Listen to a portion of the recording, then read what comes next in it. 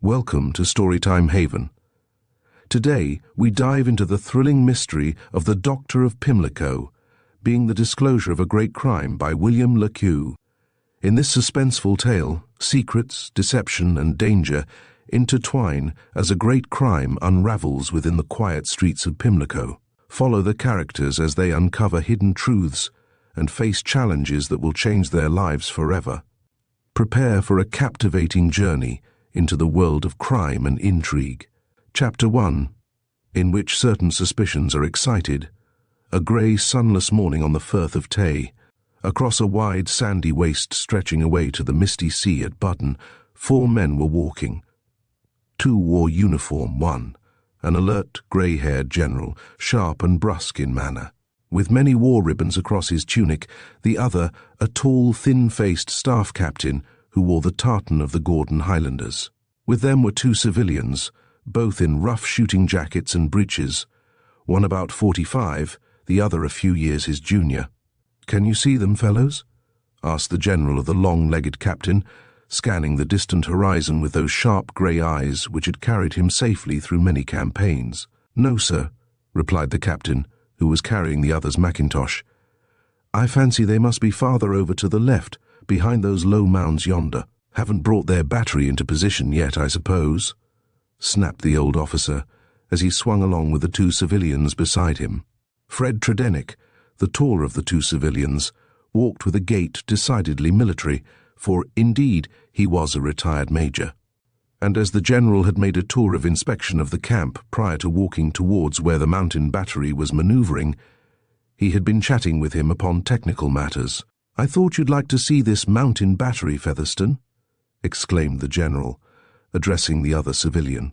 "We have lots of them on the Indian frontier, of course, and there were many of ours in Italy and Serbia. I'm delighted to come with you on this tour of inspection, General. As you know, I'm keenly interested in military affairs, and especially in the reorganization of the army after the war," replied Walter Featherston, a dark, well-set-up man of 40, with a round, merry face and a pair of eyes which, behind their gold pince-nez, showed a good-humoured twinkle. Of the 4 men, General Sir Hugh Elcombe and Walter Featherston were, perhaps, equally distinguished. The former, as all the world knows, had had a brilliant career in Afghanistan, in Egypt, Burma, Tira, the Transvaal, and in France, and now held an appointment as Inspector of Artillery. The latter was a man of entirely different stamp. As he spoke, he gesticulated slightly, and no second glance was needed to realize that he was a thoroughgoing cosmopolitan. By many years of life on the continent, he had acquired a half-foreign appearance. Indeed, a keen observer would probably have noticed that his clothes had been cut by a foreign tailor, and that his boots, long, narrow, and rather square-toed, bore the stamp of the Italian bootmaker. When he made any humorous remark, he had the habit of slightly closing the left eye in order to emphasize it, while he usually walked with his left hand behind his back and was hardly ever seen without a cigarette. Those cigarettes were one of his idiosyncrasies. They were delicious, of a brand unobtainable by the public, and made from tobacco grown in one of the Balkan states. With them he had, both before the war and after, been constantly supplied by a certain European sovereign whose personal friend he was. They bore the royal crown and cipher, but even to his most intimate acquaintance, Walter Featherston had never betrayed the reason why he was the recipient of so many favours from the monarch in question. Easy-going to a degree, full of open-hearted bonhomie, possessing an unruffled temper, and apparently without a single care in all the world, he seldom, if ever, spoke of himself. He never mentioned either his own doings or his friends.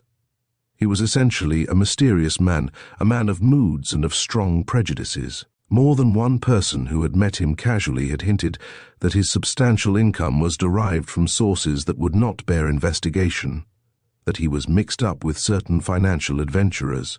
Others declared that he was possessed of a considerable fortune that had been left him by an uncle who had been a dealer in precious stones in Hatton Garden. The truth was, however, that Walter Featherston was a writer of popular novels, and from their sale alone he derived a handsome income. The mystery stories of Walter Featherston were world famous. Wherever the English language was spoken, this shrewd-eyed, smiling man's books were read, while translations of them appeared as feuilletons in various languages in the principal continental journals. One could scarcely take up an English newspaper without seeing mention of his name, for he was one of the most popular authors of the day. It is a generally accepted axiom that a public man cannot afford to be modest in these go-ahead days of boom, yet Featherstone was one of the most retiring of men. English society had tried in vain to allure him. He courted no personal popularity, beyond his quiet-spoken literary agent, who arranged his affairs and took financial responsibility from his shoulders, his publishers, and perhaps half a dozen intimate friends. He was scarcely recognized in his true character. Indeed, his whereabouts were seldom known save to his agent and his only brother. So elusive was he, and so careful to establish a second self.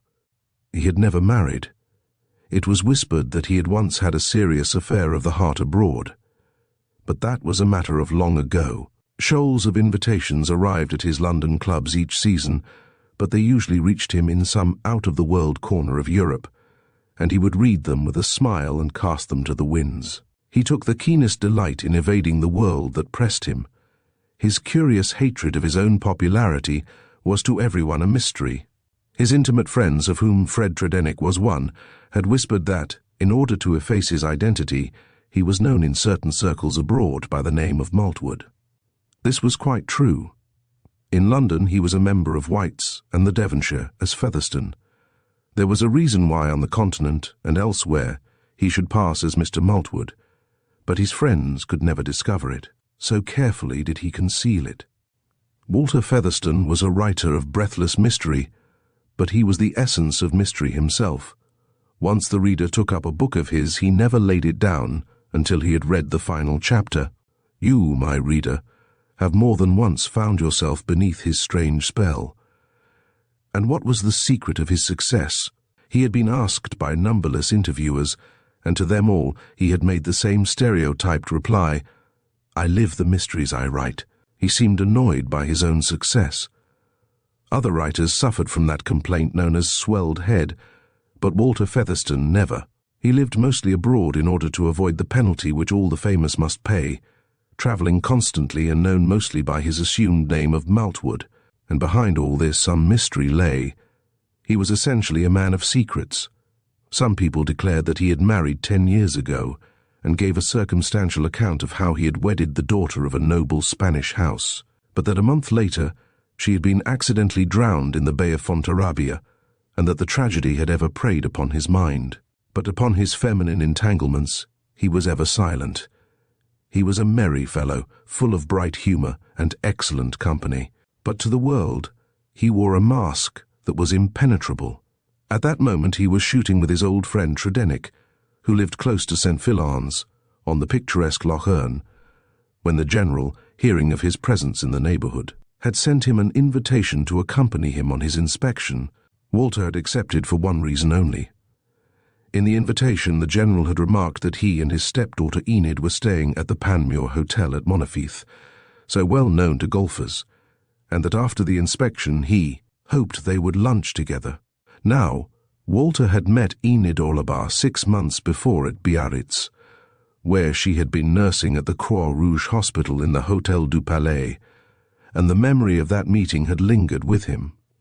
He had long desired to see her again, for her pale beauty had somehow attracted him in a manner that no woman's face had ever attracted him before.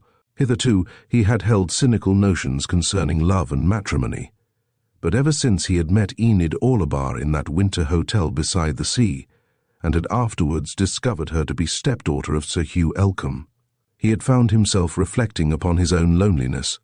At luncheon he was to come face to face with her again.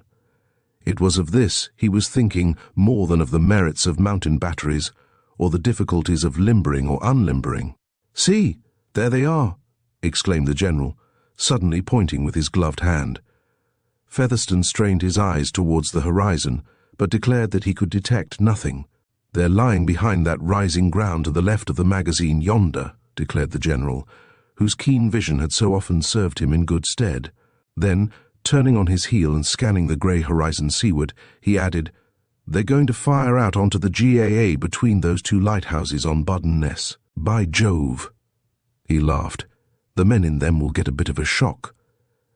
"I shouldn't care much to be there, sir," remarked Tredenick. "No," laughed the General, "but really there's no danger, except that we're just in the line of their fire." So they struck off to the left and approached the position by a circuitous route, being greeted by the Colonel and other officers, to whom the visit of Sir Hugh Elcombe had been a considerable surprise. The serviceable-looking guns were already mounted and in position. The range had been found. The reserves, the ponies and the pipers were lying concealed in a depression close at hand when they arrived. The General, after a swift glance around, stood with legs apart and arms folded to watch, while Featherstone and Tredenick, with field glasses, had halted a little distance away. A sharp word of command was given, when next instant the first gun boomed forth, and a shell went screaming through the air towards the low range of sandhills in the distance. The General grunted. He was a man of few words, but a typical British officer of the type which has made the Empire and won the war against the Huns. He glanced at the watch upon his wrist, adjusted his monocle, and said something in an undertone to the captain. The firing proceeded, while Featherstone, his ears dulled by the constant roar, watched the bursting shells with interest. "I wonder what the lighthouse men think of it now," he laughed, turning to his friend. "A misdirected shot would send them quickly to Kingdom Come." Time after time the range was increased until at last the shells were dropped just at the spot intended. As each left the gun it shrieked overhead, while the flash could be seen long before the report reached the ear.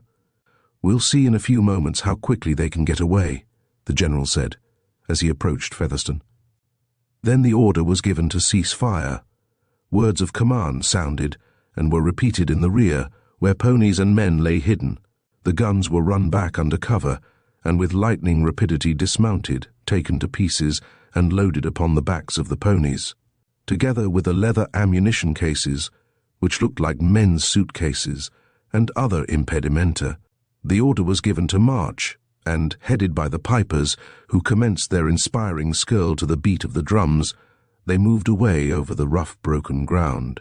The General standing astraddle and watching it all through his monocle with critical eye, and keeping up a fire of sarcastic comment directed at the Colonel. "Why?" he cried sharply in his low, strident voice. "What's that bay there? Too weak for the work, no good. You want better stuff than that. An axle yonder not packed properly. And look at that black pony came out of a governess cart, I should think. Hey, you man there, you don't want to hang on that pack. Men get lazy and want the pony to help them along. And you," he cried, as a pony, heavily laden with part of a gun, came down an almost perpendicular incline. "Let that animal find his way down alone. Do you hear?" Then, after much manoeuvring, he caused them to take up another position, unlimber their guns, and fire. When this had been accomplished, he called the officers together, and, his monocle in his eye, severely criticized their performance, declaring that they had exposed themselves so fully to the enemy that ere they had had time to fire, they would have been shelled out of their position.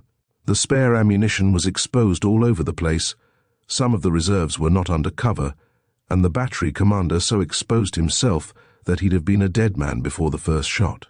"You must do better than this, much better, that's all." Then the four walked across to the Panmure Hotel at Monteith. Walter Featherstone held his breath. His lips were pressed tightly together, his brows contracted. He was again to meet Enid Orlebar. He shot a covert glance at the General walking at his side. In his eyes showed an unusual expression, half of suspicion, half of curiosity.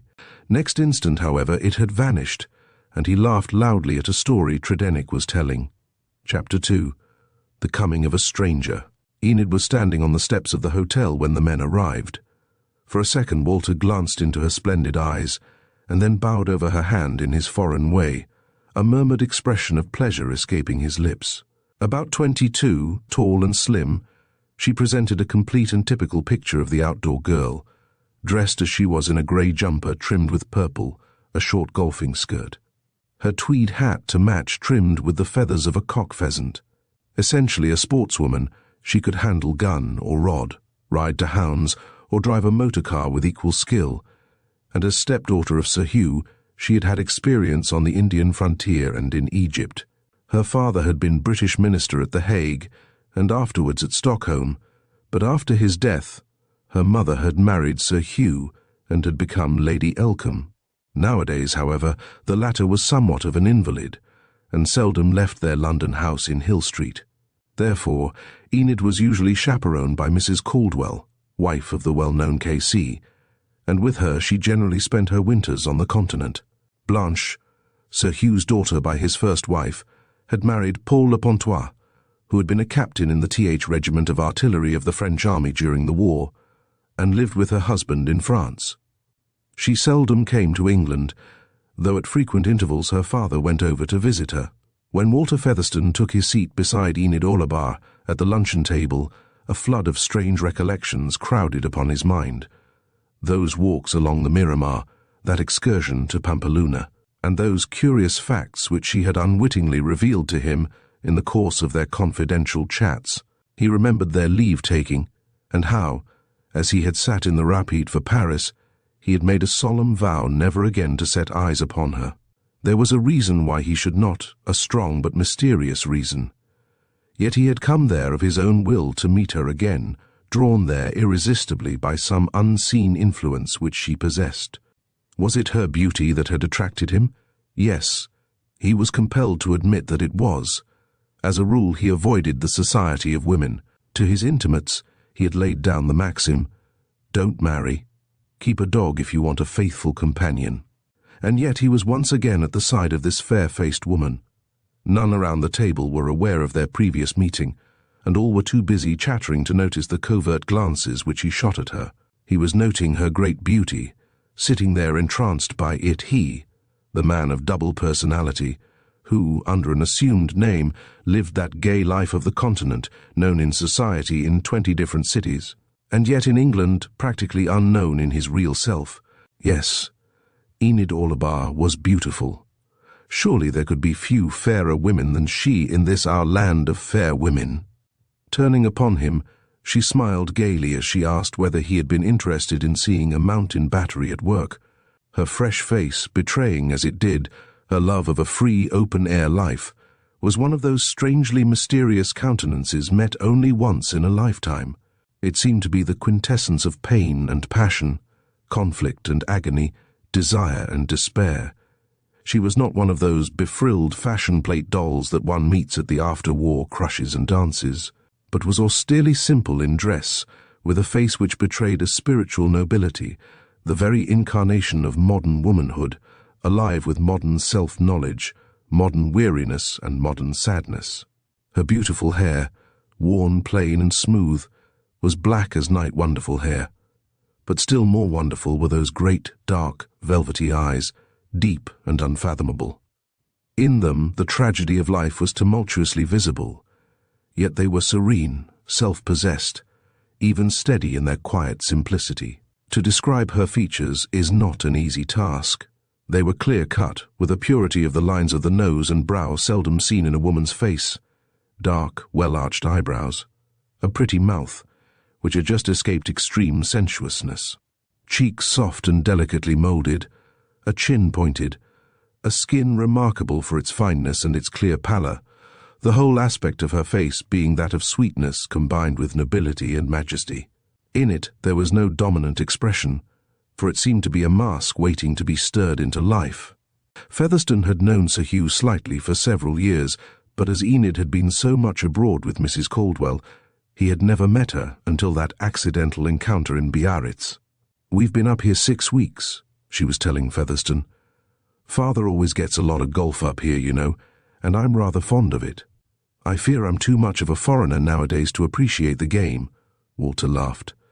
"Last season some Italians in Rome formed a club, the usual set of ultra-smart young counts and marquises, but when they found that it entailed the indignity of walking several miles, they declared it to be a game only fit for the populace, and at once disbanded the association. The men were discussing the work of the battery, for 4 of the officers had been invited, and the point raised was the range of mountain guns. Walter Featherstone glanced at the general through his pince-nez with a curious expression, but he did not join in the conversation. Enid's eyes met his, and the pair exchanged curiously significant glances. He bent to pick up his serviette, and in doing so he whispered to her, "I must see you outside for a moment before I go. Go out, and I'll join you." Therefore, when the meal had concluded, the girl went forth into the secluded garden at the rear of the hotel, where in a few moments the man joined her at a spot where they could not be overlooked. She turned towards him, separate, remote, incongruous, her dark eyes showing an angry flash in them. "Why have you come here?" she demanded with indignation. The whole aspect of her face was tragic. "To see you again," was his brief reply. "Before we parted at Biarritz, you lied to me," he added in a hard tone. She held her breath, staring straight into his eyes. I don't understand you," she stammered. "You are here to torment, to persecute me. I asked you a question, Enid, but in response you told me a deliberate lie. Recall that circumstance and tell me the truth," he said very quietly. She was silent for a moment. Then, with her mouth drawn to hardness, she replied, "Yes, it is true. I lied to you, just as you have lied to me. Remember what you told me that moonlit night when we walked by the sea towards the Grotto of Love. I was a fool to have believed in you, to have trusted you as I did. You left me, and though I wrote time after time to your club, you refused to send me a single line." Because, Enid, I dared not," replied her companion. "Why not?" she demanded quickly. "You told me that you loved me, yet your own actions have shown that you lied to me." "No," he protested in a low, earnest, hoarse voice. "I told you the truth, Enid." But what?" she interrupted in quickly earnestness. "Well," he replied after a brief pause, "the fact is that I am compelled to wear a mask, even to you, the woman I love. I cannot tell you the truth. I cannot, dearest, for your own sake. And you expect me to believe this lame story?" She laughed. She was pale and fragile, yet she seemed to expand and to dilate with force and energy. "Enid," he answered in a low voice, with honesty in his eyes, "I would rather sacrifice my great love for you than betray the trust I hold most sacred. So great is my love for you. Rather would I never look upon your dear face again than reveal to you the tragic truth and bring upon you unhappiness and despair." "Walter," she replied in a trembling voice, looking straight into his countenance with those wonderful dark eyes, wherein her soul brimmed over with weary emotion and fatigued passion, "I repeat all that I told you on that calm night beside the sea. I love you, I think of you day by day, hour by hour. But you have lied to me, and therefore I hate myself for having so foolishly placed my trust in you." He had resolved to preserve his great secret, a secret that none should know. "Very well," he sighed, shrugging his shoulders. "These recriminations are really all useless. Ah, if you only knew the truth, Enid, if I only dared to reveal to you the hideous facts. But I refuse. They are too tragic, too terrible. Better that we should part now, and that you should remain in ignorance. Better by far for you. You believe that I am deceiving you. Well, I'm frank and admit that I am, but it is with a distinct purpose for your own sake." He held forth his hand, and slowly she took it. In silence he bowed over it, his lips compressed. Then, turning upon his heel, he went down the gravelled walk back to the hotel, which some 10 minutes later he left with Fred Tredennick, catching the train back to Dundee and on to Perth. He was in no way a man to wear his heart upon his sleeve. Therefore he chatted gaily with his friend and listened to Fred's extravagant admiration of Enid's beauty. He congratulated himself that his old friend was in ignorance of the truth. A curious incident occurred at the hotel that same evening, however, which, had Walter been aware of it, would probably have caused him considerable uneasiness and alarm. Just before 7 o'clock, a tall, rather thin, middle-aged, narrow-eyed man, dressed in dark grey tweeds, entered the hall of the hotel and inquired for Henry, the head waiter. He was well dressed and bore an almost professional air. The white-headed old man quickly appeared, when the stranger, whose moustache was carefully trimmed, and who wore a ruby ring upon his white hand, made an anxious inquiry whether Featherstone, whom he minutely described, had been there that day. At first the head waiter hesitated and was uncommunicative, but the stranger having uttered a few low words, Henry's manner instantly changed. He started, looked in wonder into the stranger's face, and, taking him into the smoking room, at that moment unoccupied, he allowed himself to be closely questioned regarding the general and his stepdaughter, as well as the man who had that day been their guest. The stranger was a man of quick actions, and his inquiries were sharp and to the point. "You say that Mr. Featherstone met the young lady outside after luncheon, and they had an argument in secret, eh?"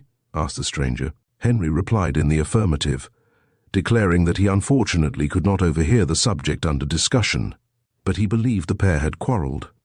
"And where has Mr. Featherstone gone?" asked his keen-eyed questioner. "He is, I believe, the guest of Major Tredenick, who lives on the other side of Perthshire at Invermay on Loch Earn. And the young lady goes back to Hill Street with her stepfather, eh? On Wednesday." "Good," was the stranger's reply. Then, thanking the head waiter for the information in a sharp, businesslike voice and handing him 5 shillings, he took train back from Monteith to Dundee and went direct to the chief post office. From there he dispatched a carefully constructed cipher telegram to an address in the Boulevard Anspach in Brussels. Afterwards, lighting an excellent cigar and strolling along the busy street with an air of supreme self-satisfaction.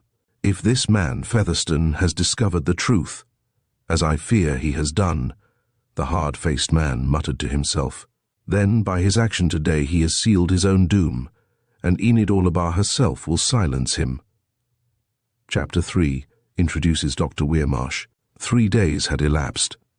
In the dingy back room of a dull, drab house in the Vauxhall Bridge Road, close to Victoria Station in London, the narrow-eyed man who had so closely questioned old Henry at the Panmure Hotel sat at an old mahogany writing table, reading a long letter written upon thin foreign notepaper.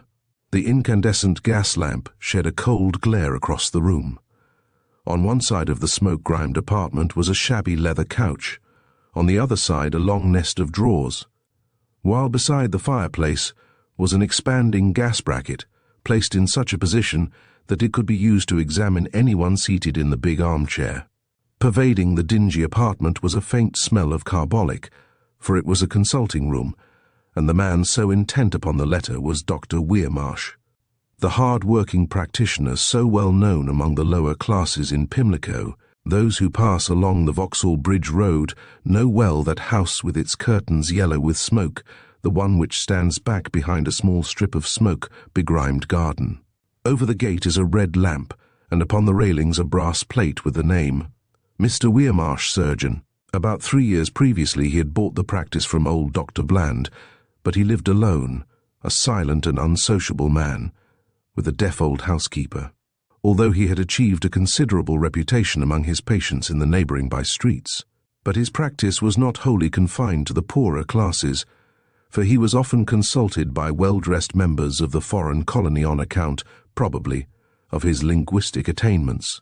A foreigner with an imperfect knowledge of English naturally prefers a doctor to whom he can speak in his own tongue. Therefore, as Weirmarsh spoke French, Italian and Spanish with equal fluency, it was not surprising that he had formed quite a large practice among foreign residents. His appearance, however, was the reverse of prepossessing, and his movements were often most erratic. About his aquiline face was a shrewd and distrustful expression, while his keen dark eyes, too narrowly set, were curiously shifty and searching. When absent, as he often was, a young fellow named Shipley acted as locum tenens, but so eccentric was he that even Shipley knew nothing of the engagements which took him from home so frequently. George Weirmarsh was a man of few friends and fewer words. He lived for himself alone, devoting himself assiduously to his practice, and doing much painstaking writing at the table whereat he now sat, or else, when absent, travelling swiftly with aims that were ever mysterious. He had a dozen or so patients that evening, but the last had gone, and he had settled himself to read the letter which had arrived when his little waiting-room had been full of people. As he read, he made scribbled notes on a piece of paper upon his blotting pad, his thin white hand, delicate as a woman's, bearing that splendid ruby ring, his one possession in which he took a pride. "Ah," he remarked to himself in a hard tone of sarcasm. What fools the shrewdest of men are sometimes over a woman. So at last he's fallen like the others, and the secret will be mine. Most excellent. After all, every man has one weak point in his armor, and I was not mistaken. Then he paused, and leaning his chin upon his hand, looked straight before him, deep in reflection. I have few fears, very few, he remarked to himself, but the greatest is of Walter Featherstone. What does he know? That's the chief question. If he has discovered the truth, if he knows my real name and who I am, then the game's up, and my best course is to leave England. And yet, there is another way, he went on, speaking slowly to himself, to close his lips. Dead men tell no tales. He sat for a long time, his narrow-set eyes staring into space, contemplating a crime. As a medical man, he knew a dozen ingenious ways by which Walter Featherstone might be sent to his grave in circumstances that would appear perfectly natural. His gaze at last wandered to the bookcase opposite, and became centered upon a thick, brown-covered, dirty volume by a writer named Taylor. That book contained much that might be of interest to him in the near future. Of a sudden the handle of the door turned, and Mrs. Kelsey, the old housekeeper, in rusty black, admitted Enid Orlebar without the ceremony of asking permission to enter. The girl was dressed in a pearl grey and pink sports coat, with a large black hat, and carried a silver chain handbag. Around her throat was a white feather boa, while her features were half concealed by the veil she wore. "Ah, my dear young lady," cried Weirmarsh, rising quickly and greeting her, while next moment he turned to his table and hastily concealed the foreign letter and notes. "I had quite forgotten that you were to consult me. Pray forgive me." "There is nothing to forgive," the beautiful girl replied in a low, colourless voice, when the housekeeper had disappeared, and she had seated herself in the big leather armchair in which so many patients daily sat. "You ordered me to come here to you, and I have come." "Against your will, eh?" he asked slowly, with a strange look in his keen eyes. "I am perfectly well now. I do not see why my stepfather should betray such anxiety on my account. The General is greatly concerned about you," Weirmarsh said, seated cross-legged at his writing chair, toying with his pen and looking into the girl's handsome face. "He wished me to see you. That is why I wrote to you." "Well," she said, wavering beneath his sharp glance, "I am here. What do you wish?" "I wish to have a little private talk with you, Miss Enid," he replied thoughtfully, stroking his small greyish moustache. "A talk concerning your own welfare." "But I am not ill," she cried. "I don't see why you should desire me to come to you tonight." "I have my own reasons, my dear young lady," was the man's firm response, his eyes fixed immovably upon hers. "And I think you know me well enough to be aware that when Dr. Weirmarsh sets his mind upon a thing, he is not easily turned aside." A slight, almost imperceptible shudder ran through her. But Weirmarsh detected it, and knew that this girl of extraordinary and mysterious charm was as wax in his hands. In the presence of the man who had cast such a strange spell about her, she was utterly helpless. There was no suggestion of hypnotism. She herself scouted the idea, yet ever since Sir Hugh had taken her to consult this man of medicine at a small suburban villa 5 years ago, he had entered her life never again to leave it. She realized herself irresistibly in his power whenever she felt his presence near her. At his bidding she came and went, and against her better nature she acted as he commanded. He had cured her of an attack of nerves 5 years ago, but she had ever since been beneath his hated thraldom. His very eyes fascinated her with their sinister expression, yet to her he could do no wrong.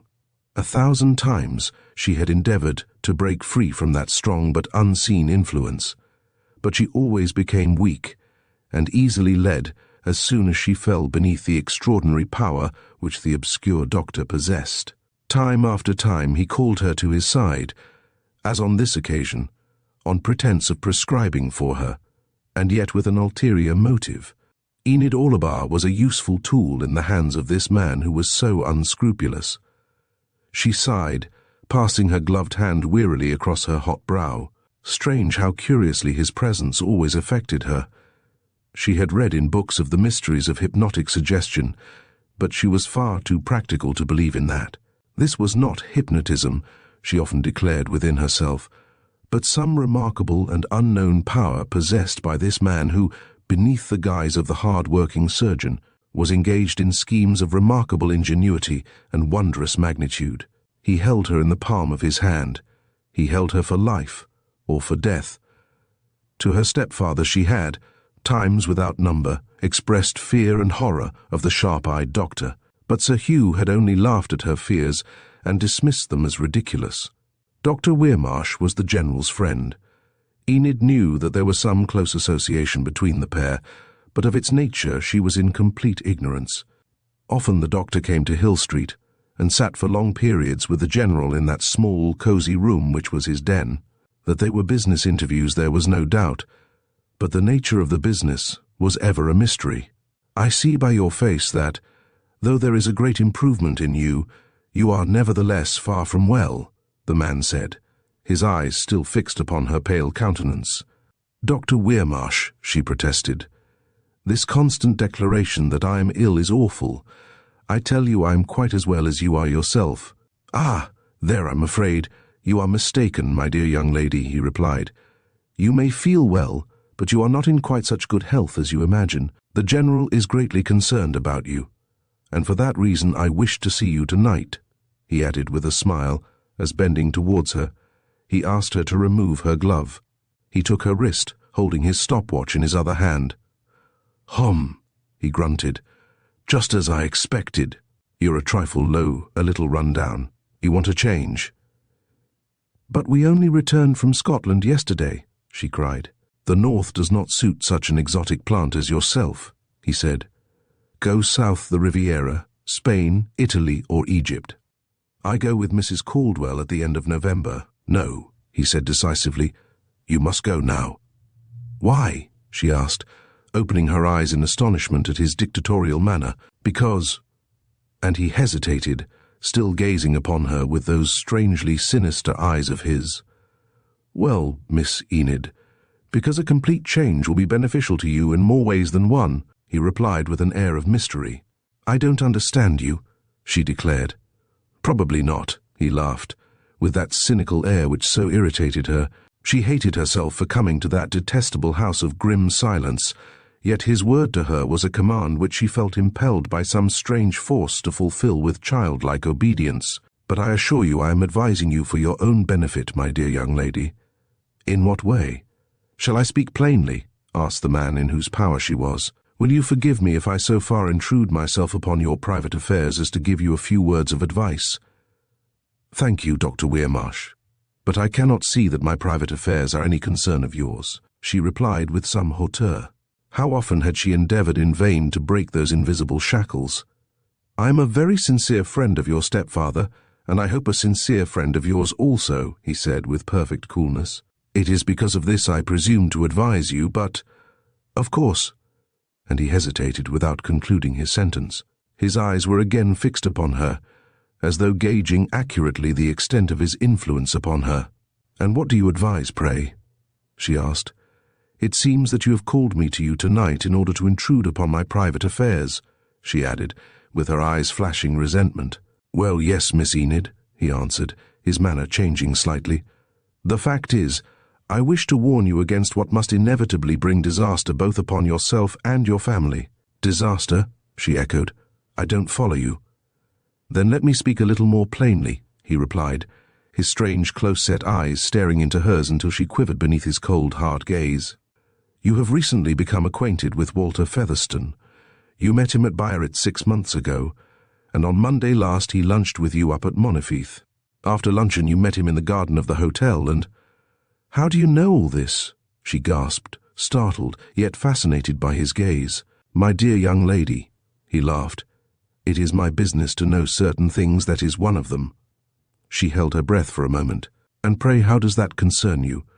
What interest have you in my acquaintances?" "A very keen one," was the prompt reply. "That man is dangerous to you and to your family.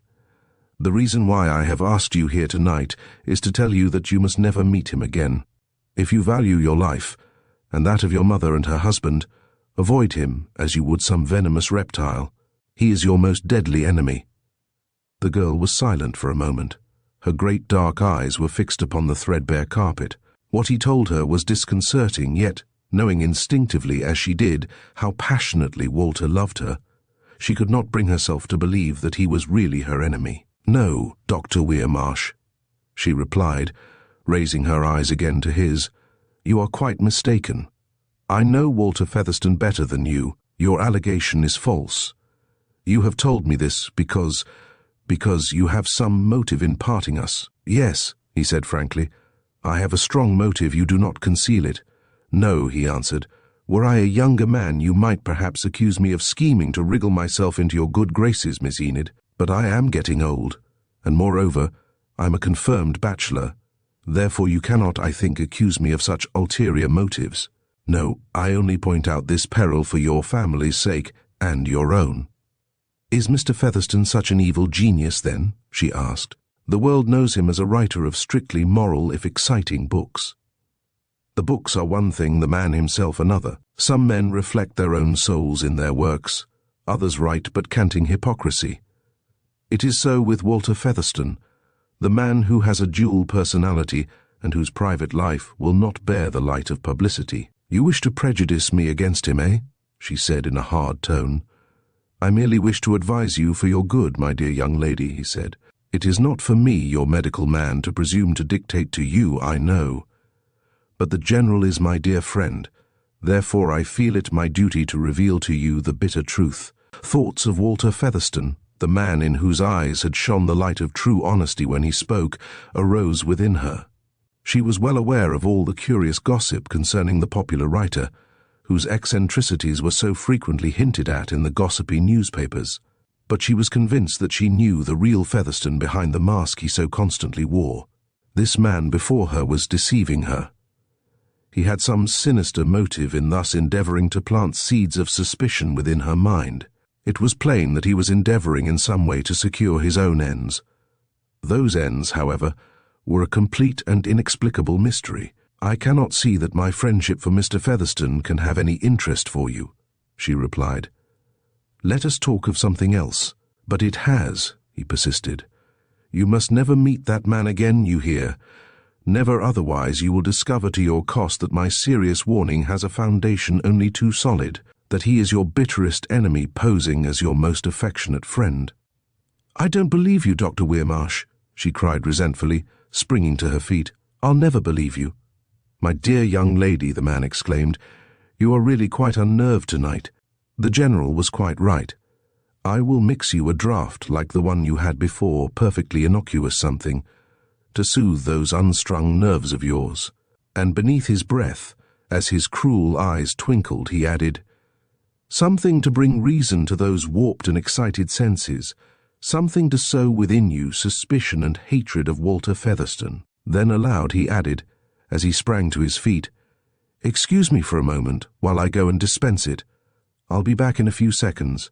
He left the room when, quick as lightning, Enid stretched forth her hand to the drawer of the writing table into which she had seen the doctor toss the foreign letter he had been reading when she entered.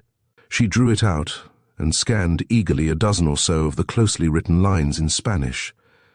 Then she replaced it with trembling fingers and, closing the drawer, sat staring straight before her, dumbfounded, rigid. What was the mystery? By the knowledge she had obtained, she became forearmed, even defiant. In the light of that astounding discovery, she now read the mysterious Dr. Weirmarsh as she would an open book. She held her breath, and an expression of hatred escaped her lips. When, a moment later, he brought her a pale yellow draught in a graduated glass, she took it from his hand, and, drawing herself up in defiance, flung its contents behind her into the fireplace. She believed that at last she had conquered that strangely evil influence which, emanating from this obscure practitioner, had fallen upon her. But the man only shrugged his shoulders and, turning from her, laughed unconcernedly. He knew that he held her in bonds stronger than steel, that his will was hers, for good or for evil. Chapter 4 reveals temptation. "I tell you, it can't be done. The risk is far too great," declared Sir Hugh Elcombe, standing with his back to the fireplace in his cosy little den in Hill Street at noon next day. "It must be done." answered Dr. Weirmarsh, who sat in the deep green leather armchair with the tips of his fingers placed together. The general glanced suspiciously at the door to reassure himself that it was closed. "You ask too much," he said. Then, in a decisive voice, while his fingers toyed nervously with his monocle, he added, "I have resolved to end it once and for all." The doctor looked at him with a strange expression in those cold, keen eyes of his and smiled. "I fear, Sir Hugh, that if you attempt to carry out such a decision you will find insuperable difficulties," he said quietly. "I desire no good advice from you, Weirmarsh," the old general snapped. "I fully realize my position. You have cornered me, cut off my retreat, so I have placed my back against the wall." "Good. And how will such an attitude benefit you, pray?" "Understand, I am in no mood to be taunted by you," the old man cried, with an angry flash in his eyes. "You very cleverly enticed me into the net, and now you are closing it about me." "My dear Sir Hugh," replied the doctor, "ours was a mere business transaction, surely. Carry your thoughts back to 6 years ago.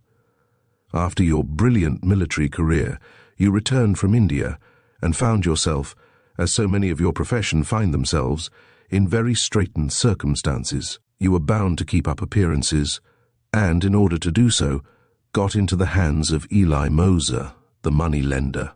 You married Lady Orlebar, and had entered London society when of a sudden the scoundrelly usurer began to put the screw upon you. At that moment you, luckily, I think, for yourself met me, and, well, I was your salvation, for I pointed out to you an easy way by which to pay your creditors and rearrange your affairs upon a sound financial basis. Indeed, I did it for you. I saved you from the moneylender. Did I not?" He spoke in a calm, even tone, without once removing his eyes from the man who stood upon the hearthrug with bent head and folded arms. "I know, Weirmarsh. It's true that you saved me from bankruptcy, but think what penalty I have paid by accepting your terms," he answered in a low, broken voice. "The devil tempted me, and I fell into your damnable net." "I hardly think it necessary for you to put it that way," replied the doctor without the least sign of annoyance. "I showed you how you could secure quite a comfortable income, and you readily enough adopted my suggestion." "Readily," echoed the fine-looking old soldier. "Ah, you don't know what my decision cost me. It has cost me my very life." "Nonsense, man," laughed the doctor scornfully. "You got out of the hands of the Jews, and ever since that day you haven't had 5 minutes' worry over your finances. I promised you I would provide you with an ample income, and you've done so, Weirmarsh," cried the old general. "An income far greater than I expected. Yet what do I deserve?" "My dear general," said the doctor quite calmly, "you're not yourself today, suffering from a slight attack of remorse, eh? It's a bad complaint. I've had it, and I know. But it's like the measles.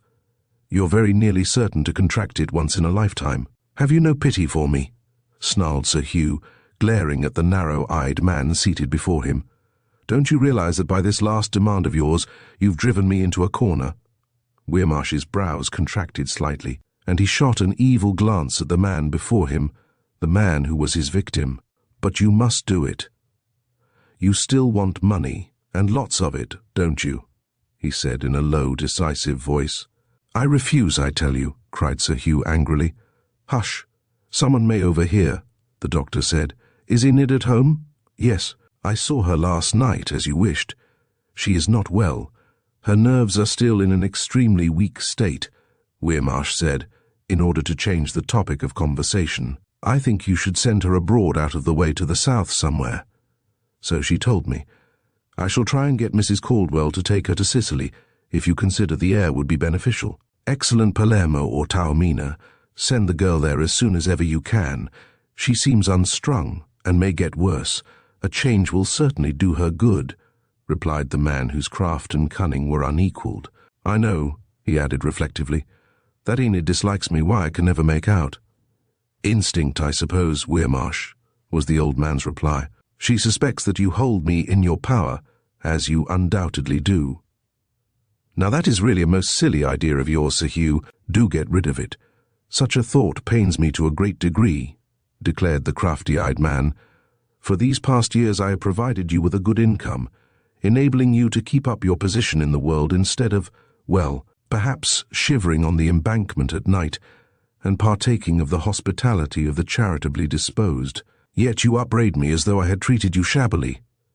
He spoke with an irritating air of superiority, for he knew that this man who occupied such a high position, who was an intimate friend and confidant of the Minister of War, and universally respected throughout the country, was but a tool in his unscrupulous hands. "You ask me too much," exclaimed the grey-moustached officer in a hard, low voice. "The request does not emanate from me," was the doctor's reply. "I am but the mouthpiece." "Yes, the mouthpiece, but the eyes and ears also, Weirmarsh," replied Sir Hugh. "You bought me, body and soul, for a wage of £5,000 a year, the salary of one of His Majesty's ministers," interrupted the doctor. "It has been paid you with regularity, together with certain extras. When you have wished for a loan of 500 or so, I have never refused it." "I quite admit that, but you've always received a quid pro quo," the general snapped. "Look at the thousands upon thousands I put through for you. The whole transaction has from the beginning been a matter of business, and as far as I am concerned, I have fulfilled my part of the contract." The man standing upon the hearthrug sighed. "I suppose," he said, "that I really have no right to complain. I clutched at the straw you held out to me, and saved myself at a cost greater than the world can ever know. I hate myself for it. If I had then known what I know now concerning you and your friends, I would rather have blown out my brains than have listened to your accursed words of temptation. The whole plot is damnable. My dear fellow, I am not Mephistopheles," laughed the narrow-eyed doctor. "You are worse," declared the general boldly. "You bought me body and soul, but by heaven," he cried, "you have not bought my family, sir." Weirmarsh moved uneasily in his chair. "And so you refuse to do this service which I requested of you yesterday, eh?" he asked very slowly. "I do." A silence fell between the two men, broken only by the low ticking of the little Sheraton clock upon the mantelshelf. "Have you fully reflected upon what this refusal of yours may cost you, General?" asked the doctor in a slow, hard voice, his eyes fixed upon the other's countenance. "It will cost me just as much as you decide it shall," was the response of the unhappy man, who found himself enmeshed by the crafty practitioner. "You speak as though I were the principal, whereas I am but the agent," Weirmarsh protested. "Principal or agent, my decision, Doctor, is irrevocable. I refuse to serve your accursed ends further." "Really?" laughed the other, still entirely unruffled. "Your attitude today is quite amusing. You've got an attack of liver, and you should allow me to prescribe for you." The general made a quick gesture of impatience, but did not reply. It was upon the tip of Weirmarsh's tongue to refer to Walter Featherstone, but next instant he had reflected. If Sir Hugh really intended to abandon himself to remorse and make a fool of himself, why should he stretch forth a hand to save him?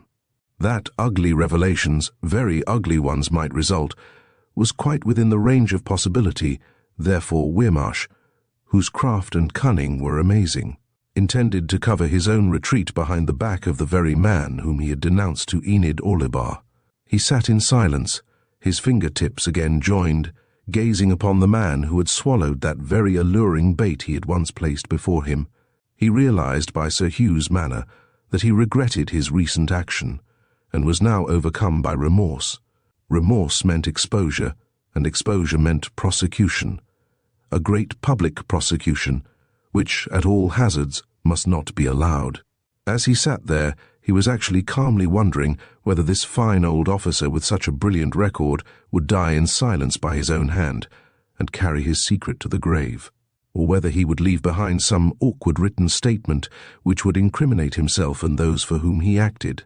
Suddenly Sir Hugh turned, and looking the doctor squarely in the face as though divining his inmost thoughts, said in a hoarse voice tremulous with emotion, "Ah, you need not trouble yourself further, Weirmarsh. I have a big dinner party tonight, but by midnight I shall have paid the penalty which you have imposed upon me.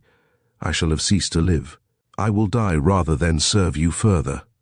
"Very well, my dear sir," replied the doctor, rising from his chair abruptly. "Of course, every man's life is his own property. You can take it if you think fit, But I assure you that such an event would not concern me in the least. I have already taken the precaution to appear with clean hands should occasion require. Chapter 5, in which Enid Orlebar is puzzled. That night, around the General's dinner table in Hill Street, a dozen or so well-known men and women were assembled. Sir Hugh Elcombe's dinners were always smart gatherings. The table was set with Georgian silver and decorated daintily with flowers, while several of the women wore splendid jewels. At the head sat Lady Elcombe, a quiet, rather fragile, calm-faced woman in black, whose countenance bore traces of long suffering, but whose smile was very sweet. Among the guests was Walter Featherstone, whom the General had at last induced to visit him, and he had taken in Enid, who looked superb in a cream décolleté gown, and who wore round her throat a necklet of turquoise matrices, admirably suited to her half-barbaric beauty. Featherstone had only accepted the General's invitation at her urgent desire, for she had written to White's telling him that it was imperative they should meet. She wished to consult him. She begged of him to forget the interview at Monteith and return to her. So, against his will, he had gone there, though the house and all it contained was hateful to him. With that terrible secret locked within his heart, that secret which gripped his very vitals and froze his blood, he looked upon the scene about him with horror and disgust. Indeed, it was only by dint of self-control that he could be civil to his host. His fellow guests were of divers types, a couple of peers and their womenkind, a popular actor-manager, 2 diplomats, and several military men of more or less note, 2 of them, like the host, occupying high positions at the War Office. Such gatherings were of frequent occurrence at Hill Street. It was popularly supposed that Sir Hugh, by marrying His Majesty's minister's widow, had married money, and was thus able to sustain the position he did. Other military men in his position found it difficult to make both ends meet, and many envied old Hugh Elcombe and his wealthy wife. They were unaware that Lady Orlebar, after the settlement of her husband's estate, had found herself with practically nothing, and that her marriage to Sir Hugh had been more to secure a home than anything else. Both had, alas, been equally deceived. The General, believing her to be rich, had been sadly disillusioned, while she, on her part, was equally filled with alarm when he revealed to her his penurious position. The world, of course, knew nothing of this. Sir Hugh, ever since his RE marriage, had given good dinners and had been entertained in return. Therefore, everybody believed that he derived his unusually large income from his wife. As he sat at table, he laughed and chatted merrily with his guests, for on such occasions he was always good company. Different, indeed, was his attitude from when, at noon, he had stood with Weirmarsh in his own den and pronounced his own fate. The man who held him in that strange thraldom was seated at the table. He had been invited 3 days ago, and had come there, perhaps, to taunt him with his presence in those the last few hours of his life. Only once the 2 men exchanged glances, for Weirmarsh was devoting all his attention to young Lady Stockbridge. But when Sir Hugh encountered the doctor's gaze, he saw in his eyes open defiance and triumph, in ignorance of the keen interest which the doctor across the table felt in him. Walter Featherstone sat chatting and laughing with Enid. Once the doctor, to whom he had been introduced only half an hour before, addressed a remark to him to which he replied, at the same time reflecting within himself that Weirmarsh was quite a pleasant acquaintance. He was unaware of that mysterious visit of inquiry to Monteith, of that remarkable cipher telegram afterwards dispatched to Brussels, or even of the extraordinary influence that man in the well-worn evening suit possessed over both his host and the handsome girl beside him. When the ladies had left the table, the doctor set himself out over the cigarettes to become more friendly with the writer of fiction. Then afterwards he rose, and encountering his host, who had also risen and crossed the room, whispered in a voice of command, "You have reconsidered your decision. You will commit no foolish and cowardly act.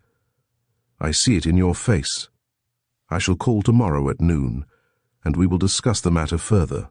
The General did not reply for a few seconds, but Weirmarsh had already realized that reflection had brought his victim to a calmer state of mind. "I will not listen to you," the old man growled, "but I shall speak whether you listen or not.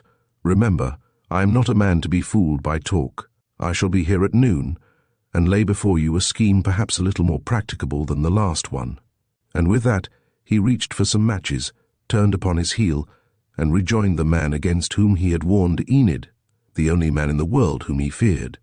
Before they rose, Weirmarsh had ingratiated himself with his enemy. So clever was he that Featherstone, in ignorance as to whom his fellow guest really was, save that he was a member of the medical profession, was actually congratulating himself that he had now met a man after his own heart. At last they repaired to the pretty old rose and gold drawing-room upstairs, an apartment in which great taste was displayed in decoration, and there several of the ladies sang or recited. One of them, a vivacious young Frenchwoman, was induced to give Bellairs' romance Je vous fleurir notre dernier lilas. When she had concluded, Enid, with whom Walter was seated, rose and passed into the small conservatory, which was prettily illuminated with fairy lights. As soon as they were alone, she turned to him in eager distress, saying, "Walter, do, I beg of you, beware of that man." "Of what man?" he asked in quick surprise. "Of Dr. Weirmarsh." "Why? I don't know him. I never met him until tonight. Who is he?" "My stepfather's friend, but my enemy, and yours," she cried quickly, placing her hand upon her heart as though to quell its throbbing. "Is he well known?" inquired the novelist. "No, only in Pimlico. He lives in Vauxhall Bridge Road, and his practice lies within a radius of 1/2 mile of Victoria Station. And why is he my enemy?" "Oh, that I cannot tell." "Why is he your stepfather's friend?" asked Featherstone. "They certainly seem to be on very good terms." "Dr. Weirmarsh's cunning and ingenuity are unequalled," she declared. "Over me, as over Sir Hugh, he has cast a kind of spell." Her companion laughed. "My dear Enid," he said, "spells are fictions of the past. Nobody believes in them nowadays. He may possess some influence over you, but surely you are sufficiently strong-minded to resist his power, whatever it may be." "No," she replied, "I am not. For that reason I fear for myself and for Sir Hugh. That man compelled Sir Hugh to take me to him for a consultation, and as soon as I was in his presence I knew that his will was mine, that I was powerless." "I don't understand you," said Featherstone, much interested in this latest psychic problem. "Neither do I understand myself," she answered in bewilderment. "To me this man's power, fascination, whatever you may term it, is a complete mystery." "I will investigate it," said Featherstone promptly. "What is his address?" She told him, and he scribbled it upon his shirt cuff. Then, looking into her beautiful countenance, he asked, "Have you no idea of the nature of this man's influence over Sir Hugh?" "None whatever. It is plain, however, that he is master over my stepfather's actions. My mother has often remarked to me upon it," was her response. "He comes here constantly, and remains for hours closeted with Sir Hugh in his study. So great is his influence that he orders our servants to do his bidding." "And he compelled Sir Hugh to take you to his consulting room, eh? Under what pretext?" "I was suffering from extreme nervousness, and he prescribed for me with beneficial effect," she said. "But ever since I have felt myself beneath his influence in a manner which I am utterly unable to describe. I do not believe in hypnotic suggestion, or it might be put down to that." "But what is your theory?" "I have none except that this man, essentially a man of evil, possesses some occult influence which other men do not possess." "Yours is not a weak nature, Enid," he declared. "You are not the sort of girl to fall beneath the influence of another." "I think not," she laughed in reply. "And yet the truth is a hard and bitter one." "Remain firm and determined to be mistress of your own actions," he urged, "and in the meantime I will cultivate the doctor's acquaintance and endeavour to investigate the cause of this remarkable influence of his." Why did Dr. Weirmarsh possess such power over Sir Hugh? He wondered. Could it be that this man was actually in possession of the truth? Was he aware of that same terrible and hideous secret, of which he himself was aware, a secret which, if exposed, would convulse the whole country? So shameful and scandalous was it. He saw how pale and agitated Enid was. She had in her frantic anxiety sought his aid. Only a few days ago they had parted, yet now, in the moment of her fear and apprehension, she had recalled him to her side to seek his advice and protection. She had not told him of that mysterious warning Weirmarsh had given her concerning him, or of his accurate knowledge of their acquaintanceship. She had purposely refrained from telling him this, lest her words should unduly prejudice him. She had warned Walter that the doctor was his enemy. This surely was sufficient. Try and discover, if you can, the reason of the doctor's power over my father, and why he is forever directing his actions, urged the girl. For myself I care little. It is for Sir Hugh's sake that I am trying to break the bonds, if possible. You have no suspicion of the reason? He repeated, looking seriously into her face. You do not think that he holds some secret of your stepfather's? Undue influence can frequently be traced to such a source. She shook her head in the negative, a blank look in her great dark eyes. No, she replied. It is all a mystery, one which I beg of you, Walter, to solve. And she faltered in a strange voice, and to save me. He pressed her hand and gave her his promise. Then, for a second, she raised her full red lips to his, and together they passed back into the drawing-room, where their re-entry in company did not escape the sharp eyes of the lonely Doctor of Pimlico. Chapter 6. Beneath the Elastic Band. Walter Featherstone strolled back that night to the dingy chambers he rented in Hole Street, off Oxford Street. As a pied-à-terre when in London, he was full of apprehension, full of curiosity, as to who this Dr. Weirmarsh could be.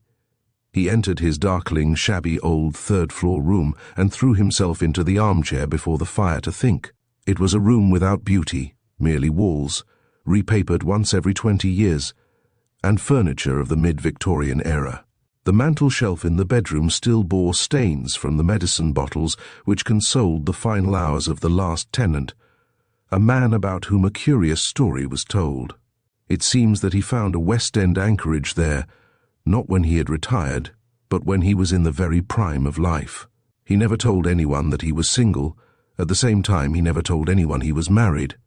He just came and rented those 3 rooms, and there his man brought him his tea at 10 o'clock every morning for 30 years.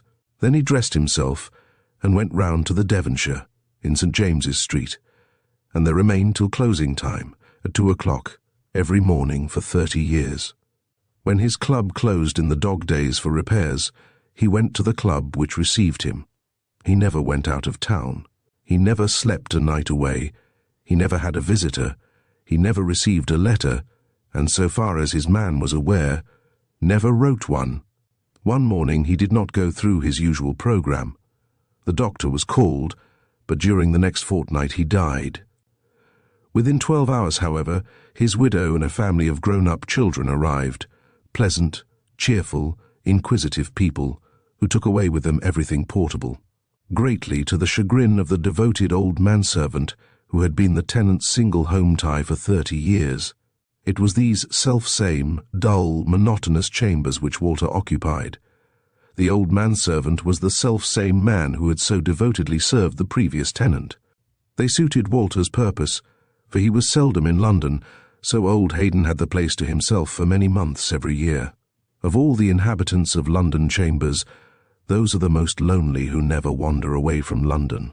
But Walter was ever wandering, therefore he never noticed the shabbiness of the carpet, the dinginess of the furniture, or the dispiriting gloom of everything. Like the previous tenant, Walter had no visitors and was mostly out all day. At evening he would write at the dusty old bureau in which the late tenant had kept locked his family treasures, or sit in the deep, old horsehair-covered chair with his feet upon the fender, as he did that night after returning from Hill Street. The only innovation in those grimy rooms was a good-sized fireproof safe, which stood in the corner hidden by a side table, and from this Walter had taken a bundle of papers and carried them with him to his chair. One by one he carefully went through them, until at last he found the document of which he was in search. Yes, he exclaimed to himself after he had scanned it, so I was not mistaken after all. The mystery is deeper than I thought. By Jove! That fellow, Joseph Blott, alias Weirmarsh, alias Detmold, Ponting and half a dozen other names, no doubt, is playing a deep game, a dangerous customer evidently. Then again returning to the safe, he took out a large packet of miscellaneous photographs of various persons secured by an elastic band. These he went rapidly through until he held one in his hand, an unmounted carte de visite, which he examined closely beneath the green-shaded reading lamp. It was a portrait of Dr. Weirmarsh, evidently taken a few years before, as he then wore a short, pointed beard, whereas he was now shaven, except for a moustache. No mistake about those features, he remarked to himself with evident satisfaction, as, turning the photographic print, he took note of certain cabalistic numbers written in the corner, scribbling them in pencil upon his blotting pad. I thought I recollected those curious eyes, and that unusual breadth of forehead, he went on, speaking to himself, and again examining the pictured face through his gold pince-nez. It's a long time since I looked at this photograph, fully 5 years. What would the amiable doctor think if he knew that I held the key which will unlock his past? He laughed lightly to himself and, selecting a cigarette from the silver box, lit it. Then he sat back in his big armchair, his eyes fixed upon the fire, contemplating what he realized to be a most exciting and complicated problem. This means that I must soon be upon the move again, he murmured to himself. Enid has sought my assistance. She has asked me to save her, and I will exert my utmost endeavor to do so. But I see it will be difficult, very difficult. She is no doubt utterly unaware of the real identity of this brisk, hard-working doctor. And perhaps, after all, he added slowly, it is best that she remain in ignorance of this hideous, ghastly truth. At that same moment, while Walter Featherstone was preoccupied by these curious apprehensions, the original of that old carte de visite was seated in the lounge of the Savoy Hotel, smoking a cigar with a tall, broad-shouldered, red-bearded man who was evidently a foreigner. He had left Hill Street 5 minutes after Featherstone and driven down to the Savoy, where he had a rendezvous for supper with his friend. That he was an habitué there was patent from the fact that upon entering the restaurant, Alphonse, the maître d'hôtel, with his plan of the tables pinned upon the board, greeted him with, "Ah, good evening, Doctor. Table Vingt 6, Dr. Weirmarsh." The scene was the same as it is every evening at the Savoy. The music, the smart dresses of the women, the flowers, the shaded lights, the chatter, and the irresponsible laughter of the London world amusing itself after the stress of war. You know it. Why, therefore, should I describe it? Providing you possess an evening suit or a low-necked dress, you can always rub shoulders with the monde and the demi-monde of London at a cost of a few shillings a head. The two men had supped and were chatting in French over their coffee and triple sec. Gustave, Weirmarsh called his friend, and from his remarks it was apparent that he was a stranger to London. He was dressed with elegance. Upon the corner of his white lawn handkerchief, a count's coronet was embroidered, and upon his cigar case also was a coronet and a cipher. In his dress shirt he wore a fine diamond, while upon the little finger of his left hand glittered a similar stone of great lustre. The lights were half extinguished, and a porter's voice cried, "Time's up, ladies and gentlemen." Those who were not habitués rose and commenced to file out, but the men and women who came to the restaurant each night sat undisturbed till the lights went up again, and another 10 minutes elapsed before the final request to leave was made. The pair, seated away in a corner, had been chatting in an undertone when they were compelled to rise. Thereupon the doctor insisted that his friend, whose name was Gustave Hugh, should accompany him home. So 20 minutes later they alighted from a taxicab in the Vauxhall Bridge Road and entered the shabby little room wherein Weirmarsh schemed and plotted. The doctor produced from a cupboard some cognac and soda and a couple of glasses, and when they had lit cigars they sat down to resume their chat. Alone there, the doctor spoke in English. "You see," he explained, "it is a matter of the greatest importance. If we make this coup we can easily make £100,000 within a fortnight. The general at first refused and became just a trifle resentful, even vindictive. But by showing a bold front I've brought him round. Tomorrow I shall clinch the matter. That is my intention." "It will be a brilliant snap if you can actually accomplish it," was the red-bearded man's enthusiastic reply. He now spoke in English, but with a strong American accent.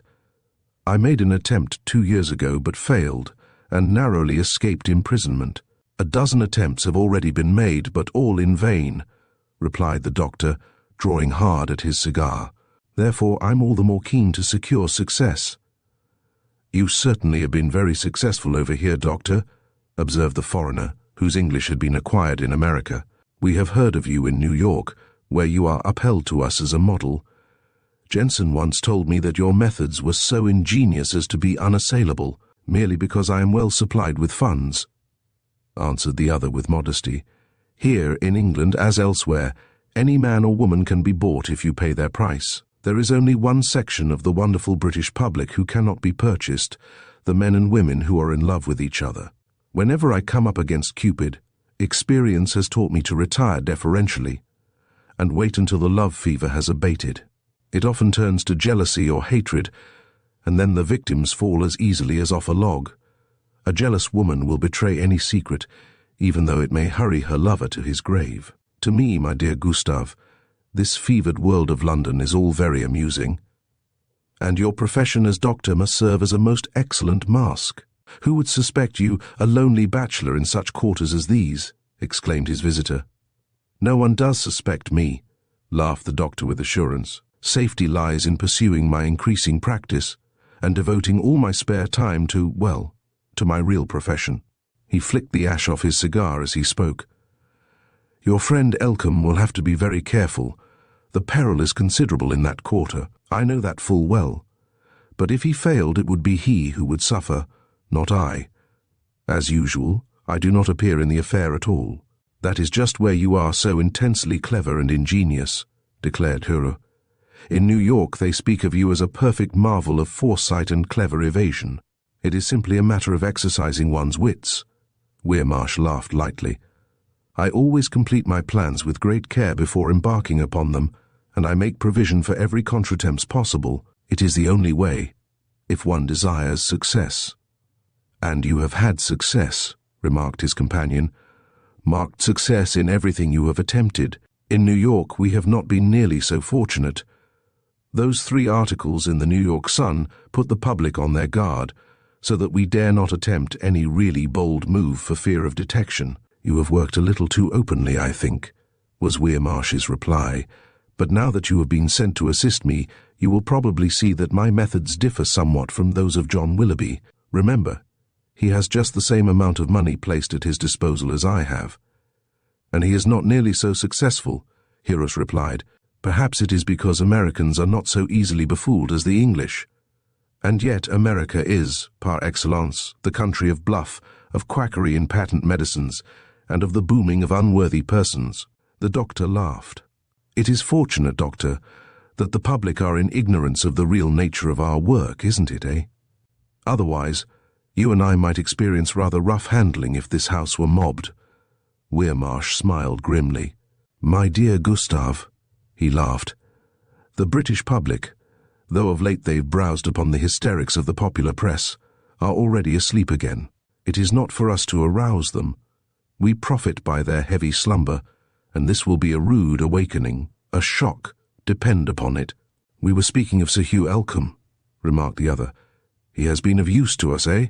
"Of considerable use, but his usefulness is all but ended," replied the doctor. "He will go to France before long if he does not act as I direct."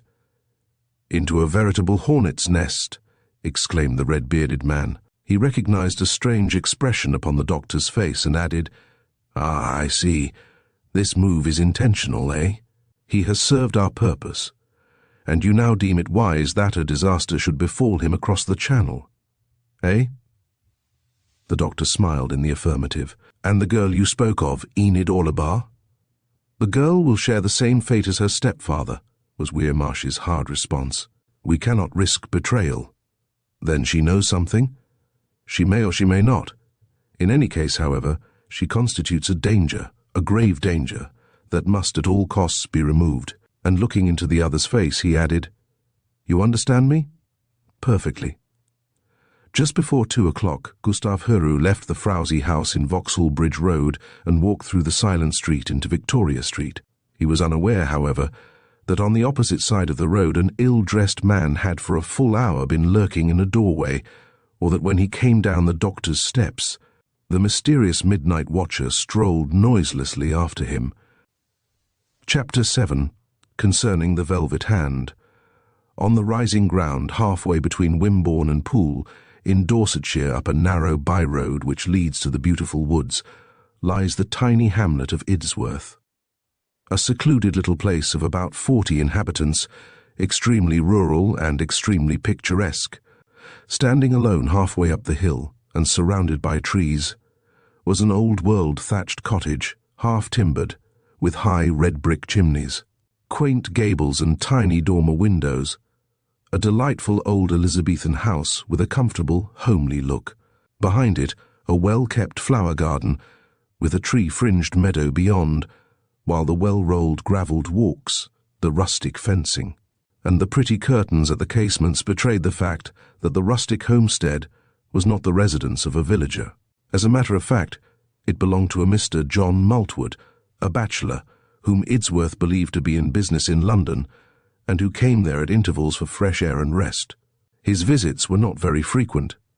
Sometimes he would be absent for many months, and at others he would remain there for weeks at a time, with a cheery word always for the labourers on their way home from work, and always with his hand in his pocket in the cause of charity. John Maltwood, the quiet, youngish-looking man in the gold pince-nez, was popular everywhere over the countryside. He did not court the society of the local parsons and their wives, nor did he return any of the calls made upon him. His excuse was that he was at Idsworth for rest, and not for social duties. This very independence of his endeared him to the villagers, who always spoke of him as one of the right sort. At noon on the day following the dinner at Hill Street, Walter Featherstone, known at Idsworth as Mr. Maltwood, alighted from the station fly, and was met at the cottage gate by the smiling, pleasant-faced woman in a clean apron who acted as caretaker. He divested himself of his overcoat in the tiny entrance hall, passed into a small room with a great open hearth, where in days long ago the bacon was smoked, and along a passage into the long old-world dining room, with its low ceiling with great dark beams, its solemn ticking, brass-faced grandfather clock, and its profusion of old blue china.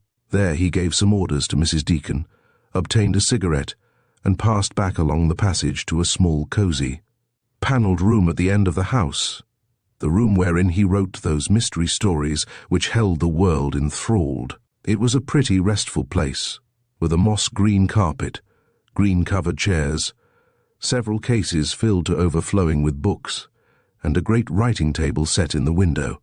On the mantelshelf were many autographed portraits of continental celebrities, while on the walls were one or two little gems of antique art, which he had picked up on his erratic wanderings. Over the writing table was a barometer and a storm glass, while to the left a cosy corner extended round to the fireplace. He lit his cigarette, then walking across to a small square oaken door let into the wall beside the fireplace, he opened it with a key. This had been an oven before the transformation of 3 cottages into a weekend residence, and on opening it there was displayed the dark green door of a safe. This he quickly opened with another key, and after slight search took out a small ledger covered with dark red leather. Then, glancing at some numerals upon a piece of paper he took from his vest pocket, he turned them up in the index, and with another volume open upon his blotting pad, he settled himself to read the record written there in a small round hand. The numbers were those upon the back of the old carte de visite which had interested him so keenly, and the statement he was reading was, from the expression upon his countenance, an amazing one. From time to time he scribbled memoranda upon the scrap of paper, now and then pausing as though to recall the past. Then, when he had finished, he laughed softly to himself, and closing the book, replaced it in the safe and shut the oaken door. By the inspection of that secret entry, he had learnt much regarding that man who posed as a doctor in Pimlico. He sat back in his writing chair and puffed thoughtfully at his cigarette. Then he turned his attention to a pile of letters addressed to him as Mr. Maltwood, and made some scribbled replies, until Mrs. Deacon entered to announce that his luncheon was ready. When he went back to the quaint old-fashioned dining room and seated himself, he said, "I'm going back by the 5:18, and I dare say I shan't return for quite a month or perhaps 6 weeks. Here's a cheque for £10 to pay these little bills." And he commenced his solitary meal. "You haven't been here much this summer, sir," remarked the good woman. "In Idsworth they think you've quite deserted us, Mr. Barnes was only saying so last week. They're all so glad to see you down here, sir. That's very good of them, Mrs. Deacon. He laughed. I too, only wish I could spend more time here. I love the country, and I'm never so happy as when wandering in Idsworth Woods. And then he asked her to tell him the village gossip, while she waited at his table. After luncheon, he put on a rough suit and, taking his stout holly stick, went for a ramble through the great woods he loved so well, where the trees were tinted by autumn and the pheasants were strong upon the wing. He found Findlay, one of the keepers, and walked with him for an hour as far as the Roman camp, where alone he sat down upon a felled tree and, with his gaze fixed across the distant hills towards the sea, pondered deeply. He loved his modest country cottage, and he loved those quiet, homely Dorsetshire folk around him. Yet such a wanderer was he that only a few months each year, the months he wrote those wonderful romances of his, could he spend in that old-fashioned cottage, which he had rendered the very acme of coziness and comfort. At 4:30, the rickety station fly called for him, and later he left by the express which took him to Waterloo and his club in time for dinner. And so once again he changed his identity from John Maltwood, busy man of business, to Walter Featherstone, novelist and traveller. The seriousness of what was in progress was now plain to him. He had long been filled with strong suspicions, and these suspicions had been confirmed both by Enid's statements and his own observations. Therefore he was already alert and watchful. At 10 o'clock he went to his gloomy chambers for an hour, and then strolled forth to the Vauxhall Bridge Road, and remained vigilant outside the doctor's house until nearly 2. He noted those who came and went, 2 men who called before midnight, and were evidently foreigners. They came separately, remained about half an hour, and then Weirmarsh himself let them out, shaking hands with them effusively. Suddenly a taxicab drove up, and from it Sir Hugh, in black overcoat and opera hat, stepped out and was at once admitted, the taxi driving off. Walter, as he paced up and down the pavement outside, would have given much to know what was transpiring within. Had he been able to glance inside that shabby little back room, he would have witnessed a strange scene. Sir Hugh, the gallant old soldier, crushed and humiliated by the man who practiced medicine, and who called himself Weirmarsh. "I had only just come in from the theatre when you telephoned me," Sir Hugh said sharply on entering. "I am sorry I could make no appointment today, but I was at the War Office all the morning, lunched at the Carlton, and was afterwards quite full up." "There was no immediate hurry, Sir Hugh," responded the doctor with a pleasant smile. "I quite understand that your many social engagements prevented you from seeing me. I should have been round at noon, only I was called out to an urgent case. Therefore no apology is needed by either of us." Then, after a pause, he looked sharply at the man seated before him and asked, "I presume you have reconsidered your decision, General, and will carry out my request?" "No, I have not decided to do that," was the old fellow's firm answer. "It's too dangerous an exploit, far too dangerous. Besides, it means ruin." "My dear sir," remarked the doctor, "you are viewing the matter in quite a wrong light. There will be no suspicion providing you exercise due caution. And what would be the use of that, pray, when my secret will not be mine alone? It is already known to 6 other persons, your friends, any of whom might give me away. It will not be known until afterwards, when you are safe. Therefore, there will be absolutely no risk," the doctor assured him. The other, however, was no fool, and was still unconvinced. He knew well that to carry out the request made by Weirmarsh involved considerable risk. The doctor spoke quietly, but very firmly. In his demands he was always inexorable. He had already hinted at the disaster which might fall upon Sir Hugh if he refused to obey. Weirmarsh was, the general knew from bitter experience, not a man to be trifled with. Completely and irrevocably he was in this man's hands. During the past 24 hours, the grave old fellow, who had faced death 100 times, had passed through a crisis of agony and despair. He hated himself, and would even have welcomed death, would have courted it at his own hands, had not these jeers of the doctors rung in his ears. And, after all, he had decided that suicide was only a coward's death.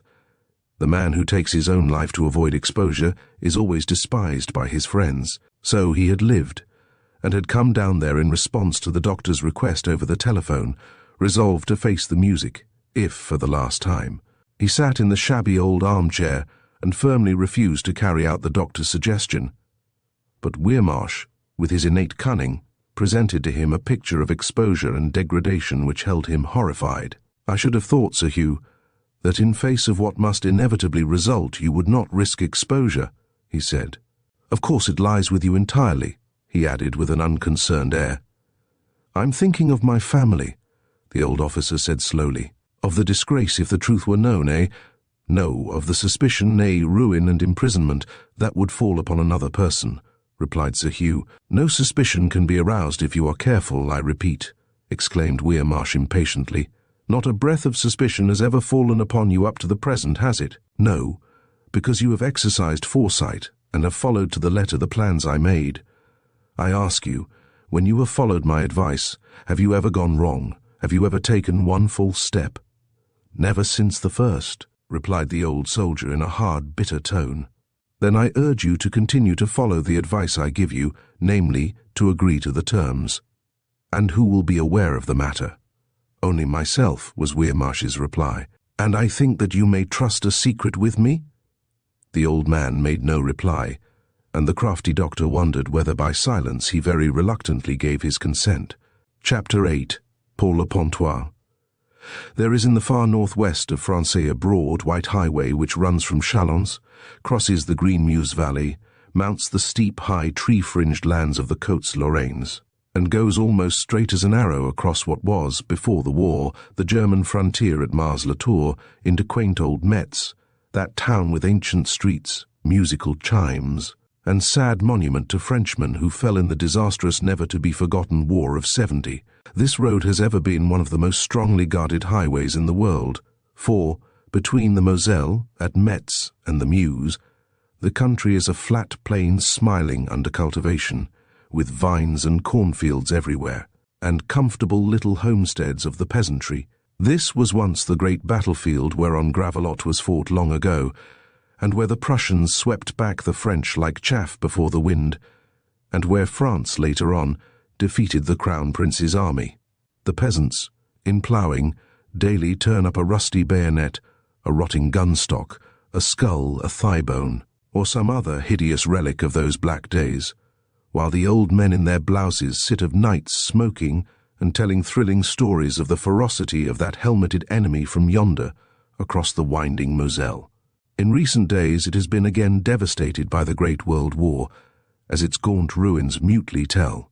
That road, with its long line of poplars, after crossing the anti-war French border, runs straight for 20 kilometers towards the abrupt range of high hills which form the natural frontier of France, and then, at Hodiamont, enters a narrow pass, over 12 kilometers long, before it reaches the broad valley of the Meuse. This pass was, before 1914, one of the 4 principal gateways into France from Germany. The others are all within a short distance, 15 kilometers or so at Commercy, which is an important sous-prefecture, at Apremont, and at Aix. All have ever been strongly guarded, but that at Hodiamont was most impregnable of them all. Before 1914, great forts in which were mounted the most modern and the most destructive artillery ever devised by man commanded the whole country far beyond the Moselle into Germany. Every hilltop bristled with them. Smaller batteries were in every coign of vantage, while those narrow mountain passes could also be closed at any moment by being blown up when the signal was given against the Hun invaders. On the German side were many fortresses, but none was so strong as these, for the efforts of the French Ministry of War had, ever since the fall of Napoleon III, been directed towards rendering the Côtes Lorraines impassable. As one stands upon the road outside the tiny hamlet of Harville, a quaint but half-destroyed little place consisting of one long street of ruined whitewashed houses, and looks towards the hills eastward, low concrete walls can be seen, half hidden, but speaking mutely of the withering storm of shell that had, in 1914, burst from them and swept the land. Much can be seen of that chain of damaged fortresses, and the details of most of them are now known. Of those great ugly fortifications at Moulonville, the Belle-Rupt fort, which overlooks the Meuse, the Dammarmont, commanding the road from Conflans to Azan. The Paroches, which stands directly over the highway from the Moselle at Moussin, we have heard valiant stories, how the brave French defended them against the armies of the Crown Prince. It was not upon these, however, that the French army relied when, in August 1914, the clash of war resounded along that pleasant, fertile valley, where the sun seems ever to shine and the crops never fail. Hidden away from the sight of passers-by upon the roads, protected from sight by lines of sentries night and day, and unapproachable, save by those immediately connected with them, were the secret defences, huge forts with long-range ordnance, which rose, fired, and disappeared again, offering no mark for the enemy. Constructed in strictest secrecy, there were a dozen of such fortresses, the true details of which the Huns vainly endeavoured to learn while they were war plotting. Many a spy of the Kaiser had tried to pry there, and had been arrested and sentenced to a long term of imprisonment. Those defences, placed at intervals along the chain of hills right from Apremont away to Besançon, had been the greatest secret which France possessed. Within 3 kilometres of the mouth of the pass at Haudiamont, at a short distance from the road and at the edge of a wood, stood the ancient Château de l'Hérouville, a small picturesque place of the days of Louis XIV. With pretty lawns and old-world gardens, a chateau only in the sense of being a country house and the residence of Paul le Pontois, once a captain in the French army, but now retired. Shut off from the road by a high old wall with great iron gates, it was approached by a wide carriage drive through a well-kept flower garden to a long terrace which ran the whole length of the house, and whereon, in summer, it was the habit of the family to take their meals. Upon this veranda, one morning about 10 days after the dinner party at Hill Street, Sir Hugh, in a suit of light grey tweed, was standing chatting with his son-in-law, a tall, brown-bearded, soldierly-looking man. The autumn sun shone brightly over the rich vinelands, beyond which stretched what was once the German Empire. Madame Le Pontois, a slim, dark-eyed, good-looking woman of 30, was still at table in the salle à manger, finishing her breakfast in the English style with little Ninette, a pretty blue-eyed child of 9, whose hair was tied on the top with wide white ribbon, and who spoke English quite well. Her husband and her father had gone out upon the terrace to have their cigarettes prior to their walk up the steep hillside to the fortress. Life in that rural district possessed few amusements outside the military circle, though Paul le Pontois was a civilian, and lived upon the product of the wine lands of his estate. There were tennis parties, 5 o'clocks, croquet and bridge playing in the various military houses around, but beyond that nothing. They were too far from a big town ever to go there for recreation.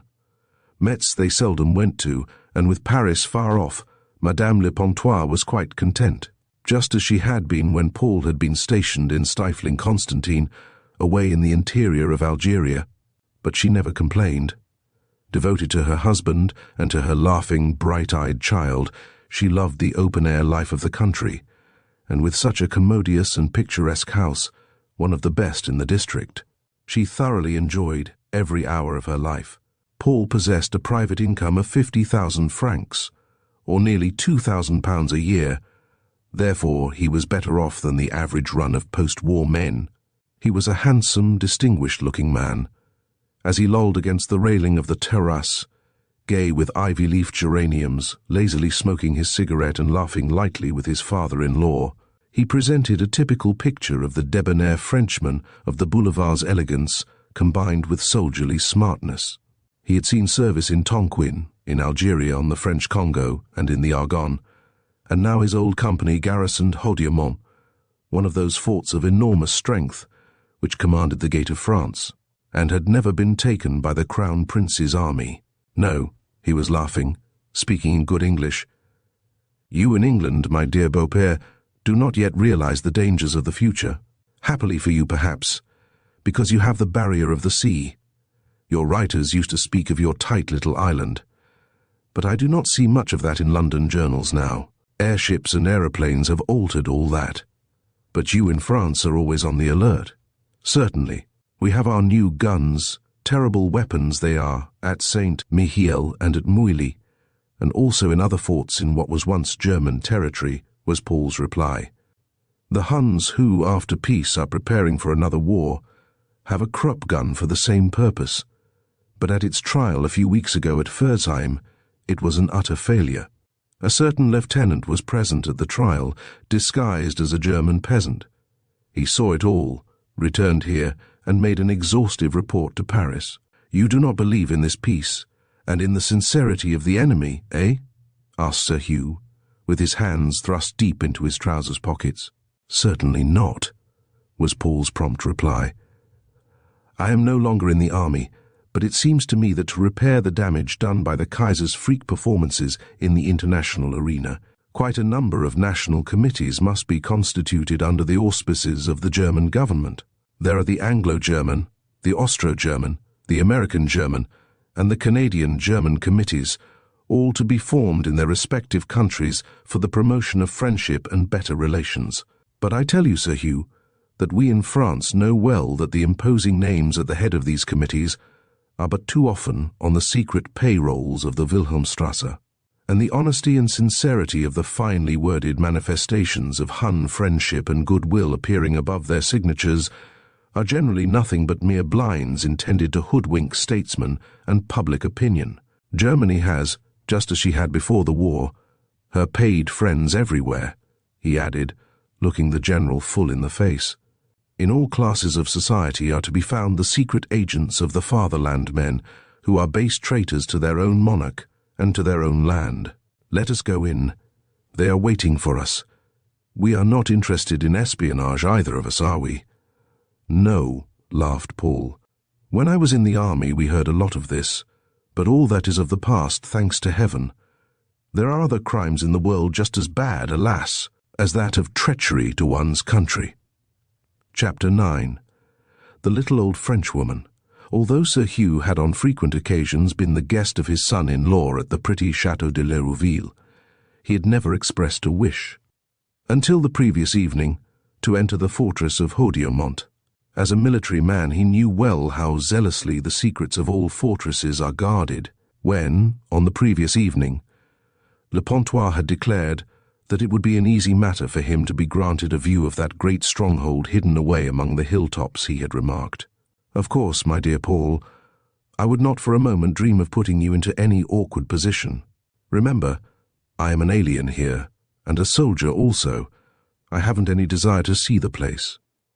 Oh, there is no question of that so far as you are concerned, Sir Hugh, Paul had declared with a light laugh. The Commandant, who, of course, knows you, asked me a month ago to bring you up next time you visited us. He wished to make your acquaintance. In view of the recent war, our people are nowadays no longer afraid of England, you know. So the visit had been arranged, and Sir Hugh was to take his déjeuner up at the fort. That day Blanche, with Enid, who had accompanied her stepfather, drove the runabout car up the valley to the little station at Dieux-sur-Meuse, and took train thence to Commercy, where Blanche wished to do some shopping. So, when the two men had left to ascend the steep hillside, where the great fortress lay concealed, Blanche, who had by long residence in France become almost a Frenchwoman, kissed little Ninette au revoir, mounted into the car, and taking the wheel, drove Enid and Jean, the servant, who, as a soldier, had served Paul during the war, away along the winding valley. As they went along they passed a battalion of the 113th Regiment of the Line, heavy with their knapsacks, their red trousers dusty, returning from the long morning march, and singing as they went that very old regimental ditty which every soldier of France knows so well: La noix est fille du canon qui se fout du camp dira-t-on. Nous ne foutons de ses vertus, puisqu'elle a les tétons pointus. Voilà pourquoi nous la chantons, vive la noire et ses tétons. And as they passed the ladies the officer saluted. They were, Blanche explained, on their way back to the great camp at Jarny. Bugles were sounding among the hills, while ever and anon came the low boom of distant artillery at practice away in the direction of Vignoles-Hattonchâtel, the headquarters of the subdivision of that military region. It was Enid's first visit, and the activity about her surprised her. Besides, the officers were extremely good-looking. Presently they approached a battery of artillery on the march, with their rumbling guns and grey ammunition wagons, raising a cloud of dust as they advanced. Blanche pulled the car up at the side of the road to allow them to pass, and as she did so, a tall, smartly groomed major rode up to her, and saluting exclaimed in French, "Bonjour, madame. I intended to call upon you this morning. My wife has heard that you have the general, your father, visiting you, and we wanted to know if you would all come and take dinner with us tomorrow night." "I'm sure we'd be most delighted," replied Paul's wife, at the same time introducing Enid to Major Delagrange. "My father has gone up to the fort with my husband," Blanche added, bending over from the car. "Ah, then I shall meet them at noon," replied the smart officer, backing his bay horse. "And you ladies are going out for a run, eh?" "Beautiful morning. We've been out manoeuvring since 6. Blanche explained that they were on a shopping expedition to Commercy, and then saluting. Delagrange set spurs into his horse and galloped away after the retreating battery. "That man's wife is one of my best friends. She speaks English very well, and is quite a good sort. Delagrange and Paul were in Tonquin together and are great friends." "I suppose you are never very dull here with so much always going on," Enid remarked. "Why anyone would believe that a war was actually in progress." "This post of eastern France never sleeps, my dear," was Madame's reply. "While you in England remain secure in your island, we here never know when trouble may again arise. Therefore we are always preparing, and at the same time always prepared." "It must be most exciting," declared the girl, "to live in such uncertainty. Is the danger so very real, then?" she asked. "Father generally pooh-poohs the notion of there being any further trouble with Germany." "I know," was Blanche's answer. "He has been sceptical hitherto. He is always suspicious of the Boche." They had driven up to the little wayside station and, giving the car over to Jean, with instructions to meet the 5:40 train, they entered a first-class compartment. Between Dieu and Commercy, the railway follows the course of the Meuse the whole way, winding up a narrow, fertile valley, the hills of which on the right, which once were swept by the enemy's shells and completely devastated, were all strongly fortified with great guns, commanding the plain that lies between the Meuse and the Moselle. They were passing through one of the most interesting districts in all France, that quiet, fertile valley where stood peaceful, prosperous homesteads, and where the sheep were once more calmly grazing, the valley which for 4 years was so strongly contested, and where every village had been more or less destroyed. At the headquarters of the 6th Army Corps of France, much was known, much that was still alarming. It was that knowledge which urged on those ever-active military preparations for placing that district of France that had been ravaged by the Hun in the Great War in a state of complete fortification as a second line of defense should trouble again arise. Thoughts such as these arose in Enid's mind as she sat in silence, looking forth upon the panorama of green hills and winding stream as they slowly approached the quaint town of Commercy. Arrived there, the pair lunched at the old-fashioned Hôtel de Paris, under the shadow of the great chateau, once the residence of the Dukes de Lorraine, and much damaged in the war, but nowadays a hive of activity as an infantry barracks. And afterwards they went forth to do their shopping in the busy little Rue de la République, not forgetting to buy a box of Madeleine. As shortbread is the specialty of Edinburgh, as butterscotch is that of Doncaster, maids of honour that of Richmond, and strawberry jam that of Bar-le-Duc, so are madeleines the special cakes of Commercy. The town was full of officers and soldiers. In every café, officers were smoking cigarettes and gossiping after their déjeuner, while ever and anon bugles sounded, and there was the clang and clatter of military movement. As the two ladies approached the big bronze statue of Dom Calmette, the historian, they passed a small café. Suddenly a man idling within over a newspaper sprang to his feet in surprise, and next second drew back as if in fear of observation. It was Walter Featherstone. He had come up from Nancy that morning, and had since occupied the time in strolling about seeing the sights of the little place. His surprise at seeing Enid was very great. He knew that she was staying in the vicinity, but had never expected to see her so quickly.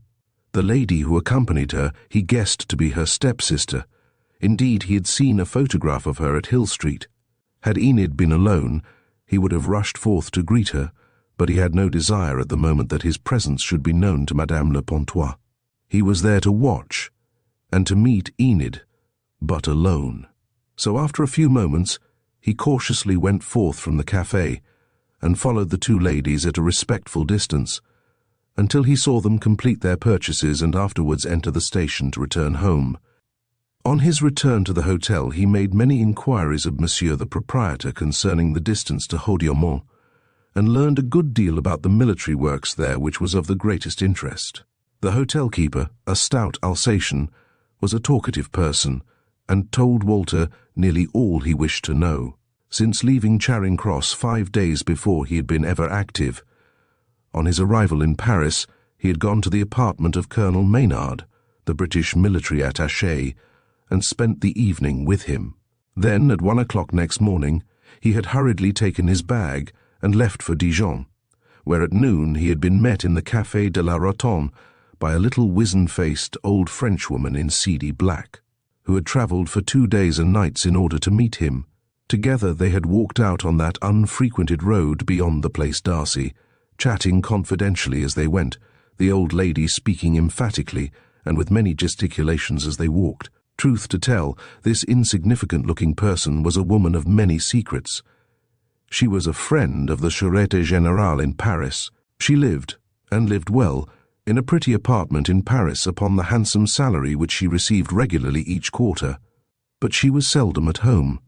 Like Walter, her days were spent travelling hither and thither across Europe. It would surprise the public if it were aware of the truth.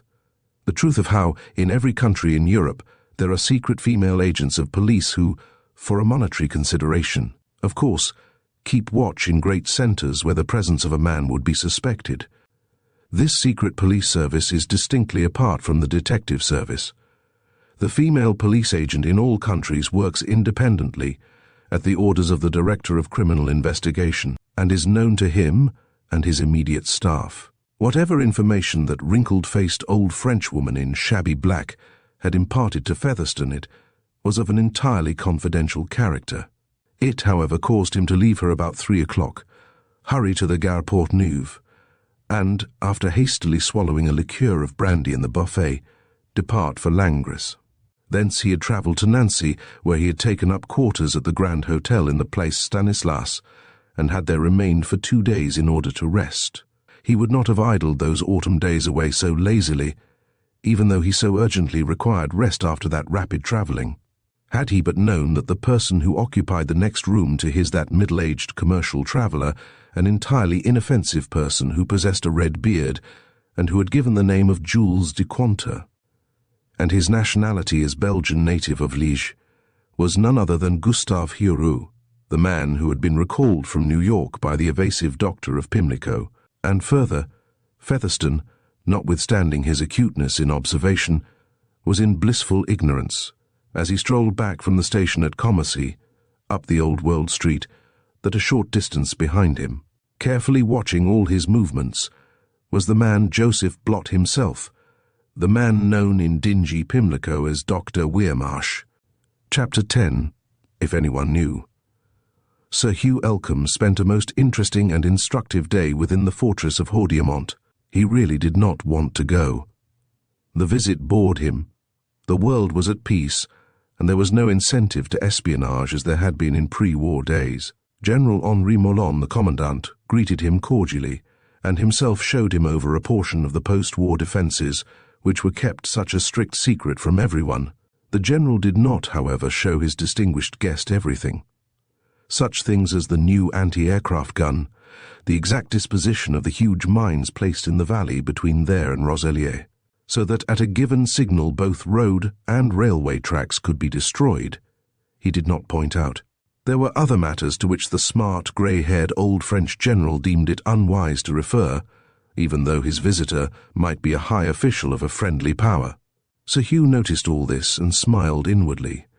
He wandered about the bomb-proof casemates hewn out of the solid rock, caring nothing for the number and calibre of the guns, their armoured protection, or the chart-like diagrams upon the walls, ranges, and the like. "What a glorious evening," Paul was saying as at sunset they set their faces towards the valley beyond which lay shattered Germany.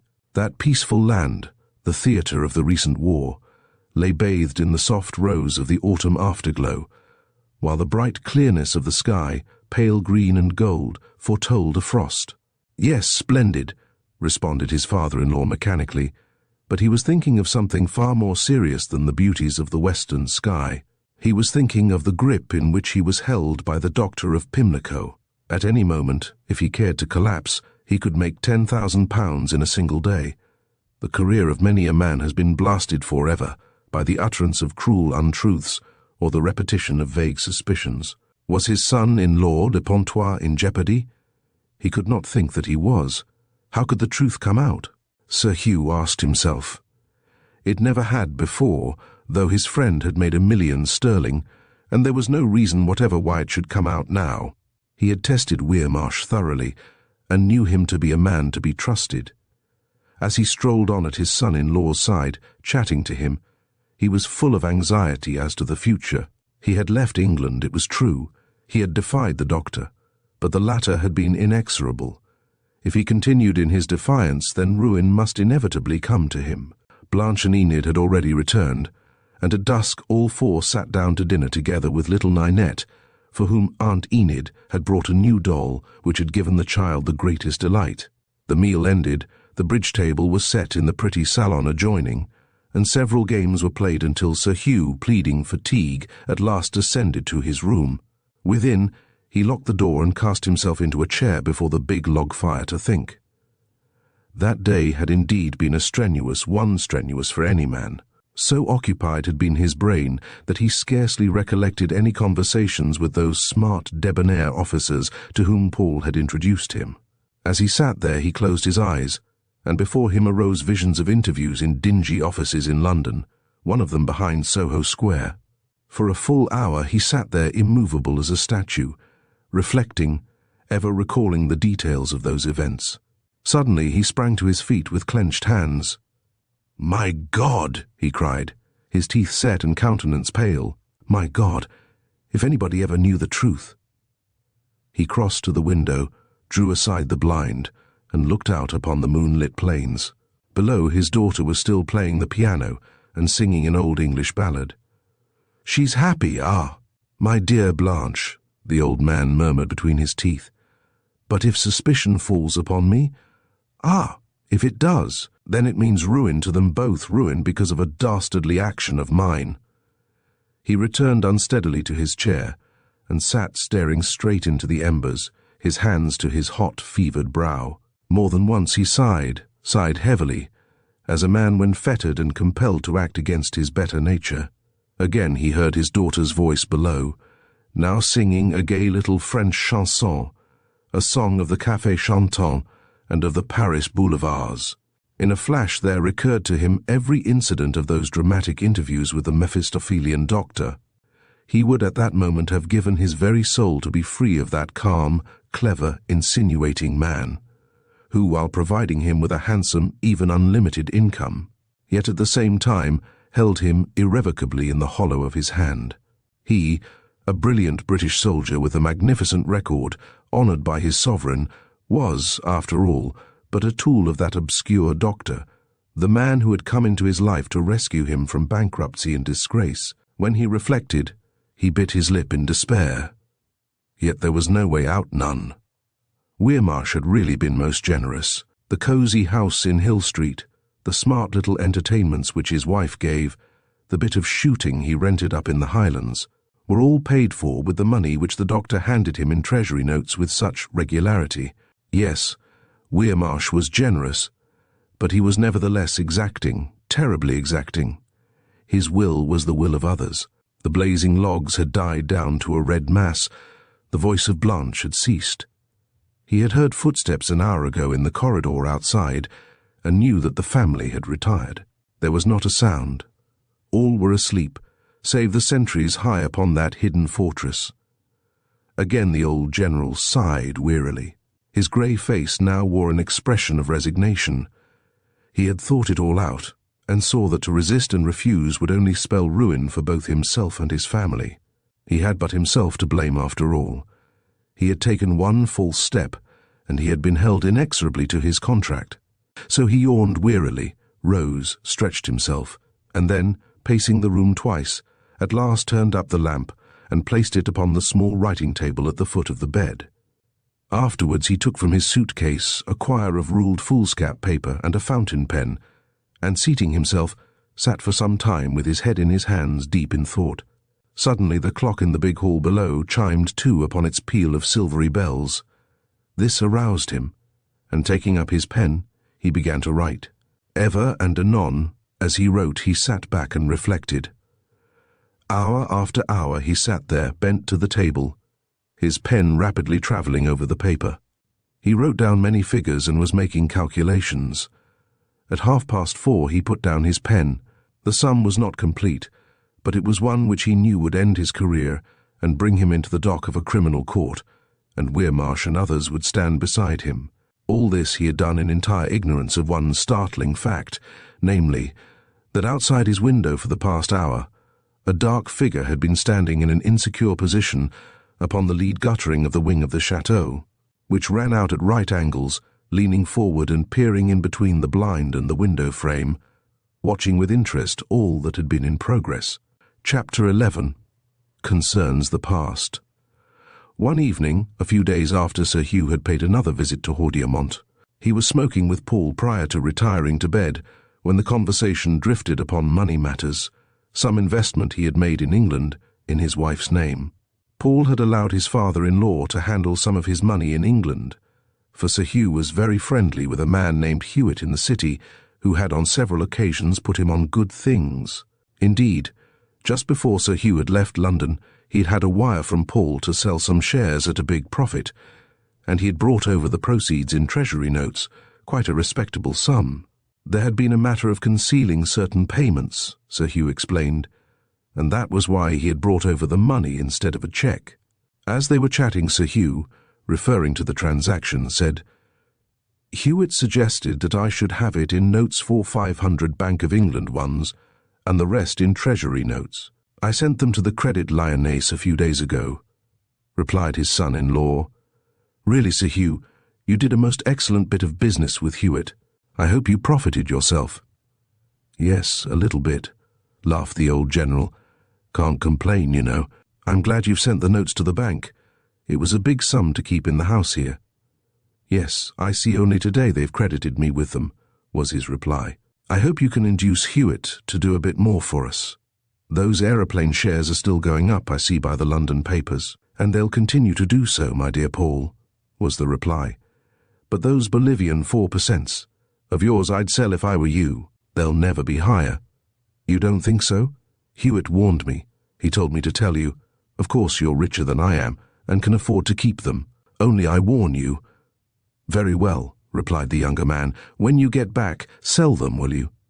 And Sir Hugh promised that he would give instructions to that effect. Really, my dear Beaupère, Paul said, you've been an awfully good friend to me. Since I left the army, I've made quite a big sum out of my speculations in London, and mostly paid with English notes, eh? Laughed the elder man. Yes, just let me see. And taking a piece of paper, he sat down at the writing table and made some quick calculations of various sums. Upon one side he placed the money he had invested, and on the other the profits, at last striking a balance at the end. Then he told the general the figure. Quite good, declared Sir Hugh. I'm only too glad, my dear Paul, to be of any assistance to you. I fear you are vegetating here, but as long as your wife doesn't mind it, what matters? Blanche loves this country, which is fortunate, seeing that I have this big place to attend to. And as he said this, he rose, screwed up the sheet of thin notepaper, and tossed it into the waste paper basket. The pair separated presently, and Sir Hugh went to his room. He was eager and anxious to get away and return to London, but there was a difficulty. Enid, who had lately taken up amateur theatricals, had accepted an invitation to play in a comedy to be given at General Moulon's house in a week's time in aid of the Croix Rouge. Therefore he was compelled to remain on her account. On the following afternoon Blanche drove him in her car through the beautiful Bois de Hermeville, glorious in its autumn gold, down to the quaint old village of Vauques, to take 5 o'clock at the chateau with the Countess de Pierrepont, Paul's widowed aunt. Enid had pleaded a headache, but as soon as the car had driven away she roused herself, and ascending to her room, put on strong country boots and a leather-hemmed golf skirt, and, taking a stick, set forth down the high road, lined with poplars in the direction of Mars-la-Tour.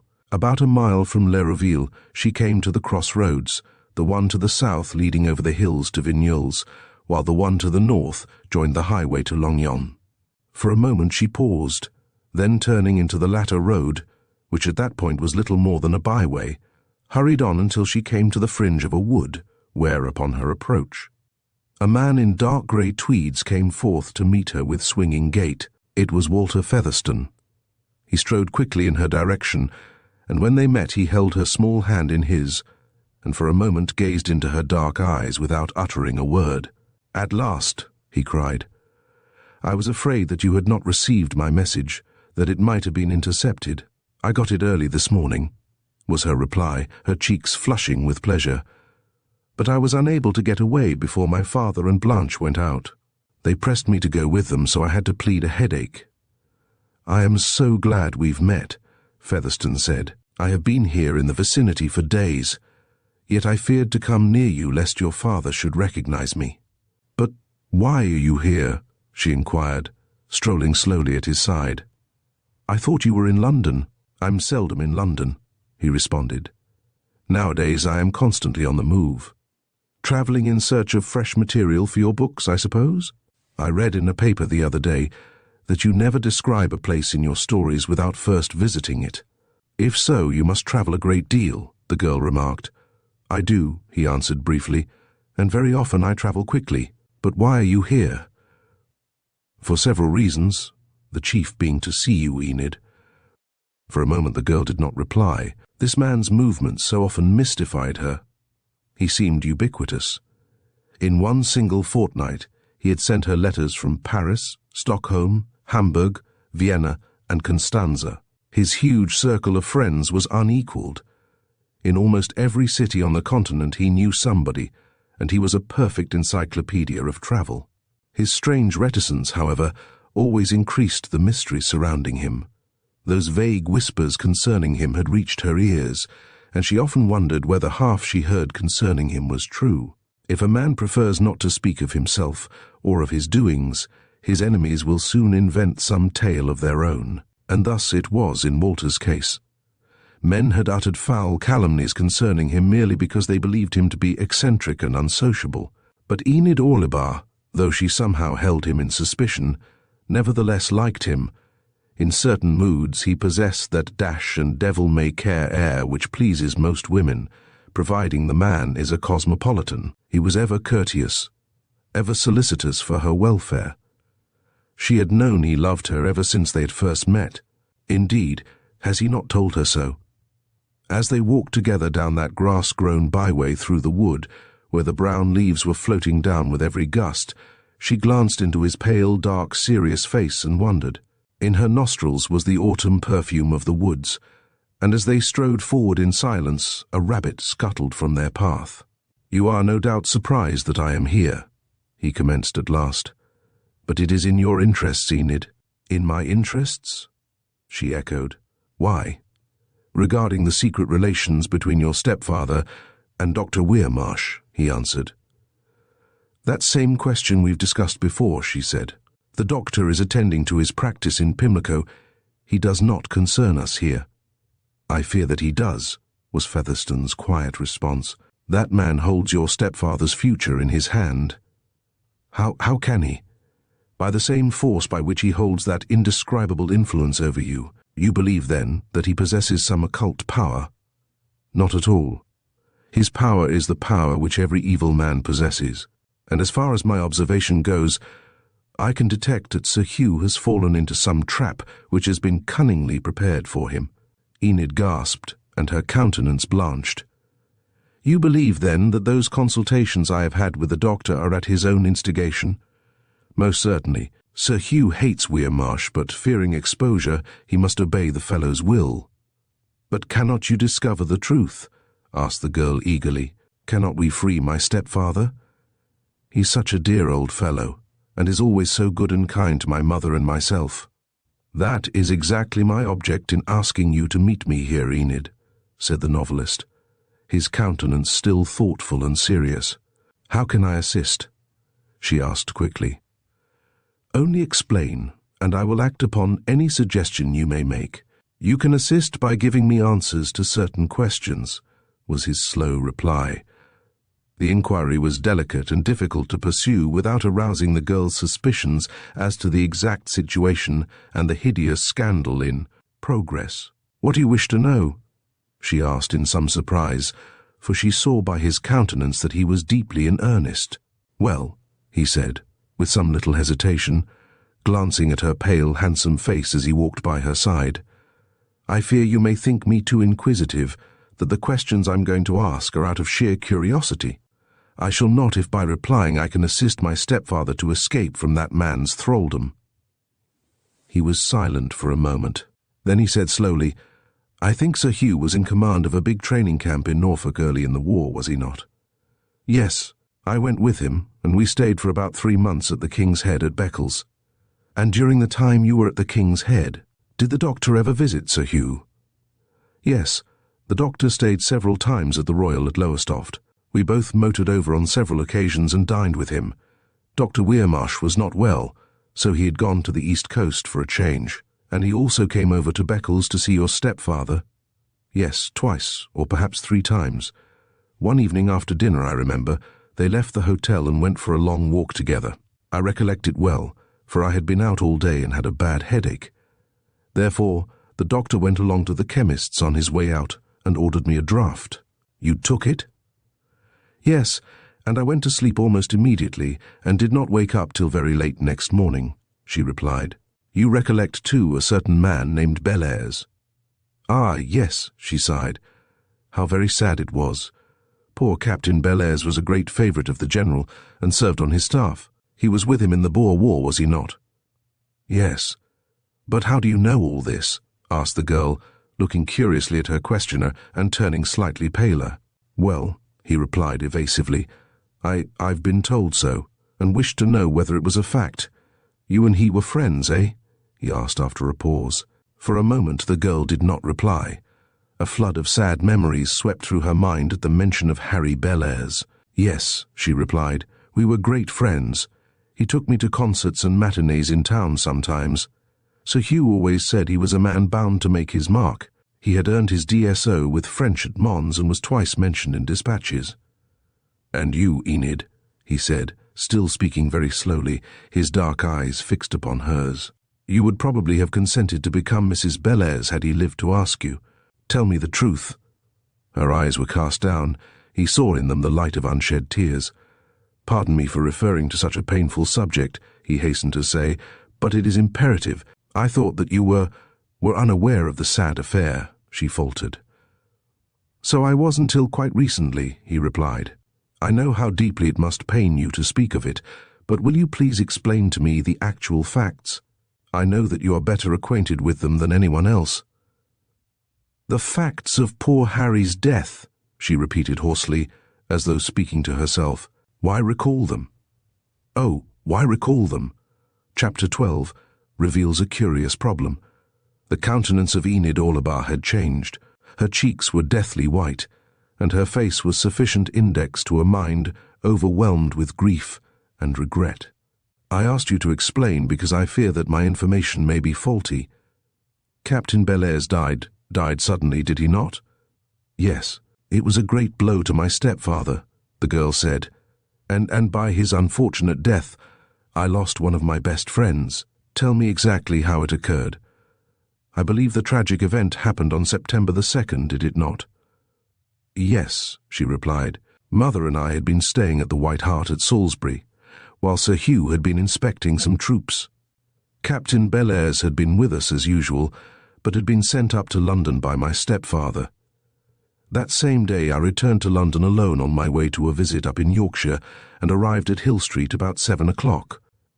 At 9:45 at night I received an urgent note from Captain Bellairs, brought by a messenger, and written in a shaky hand, asking me to call at once at his chambers in Half Moon Street. He explained that he had been taken suddenly ill, and that he wished to see me upon a most important and private matter. He asked me to go to him, as it was most urgent. Mother and I had been to his chambers to tea several times before, therefore, realizing the urgency of his message, I found a taxi and went at once to him." She broke off short and with difficulty swallowed the lump which arose in her throat. "Well?" asked Featherstone in a low, sympathetic voice. "When I arrived," she said, I found him lying dead. He had expired just as I ascended the stairs." "Then you learned nothing, eh?" "Nothing," she said in a low voice.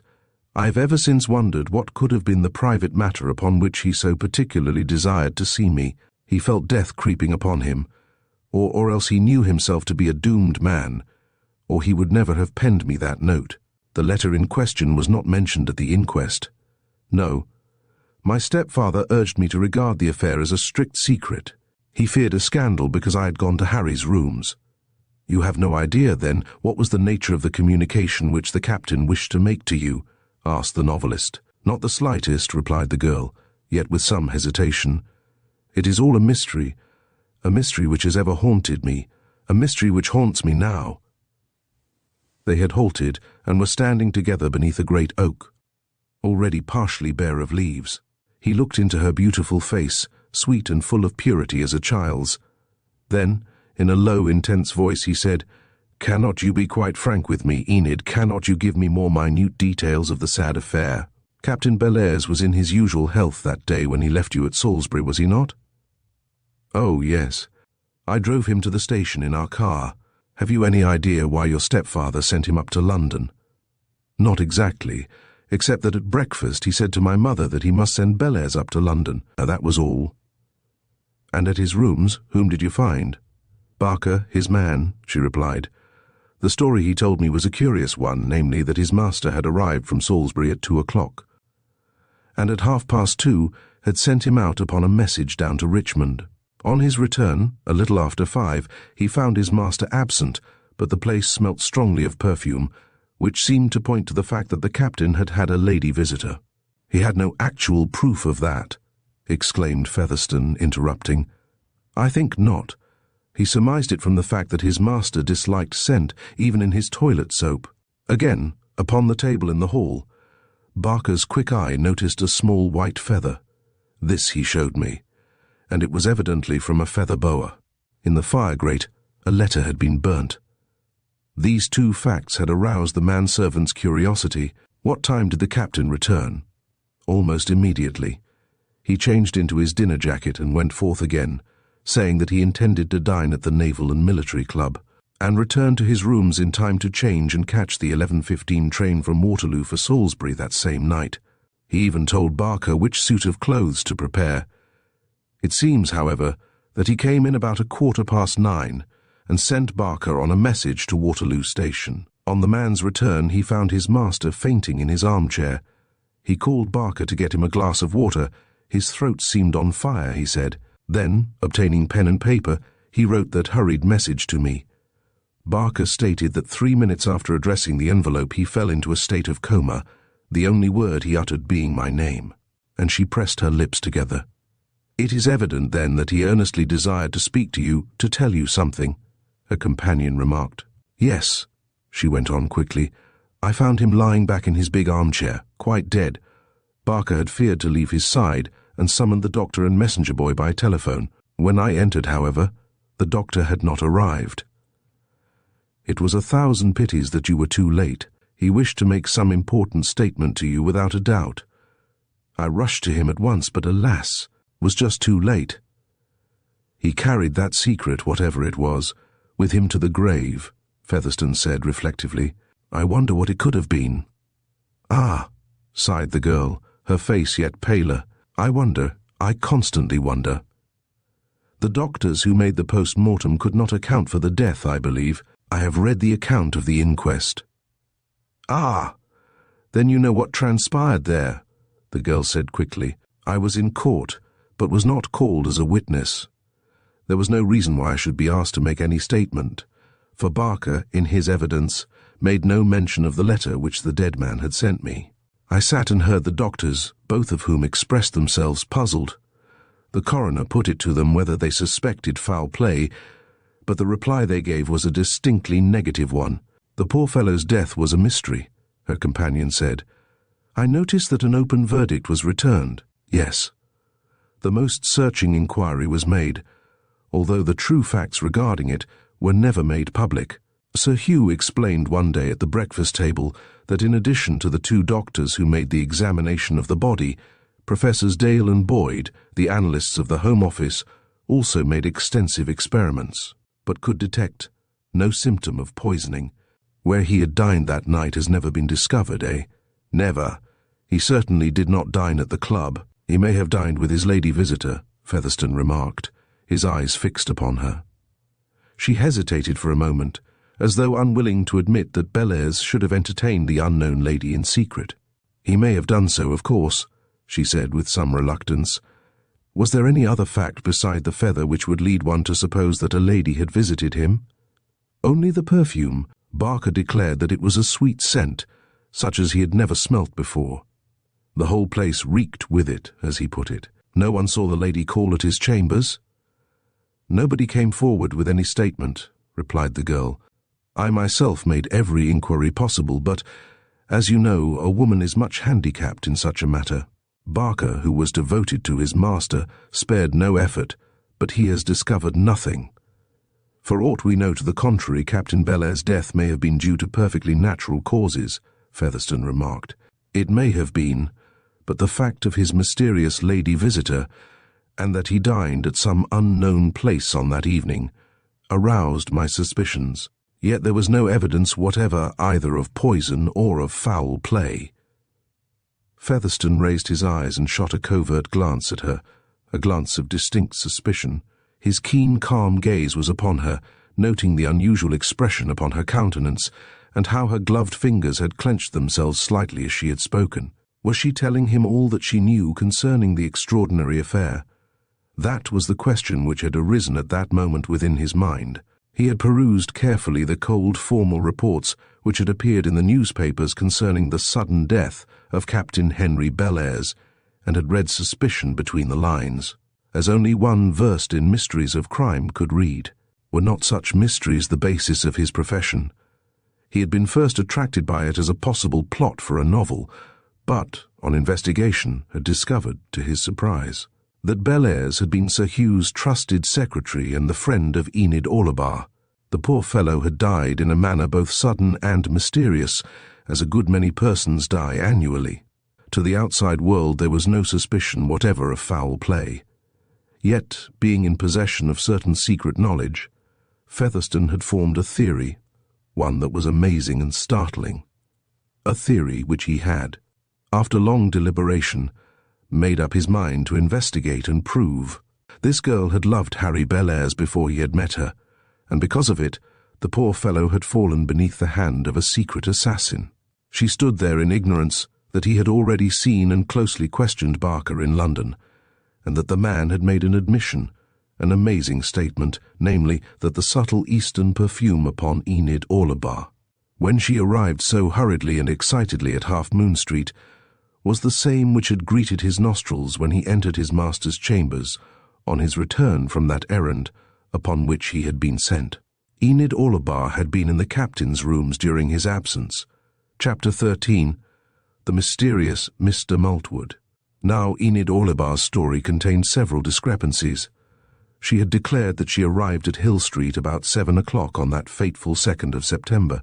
That might be true, but might she not have arrived after her secret visit to Half Moon Street? In suppressing the fact that she had been there at all, she had acted with considerable foresight. Naturally, her parents were not desirous of the fact being stated publicly that she had gone alone to a bachelor's rooms, and they had, therefore, assisted her to preserve the secret known only to Barker and to the doctor. Yet her evidence had been regarded as immaterial, hence she had not been called as witness. Only Barker had suspected. That unusual perfume about her had puzzled him. Yet how could he make any direct charge against the General's stepdaughter, who had always been most generous to him in the matter of tips? Besides, did not the captain write a note to her with his last dying effort? What proof was there that the pair had not dined together? Featherstone had already made diligent inquiries at Hill Street, and had discovered from the butler that Miss Enid, on her arrival home from Salisbury, had changed her gown and gone out in a taxi at 7:45. She had dined out, but where was unknown. It was quite true that she had come in before 10 o'clock, and soon afterwards had received a note by boy messenger. In view of these facts, it appeared quite certain to Featherstone that Enid and Harry Bellairs had taken dinner tete-a-tete at some quiet restaurant. She was a merry, high-spirited girl to whom such an adventure would certainly appeal. After dinner they had parted, and he had driven to his rooms. Then, feeling his strength failing, he had hastily summoned her to his side. Why? If he had suspected her of being the author of any foul play, he most certainly would not have begged her to come to him in his last moments. No. The enigma grew more and more inscrutable. And yet there was a motive for poor Bellairs' tragic end, one which, in the light of his own knowledge, seemed only too apparent. He strolled on beside the fair-faced girl, deep in wonder. Recollections of that devil-may-care cavalry officer who had been such a good friend clouded her brow. And as she walked, her eyes were cast upon the ground in silent reflection. She was wondering whether Walter Featherstone had guessed the truth, that she had loved that man who had met with such an untimely end. Her companion, on his part, was equally puzzled. That story of Barker's finding a white feather was a curious one. It was true that the man had found a white feather, but he had also learnt that when Enid Orlebar had arrived at Hill Street, she had been wearing a white feather boa. It is not curious, after all, he said reflectively, that the police should have dismissed the affair as a death from natural causes. At the inquest no suspicion whatever was aroused. I wonder why Barker, in his evidence, made no mention of that perfume, or of the discovery of the feather. And as he uttered those words, he fixed his grave eyes upon her, watching her countenance intently. "Well," she replied, after a moment's hesitation, "if he had, it would have proved nothing, would it? If the captain had received a lady visitor in secret that afternoon, it might have had no connection with the circumstances of his death 6 hours later." "And yet it might," Featherstone remarked. What more natural than that the lady who visited him clandestinely for Barker had, no doubt, been sent out of the way on purpose that he should not see her, should have dined with him later. The girl moved uneasily, tapping the ground with her stick. "Then you suspect some woman of having had a hand in his death?" she exclaimed in a changed voice, her eyes again cast upon the ground. "I do not know sufficient of the details to entertain any distinct suspicion," he replied. "I regard the affair as a mystery, and in mysteries I am always interested." "You intend to bring the facts into a book," she remarked. "Ah, I see. Perhaps if I obtain a solution of the enigma, for enigma it certainly is. You agree with me, then, that poor Harry was the victim of foul play?" she asked in a low, intense voice, eagerly watching his face the while. "Yes," he answered very slowly.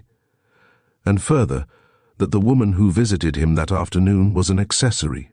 Harry Bellairs was murdered." Her cheeks blanched and she went pale to the lips. He saw the sudden change in her, and realized what a supreme effort she was making to betray no undue alarm. But the effect of his cold, calm words had been almost electrical.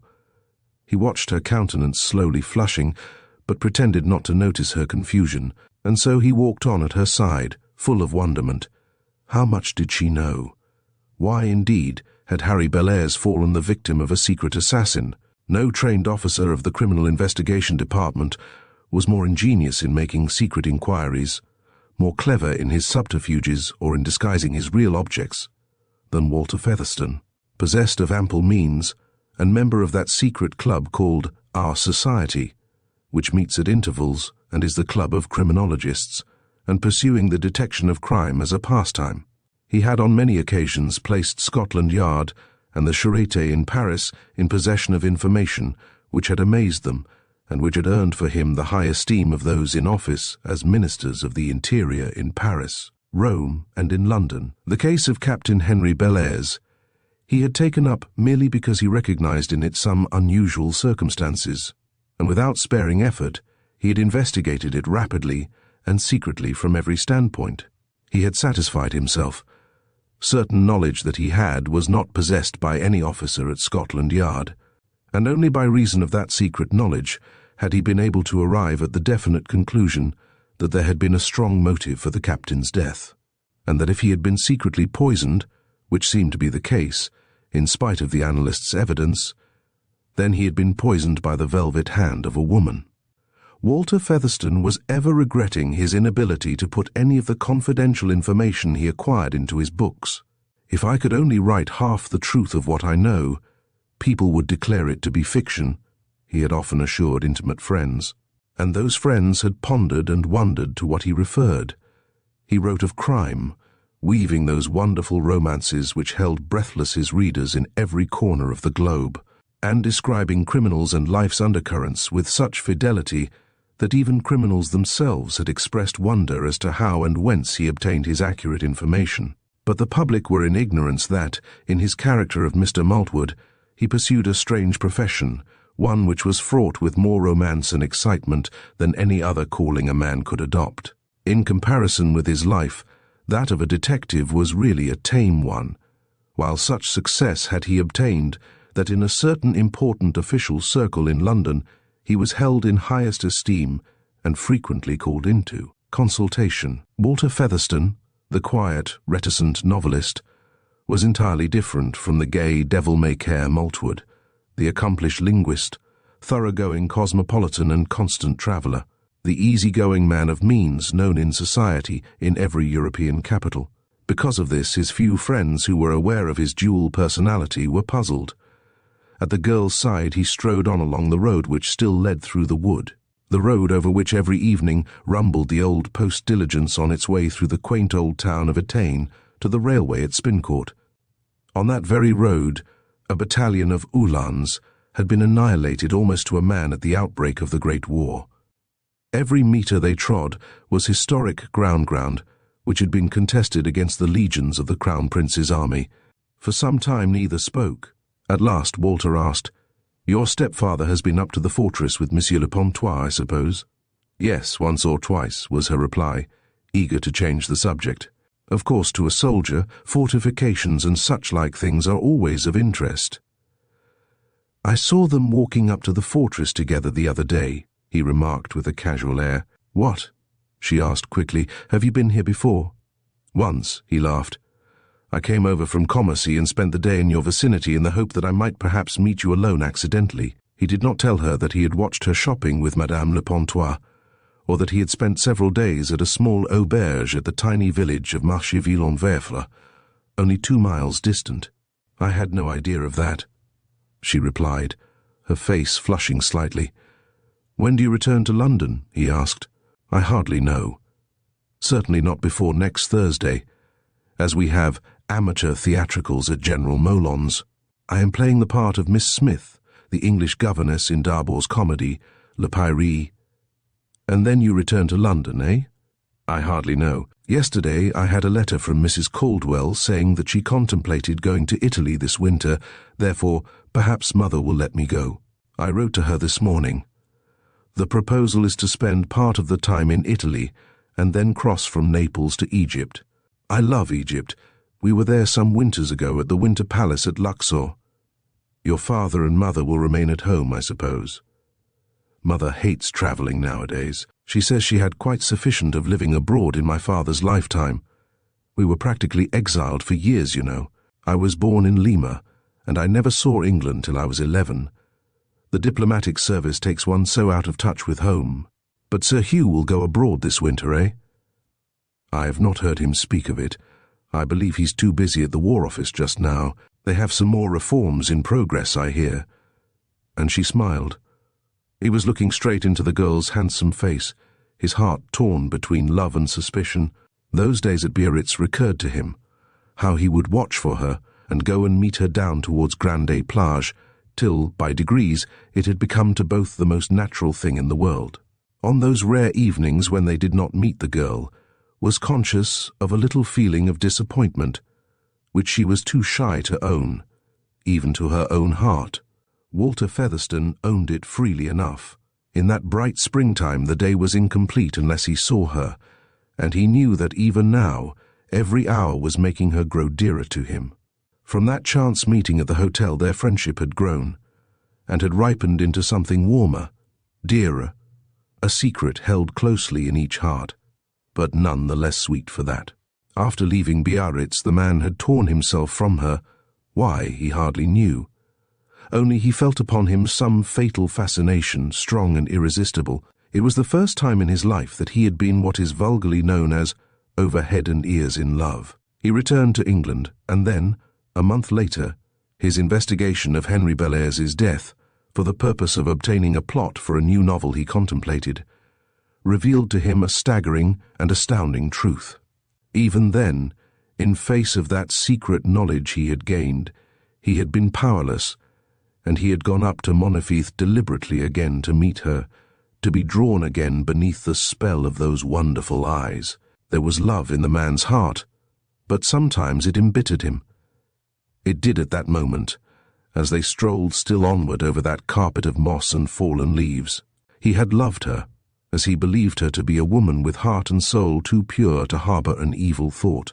But her story of the death of poor Bellairs, the man who had loved her, had convinced him that his suspicions were, alas, only too well grounded.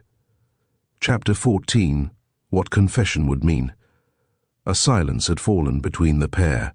Again, Walter Featherstone glanced at her. She was an outdoor girl to the tips of her fingers. At shooting parties, she went out with the guns, not merely contenting herself, as did the other girls, to motor down with the luncheon for the men. She never got dishevelled or untidy, and her trim tweed skirt and serviceable boots never made her look unwomanly. She was her dainty self out in the country with the men, just as in the pretty drawing-room at Hill Street, while her merry laugh evoked more smiles and witticisms than the more studied attempts at wit of the others. At that moment she had noticed the change in the man she had so gradually grown to love, and her heart was beating in wild tumult. He, on his part, was hating himself for so foolishly allowing her to steal into his heart. She had lied to him there, just as she had lied to him at Biarritz, and yet he had been a fool, and had allowed himself to be drawn back to her side. Why? He asked himself. Why? There was a reason, a strong reason. He loved her, and the reason he was at that moment at her side was to save her, to rescue her from a fate which he knew must sooner or later befall her. She made some remark, but he only replied mechanically. His countenance had, she saw, changed and become paler.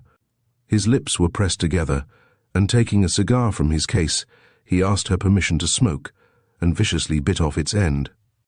Something had annoyed him. Was it possible that he held any suspicion of the ghastly truth? The real fact, however, was that he was calmly and deliberately contemplating tearing her from his heart forever as an object of suspicion and worthless. He, who had never yet fallen beneath a woman's thraldom, resolved not to enter blindly the net she had spread for him. His thoughts were hard and bitter, the thoughts of a man who had loved passionately, but whose idol had suddenly been shattered. Again she spoke, remarking that it was time she turned back, for already they were at the opposite end of the wood, with a beautiful panorama of valley and winding river spread before them. But he only answered a trifle abruptly, and acting upon her suggestion, turned and retraced his steps in silence. At last, as though suddenly rousing himself, he turned to her and said in an apologetic tone, "I fear, Enid, I've treated you rather well, rather uncouthly. I apologize. I was thinking of something else, a somewhat serious matter." "I knew you were," she laughed, affecting to treat the matter lightly. "You scarcely replied to me." "Forgive me, won't you?" he asked, smiling again in his old way. "Of course," she said, but is the matter very serious? Does it concern yourself?" "Yes, Enid, it does," he answered, and still she walked on, her eyes cast down, much puzzled. Two woodmen passed on their way home from work, and raised their caps politely, while Walter acknowledged their salutation in French. "I shall probably leave here tomorrow," her companion said as they walked back to the high road. "I'm not yet certain till I receive my letters tonight. You are now going back to your village inn, I suppose?" She laughed cheerfully. "Yes," he said. "My host is an interesting old countryman, and has told me quite a lot about the war. He was wounded when the Germans shelled Verdun. He has told me that he knows Paul le Pontois, for his son Jean is his servant." "Why, Mr. Featherstone, you are really ubiquitous," cried the girl in confusion. "Why have you been watching us like this?" "Merely because I wished to see you, as I've already explained," was his reply. "I wanted to ask you those questions, which I have put to you this afternoon." "About poor Harry," she remarked in a hoarse, low voice, "but you begged me to reply to you in my own interests." "Why?" "Because I wish to know the real truth." "Well, I've told you the truth," she said with just the slightest tinge of defiance in her voice. For a moment he did not speak. He had halted, his grave eyes were fixed upon her. "Have you told me the whole truth, all that you know, Enid?" he asked very quietly a moment later. "What more should I know?" she protested after a second's hesitation. "How can I tell?" he asked quickly. "I only ask you to place me in possession of all the facts within your knowledge." "Why do you ask me this?" she cried. "Is it out of mere idle curiosity? Or is it because knowing that Harry loved me, you wish to cause me pain by recalling those tragic circumstances?" "Neither," was his quiet answer in a low, sympathetic voice. "I am your friend, Enid, and if you will allow me, I will assist you." She held her breath. He spoke as though he were aware of the truth, that she had not told him everything, that she was still concealing certain important and material facts. I know you are my friend," she faltered. "I have felt that all along, ever since our first meeting. But forgive me, I beg of you. The very remembrance of that night of the 2nd of September is to me horrible, horrible." To him those very words of hers increased his suspicion. Was it any wonder that she was horrified when she recalled that gruesome episode of the death of a brave and honest man? Her personal fascination had overwhelmed Harry Bellairs, just as it had overwhelmed himself.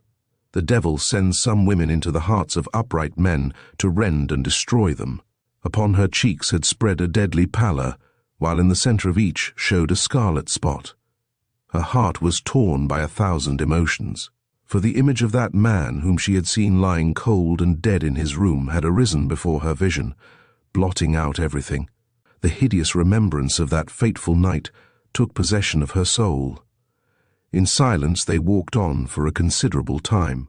Now and then a rabbit scuttled from their path into the undergrowth, or the alarm cry of a bird broke the evening stillness, until at last they came forth into the wide highway, their faces set towards the autumn sunset. Suddenly the man spoke. "Have you heard of the doctor since you left London?" he asked. She held her breath only for a single second, but her hesitation was sufficient to show him that she intended to conceal the truth. "No," was her reply. "He has not written to me." Again he was silent. There was a reason, a strong reason, why Weirmarsh should not write to her, he knew, but he had, by his question, afforded her an opportunity of telling him the truth that the mysterious George Weirmarsh was there, in that vicinity. That Enid was aware of that fact was certain to him. "I wish," she said at last, "I wish you would call at the chateau and allow me to introduce you to Paul and his wife. They would be charmed to make your acquaintance." "Thank you," he replied a trifle coldly. "I'd rather not know them in their present circumstances." "Why, how strange you are!" the girl exclaimed, looking up into his face so dark and serious. "I don't see why you should entertain such an aversion to being introduced to Paul. He's quite a dear fellow." "Perhaps it is a foolish reluctance on my part," he laughed uneasily. "But somehow I feel that to remain away from the chateau is best. Remember, your stepfather and your mother are in ignorance of the fact that we regard each other as more than close friends. For the present, it is surely best that I should not visit your relations. Relations are often very prompt to divine the real position of affairs. Parents may be blind," he laughed, "but brothers-in-law never."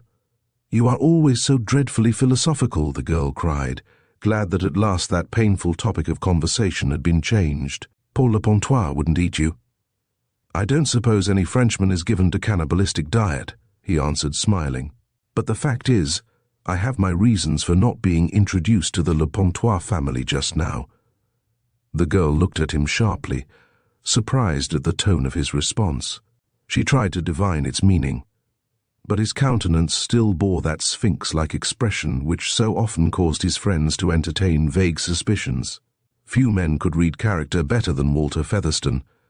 To him the minds of most men and women he met were as an open book. To a marvelous degree had he cultivated his power of reading the inner working of the mind by the expression in the eyes, and on the faces of even those hard-headed diplomats and men of business whom, in his second character of Mr. Maltwood, he so frequently met. Few men or women could tell him a deliberate lie without its instant detection. Most shrewd men possess that power to a greater or less degree, a power that can be developed by painstaking application and practice. Enid asked her companion when they were to meet again. "At least let me see you before you go from here," she said. "I know what a rapid traveller you always are." "Yes," he sighed.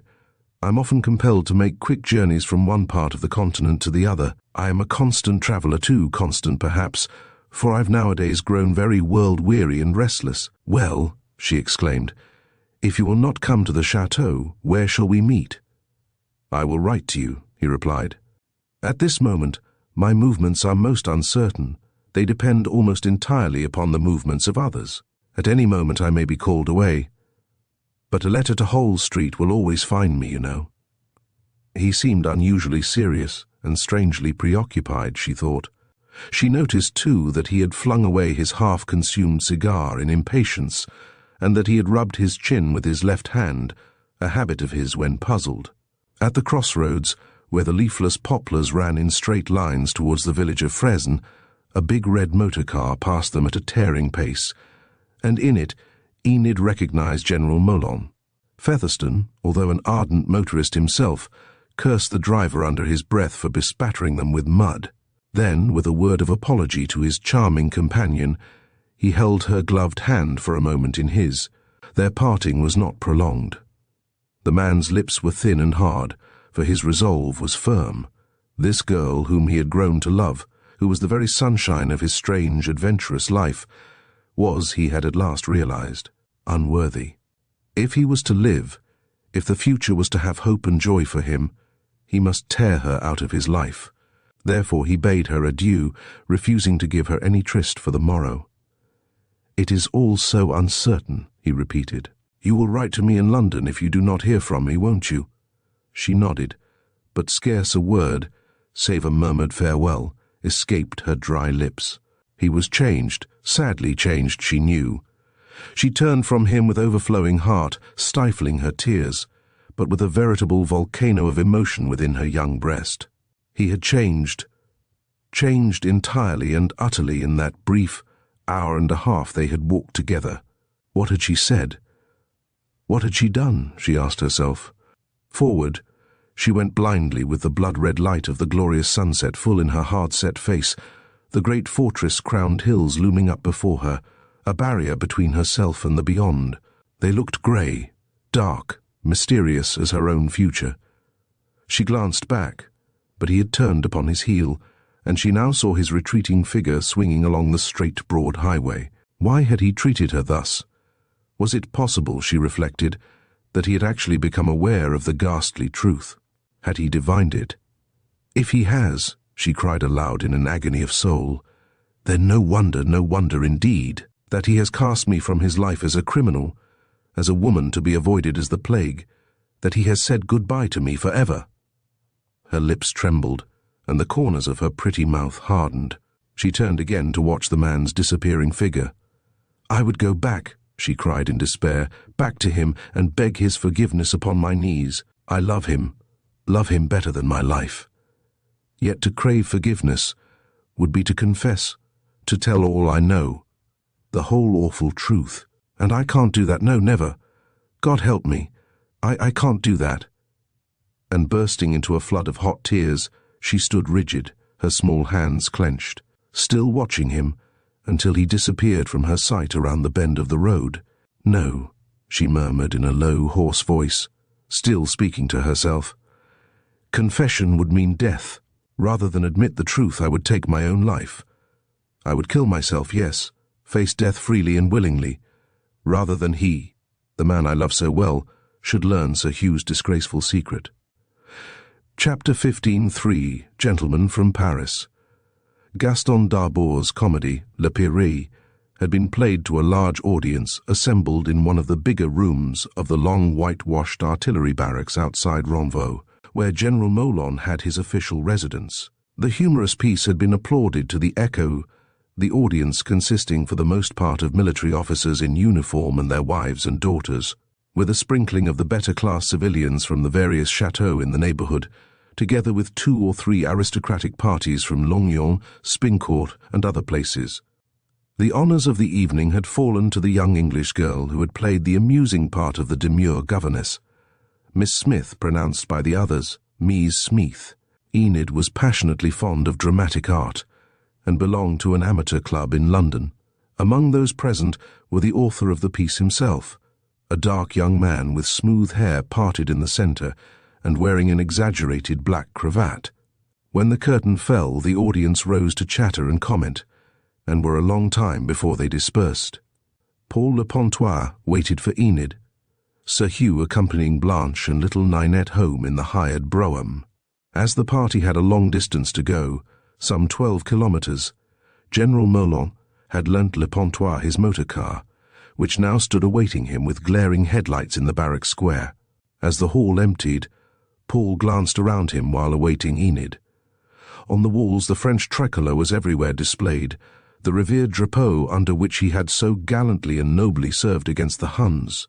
He presented a spruce appearance in his smart, well-cut evening coat with the red button of the Légion d'honneur in his lapel. And to the ladies who wished him bonsoir as they filed out, he drew his heels together and bowed gallantly. Outside, the night was cloudy and overcast. In the long rows of the barrack windows lights shone, and somewhere sounded a bugle, while in the shadows could be heard the measured tramp of sentries, the clank of spurs, or the click of rifles as they saluted their officers passing out. The whole atmosphere was a military one, for indeed, the little town of Ronvaux is, even in these peace days, scarcely more than a huge camp. For a few minutes Le Pontois stood chatting to a group of men at the door. They had invited him to come across to their quarters, but he had explained that he was awaiting Mademoiselle, so they raised their eyebrows, smiled mischievously, and bade him bonsoir. Soldiers were already stacking up the chairs ready for the clearance of the gymnasium for the morrow. Others were coming to water and sweep out the place. Therefore Le Pontois remained outside in the square, waiting in patience. He was reflecting. That evening, as he had sat with his wife watching the play, he had been seized by a curious feeling for which he entirely failed to account. Behind him there had sat a man and a woman, French without a doubt, but entire strangers. They must, of course, have known one or other of the officers in order to obtain an admission ticket. Nevertheless, they had spoken to no one, and on the fall of the curtain had entered a brougham in waiting and driven off. Paul had made no comment. By a sudden chance he had, during the entr'acte, risen and gazed around, when the face of the stranger had caught his eyes, a face which he felt was curiously familiar, yet he could not place it. The middle-aged man was dressed with quiet elegance, clean-shaven and keen-faced, apparently a prosperous civilian, while the lady with him was of about the same age and apparently his wife. She was dressed in a high-necked dress of black lace, and wore in her corsage a large circular ornament of diamonds and emeralds. Twice had Le Pontois taken furtive glances at the stranger, whose lined brow was so extraordinarily familiar. It was the face of a deep thinker, a man who had, perhaps, passed through much trouble. Was it possible, he wondered, that he had seen that striking face in some photograph, or perhaps in some illustrated paper? He had racked his brain through the whole performance, but could not decide in what circumstances they had previously met. From time to time the stranger had joined with the audience in their hearty laughter, or applauded as vociferously as the others, his companion being equally amused at the quaint sayings of the demure Mies Smeeth, and even as he stood in the shadows near the general's car awaiting Enid, he was still wondering who the pair might be. At the fall of the curtain he had made several inquiries of the officers, but nobody could give him any information. They were complete strangers, that was all.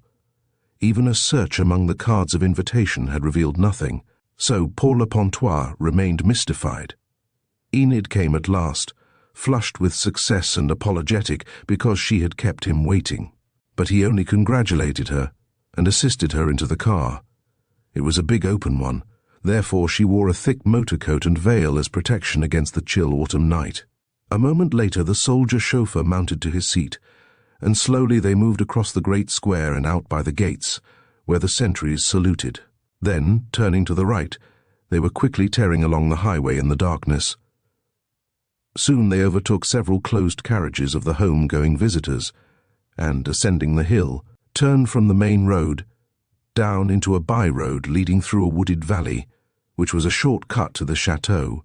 Part of their way led through the great Forêt d'Amblonville, and though Enid's gay chatter was mostly of the play, the defects in the acting and the several amusing contretemps which had occurred behind the scenes, her companion's thoughts were constantly of that stranger whose brow was so deeply lined with care. They expected to overtake Sir Hugh in the brougham, but so long had Enid been changing her gown that they saw nothing of the others. Just, however, as they were within 100 yards or so of the gates which gave entrance to the chateau and were slowing down in order to swing into the drive, a man emerged from the darkness, calling upon the driver to stop, and placing himself before the car, held up his hands. Next instant, the figure of a second individual appeared. Enid uttered a cry of alarm, but the second man, who wore a hard felt hat and dark overcoat, reassured her by saying in French, "Pray do not distress yourself, mademoiselle. There is no cause for alarm. My friend and I merely wish to speak for a moment with Monsieur le Pontois before he enters his house. For that reason we have presumed to stop your car." "But who are you?" demanded Le Pontois angrily. "Who are you that you should hold us up like this? Perhaps, monsieur, it would be better if you descended and escorted mademoiselle as far as your gates. We wish to speak to you for a moment upon a little matter which is both urgent and private." "Well, cannot you speak here now and let us proceed?" "Not before mademoiselle," replied the man. "It is a confidential matter." Paul, much puzzled at the curious demeanor of the strangers, reluctantly handed Enid out and walked with her as far as his own gate, telling her to assure Blanche that he would return in a few moments, when he had heard what the men wanted. "Very well," she laughed. "I'll say nothing. You can tell her all when you come in." The girl passed through the gates and up the gravel drive to the house when Le Pontois, turning upon his heel to return to the car, was met by the two men who, he found, had walked closely behind him. "You are Paul Le Pontois?" inquired the elder of the pair brusquely. "Of course. Why do you ask that?" "Because it is necessary," was his businesslike reply. Then he added, "I regret, monsieur, that you must consider yourself under arrest by order of His Excellency the Minister of Justice." "Arrest?" gasped the unhappy man. "Are you mad, monsieur?" "No," replied the man who had spoken. "We have merely our duty to perform and have travelled from Paris to execute it." "With what offence am I charged?" Le Pontois demanded. "Of that we have no knowledge. As agents of secret police we are sent here to convey you for interrogation." The man under arrest stood dumbfounded. "But at least you will allow me to say farewell to my wife and child, to make excuse to them for my absence?" he urged. "I regret that is quite impossible, monsieur. Our orders are to make the arrest and to afford you no opportunity to communicate with anyone. But this is cruel, inhuman. His Excellency never meant that. I am quite sure, especially when I am innocent of any crime. As far as I am aware, we can only obey our orders, monsieur," replied the man in the dark overcoat. "Then may I not write a line to my wife, just one word of excuse?" he pleaded. The two police agents consulted. "Well," replied the elder of the pair, who was the one in authority, "if you wish to scribble a note, here are paper and pencil," and he tore a leaf from his notebook and handed it to the prisoner. By the light of the headlamps of the car, Paul scribbled a few hurried words to Blanche. "I am detained on important business," he wrote. "I will return tomorrow. My love to you both. Paul." The detective read it, folded it carefully, and handed it to his assistant, telling him to go up to the chateau and deliver it at the servants' entrance. When he had gone, the detective, turning to the chauffeur, said, "I shall require you to take us to Verdun." "This is not my car, monsieur," replied Paul. "It belongs to General Moulin." "That does not matter. I will telephone to him an explanation as soon as we arrive in Verdun. We may as well enter the car as stand here." Paul Le Pontois was about to protest, but what could he say? The minister in Paris had apparently committed some grave error in thus ordering his arrest. No doubt there would be confusion, apologies and laughter. So, with a light heart at the knowledge that he had committed no offence, he got into the car and allowed the polite police agent to seat himself beside him. The only chagrin he felt was that the chauffeur had overheard all the conversation, and to him he said, "Remember, Gallet, of this affair you know nothing." "I understand perfectly, monsieur," was the wondering soldier's reply. Then they sat in silence in the darkness until the hurrying police agent returned, after which the car sped straight past the chateau on the high road which led through the deep valley onto the fortress town of Verdun. As they passed the chateau, Paul le Pontois caught a glimpse of its lighted windows and sat wondering what Blanche would imagine. He pictured the pleasant supper party and the surprise that would be expressed at his absence. How amusing! What incongruity! He was under arrest. The car rushed on beneath the precipitous hill crowned by the great fortress of Houdiamont, through the narrow gorge the road to Paris. All three men seated abreast were silent until at last the elder of the two police agents bent and glanced at the clock on the dashboard, visible by the tiny glow lamp. "12:30, he remarked. "The express leaves Verdun at 2:28. "For where?" asked Paul. "For Paris." "Paris!" he cried. "Are you taking me to Paris?" "Those are our orders," was the detective's quiet response. Chapter 16. The Orders of His Excellency. Again Paul sat back without a word. Well, he would hear the extraordinary charge against him, whatever it might be, and without speaking they travelled on and on until they at last entered the Porte Saint-Paul at Verdun, passed up the Avenue de la Gare, skirting the Palais de Justice into the station yard. As Paul descended, they were met by a third stranger, who strolled forward, a man in a heavy travelling coat and a soft Homburg hat. It was the man who had sat behind him earlier in the evening, the man with the deep lines upon his careworn brow, who had laughed so heartily, and who a moment later introduced himself as Jules Pierrepont, special commissaire of the Paris Sûreté. "We have met before," remarked Paul abruptly. "Yes, Monsieur le Pontois," replied the man with a grim smile, "on several occasions lately. It has been my duty to keep observation upon your movements, acting upon orders from Monsieur the Prefect of Police." And together they entered the dark, deserted station to await the night express for Paris. Suddenly Paul turned back, saying to the chauffeur in a low, hard voice, "Gallet, tomorrow go and tell Madame my wife that I am unexpectedly called to the capital. Tell her that I will write to her. But at all hazards, do not let her know the truth that I am under arrest," he added hoarsely. "That is understood, monsieur," replied the man, saluting. "Neither Madame nor anyone else shall know why you have left for Paris. I rely upon you," were Paul's parting words, and turning upon his heel, he accompanied the three men who were in waiting. Half an hour later he sat in a second-class compartment of the Paris Rapide with the three keen-eyed men who had so swiftly effected his arrest. It was apparent to him now that the reason he had recognized Pierrepont was because that man had maintained vigilant yet unobtrusive observation upon him during several of the preceding days, keeping near him in all sorts of ingenious guises and making inquiries concerning him, inquiries instituted for some unexplained cause by the Paris police. Bitterly he smiled to himself as he gazed upon the faces of his three companions, hard and deep-shadowed beneath the uncertain light. Presently he made some inquiry of Jules Pierrepont, who had now assumed commandership of the party, as to the reason of his arrest. "I regret, Monsieur le Pontois," replied the quiet, affable man. "His Excellency does not give us reasons. We obey orders, that is all." "But surely there is still, even after the war, justice in France," cried Paul in dismay. "There must be some good reason. One cannot be thus arrested as a criminal without some charge against him, in my case a false one."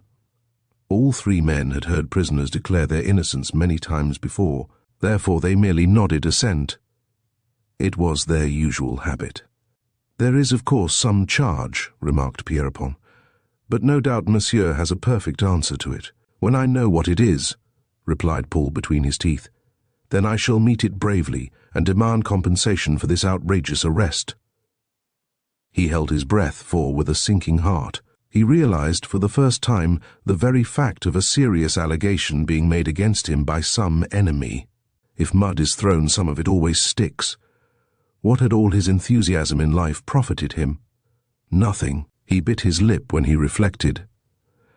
"You have some idea of what is alleged against me, monsieur," the unhappy man exclaimed presently, as the roaring train emerged from a long tunnel.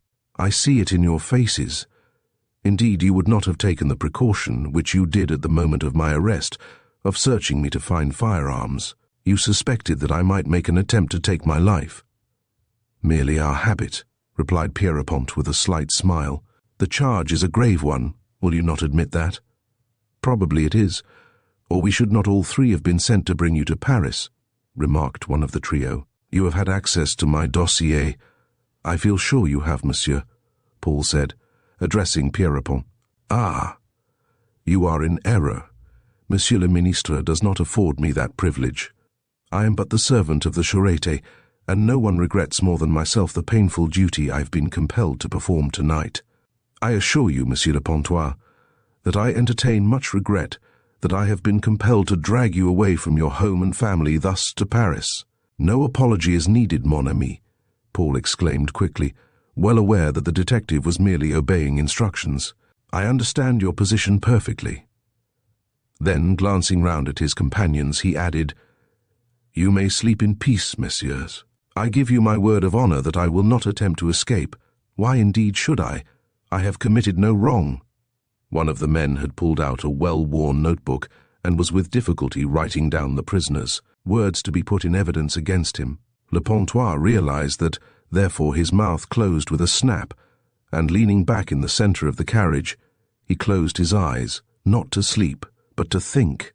Before leaving Verdun, he had seen Pierrepont enter the telegraph bureau to dispatch a message to the Sûreté without a doubt. They already knew in Paris that he was under arrest, but at his home they were, happily, still in ignorance. Poor Blanche was asleep, no doubt, by that time, he thought, calm in the belief that he had been delayed and would be home in the early hours. The fact that he was actually under arrest he regarded with more humor than seriousness, feeling that in the morning explanations would be made and the blunder rectified. No more honorable or upright man was there in France than Paul Le Pontois, and this order from the Sûreté had held him utterly speechless and astounded. So he sat there hour after hour as the Rapide roared westward, until it halted at the great echoing station of Chalons, where all four entered the buffet and hastily swallowed their café au lait. Afterwards they resumed their seats, and the train, with its two long dusty wagons lit, moved onward again, with Paris for its goal. The prisoner said little. He sat calmly reflecting, wondering and wondering what possible charge could be made against him. He had enemies, as every man had, he knew, but he was not aware of anyone who could make an allegation of a character sufficiently grave to warrant his arrest. Why had it been forbidden that he should wish Blanche farewell? There was some reason for that. He inquired of Pierrepont, who had treated him with such consideration and even respect, but the agent of secret police only replied that in making an arrest of that character they made it a rule never to allow a prisoner to communicate with his family. "There are several reasons for it," he explained. "One is that very often the prisoner will make a statement to his wife which he will afterwards greatly regret. Again, prisoners have been known to whisper to their wives secret instructions, to order the destruction of papers before we can make a domiciliary visit, or, 'But you surely will not make a domiciliary visit to my house,' cried Paul, interrupting. The men exchanged glances. "At present we cannot tell," Pierrepont replied. "It depends upon what instructions we receive." "Do you usually make searches?" asked the prisoner, with visions of his own home being desecrated and ransacked. "Yes, we generally do," the commissaire of police admitted. "As I have explained, it is for that reason we do not allow a prisoner's wife to know that he is under arrest." "But such an action is abominable," cried Le Pontois angrily.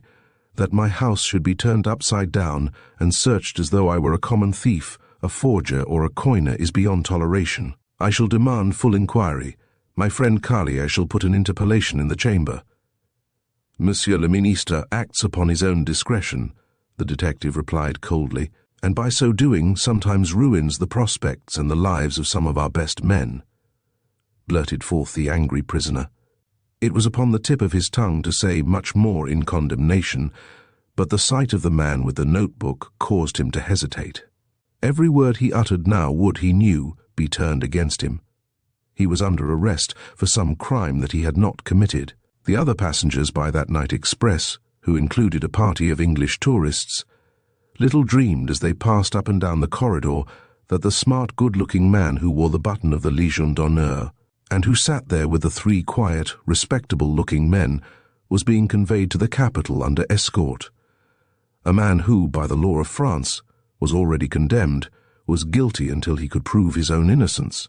In the cold grey of dawn they descended at last at the great Gare de l'Est in Paris. Paul felt tired, cramped and unshaven, but of necessity entered a taxi called by one of his companions, and accompanied by Pierrepont and the elder of his assistants, was driven along through the cheerless, deserted streets to the Charette. As he entered the side door of the ponderous building, the police officer on duty saluted his escort. His progress across France had been swift and secret. What, he wondered, did the future hold in store for him? His lip curled into a smile when they ushered him into a bare room on the first floor. 2 police officers were placed outside the door, while 2 stood within. Then, turning to the window, which looked out upon the bare trees of the place below, he laughed aloud and made some humorous remark which caused the men to smile. But, alas, he knew not the truth. Little did he dream of the amazing allegation that was to be made against him. Little did he dream how completely the enemies of his father-in-law, the General, had triumphed. Chapter 17. Walter gives warning. The morning dawned bright and sunny, a perfect autumn morning, at the pretty chateau of Lerouville. The message which Blanche had received after returning had not caused her much consternation. She supposed that Paul had been suddenly called away on business, so she had eaten her supper with her father and Enid and retired to rest. When, however, they sat at breakfast served in the English style, Sir Hugh opened a letter which lay upon his plate, and at once announced his intention of returning to London. "I have to see Hughes, my solicitor, over Aunt Mary's affairs," he explained suddenly to Blanche. "That executorship is always an infernal nuisance." "But surely you can remain a day or 2 longer, Dad," exclaimed Madame Le Pontois. "The weather is delightful just now, and I hear it is too dreadful for words in England." "I too have to be back to prepare for going away with Mrs. Caldwell," Enid remarked. "But surely these solicitors will wait. There is no great urgency. There can't be." "The old lady died 10 years ago," Blanche exclaimed as she poured out coffee. "My dear, I'm extremely sorry," said her father quietly, "but I must go. It is imperative." "Not today.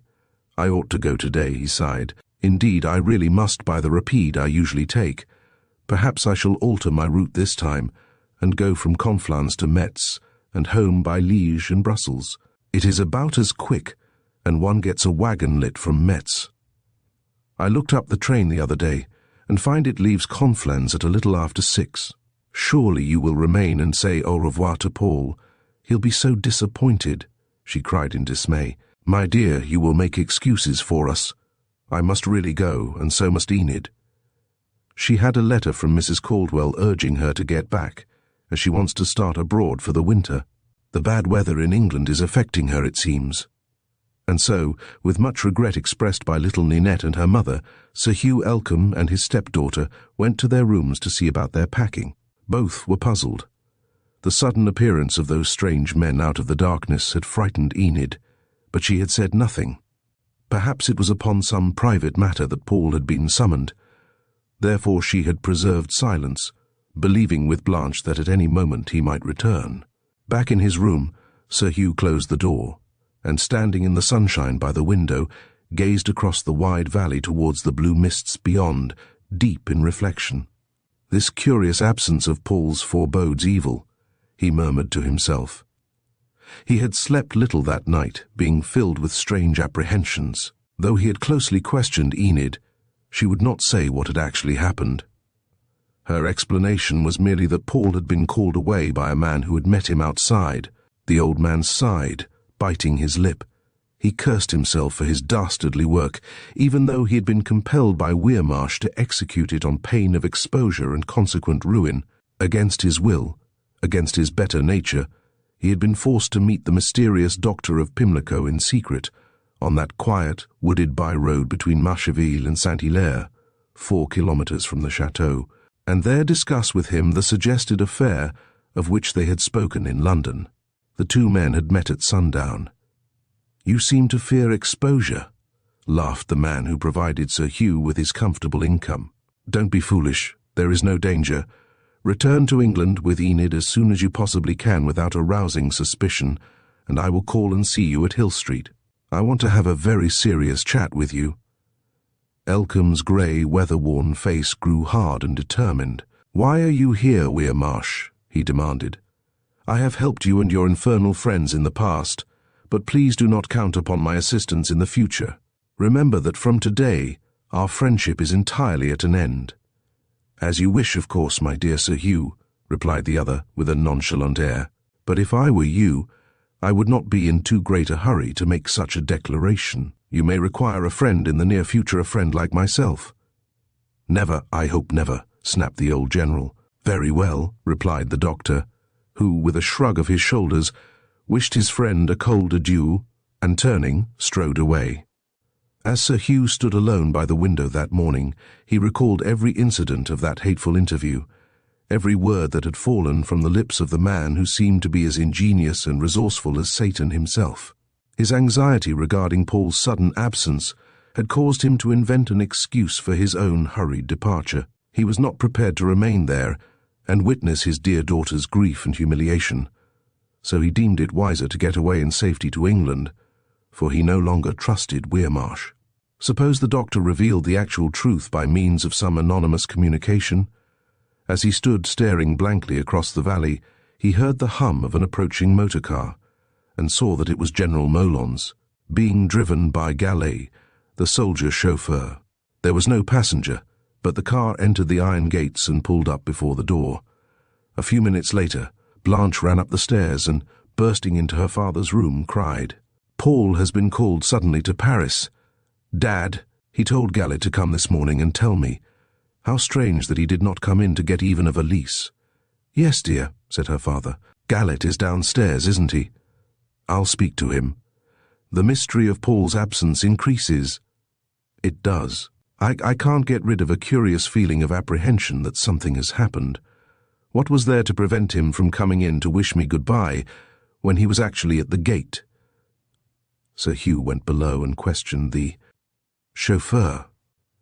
The story told by the man Gallet was that Le Pontois had been met by two gentlemen and given a message that he was required urgently in Paris, and they had driven at once over to Verdun, where they had just caught the train. "Did Monsieur Le Pontois leave any other message for Madame?" asked Sir Hugh in French. "No, monsieur. The general endeavoured by dint of persuasion to learn something more, but the man was true to his promise and would make no further statement. Indeed, earlier that morning, he had been closely questioned by the commandant, but had been equally reticent. Le Pontois was a favourite in the neighbourhood, and no man would dare to lift his voice against him. Sir Hugh returned to his room and commenced packing his suitcases, more than ever convinced that suspicion had been aroused. Jean came to offer to assist, but he declared that he liked to pack himself, and this occupied him the greater part of the morning. Enid was also busy with her dresses, assisted by Blanche's Provençal maid, Louise. About 11 o'clock, however, John tapped at her door and said, "A peasant from Alamont across the valley has brought a letter, mademoiselle. He says an English gentleman gave it to him to deliver to you personally. He is downstairs." In surprise, the girl hurriedly descended to the servants' entrance, where she found a sturdy, old, grey-bearded peasant, bearing a long, stout stick. He raised his frayed cap politely and asked whether she were Mademoiselle Orlebar. Then, when she had replied in the affirmative, he drew from the breast of his blouse a crumpled letter, saying, "The Englishman who has been staying at the Lion D'Or at Alamont gave this to me at dawn today. I was to give it only into Mademoiselle's hands. There is no reply." Enid tore open the letter eagerly and found the following words, written hurriedly in pencil in Walter Featherstone's well-known scrawling hand, for a novelist's handwriting is never of the best.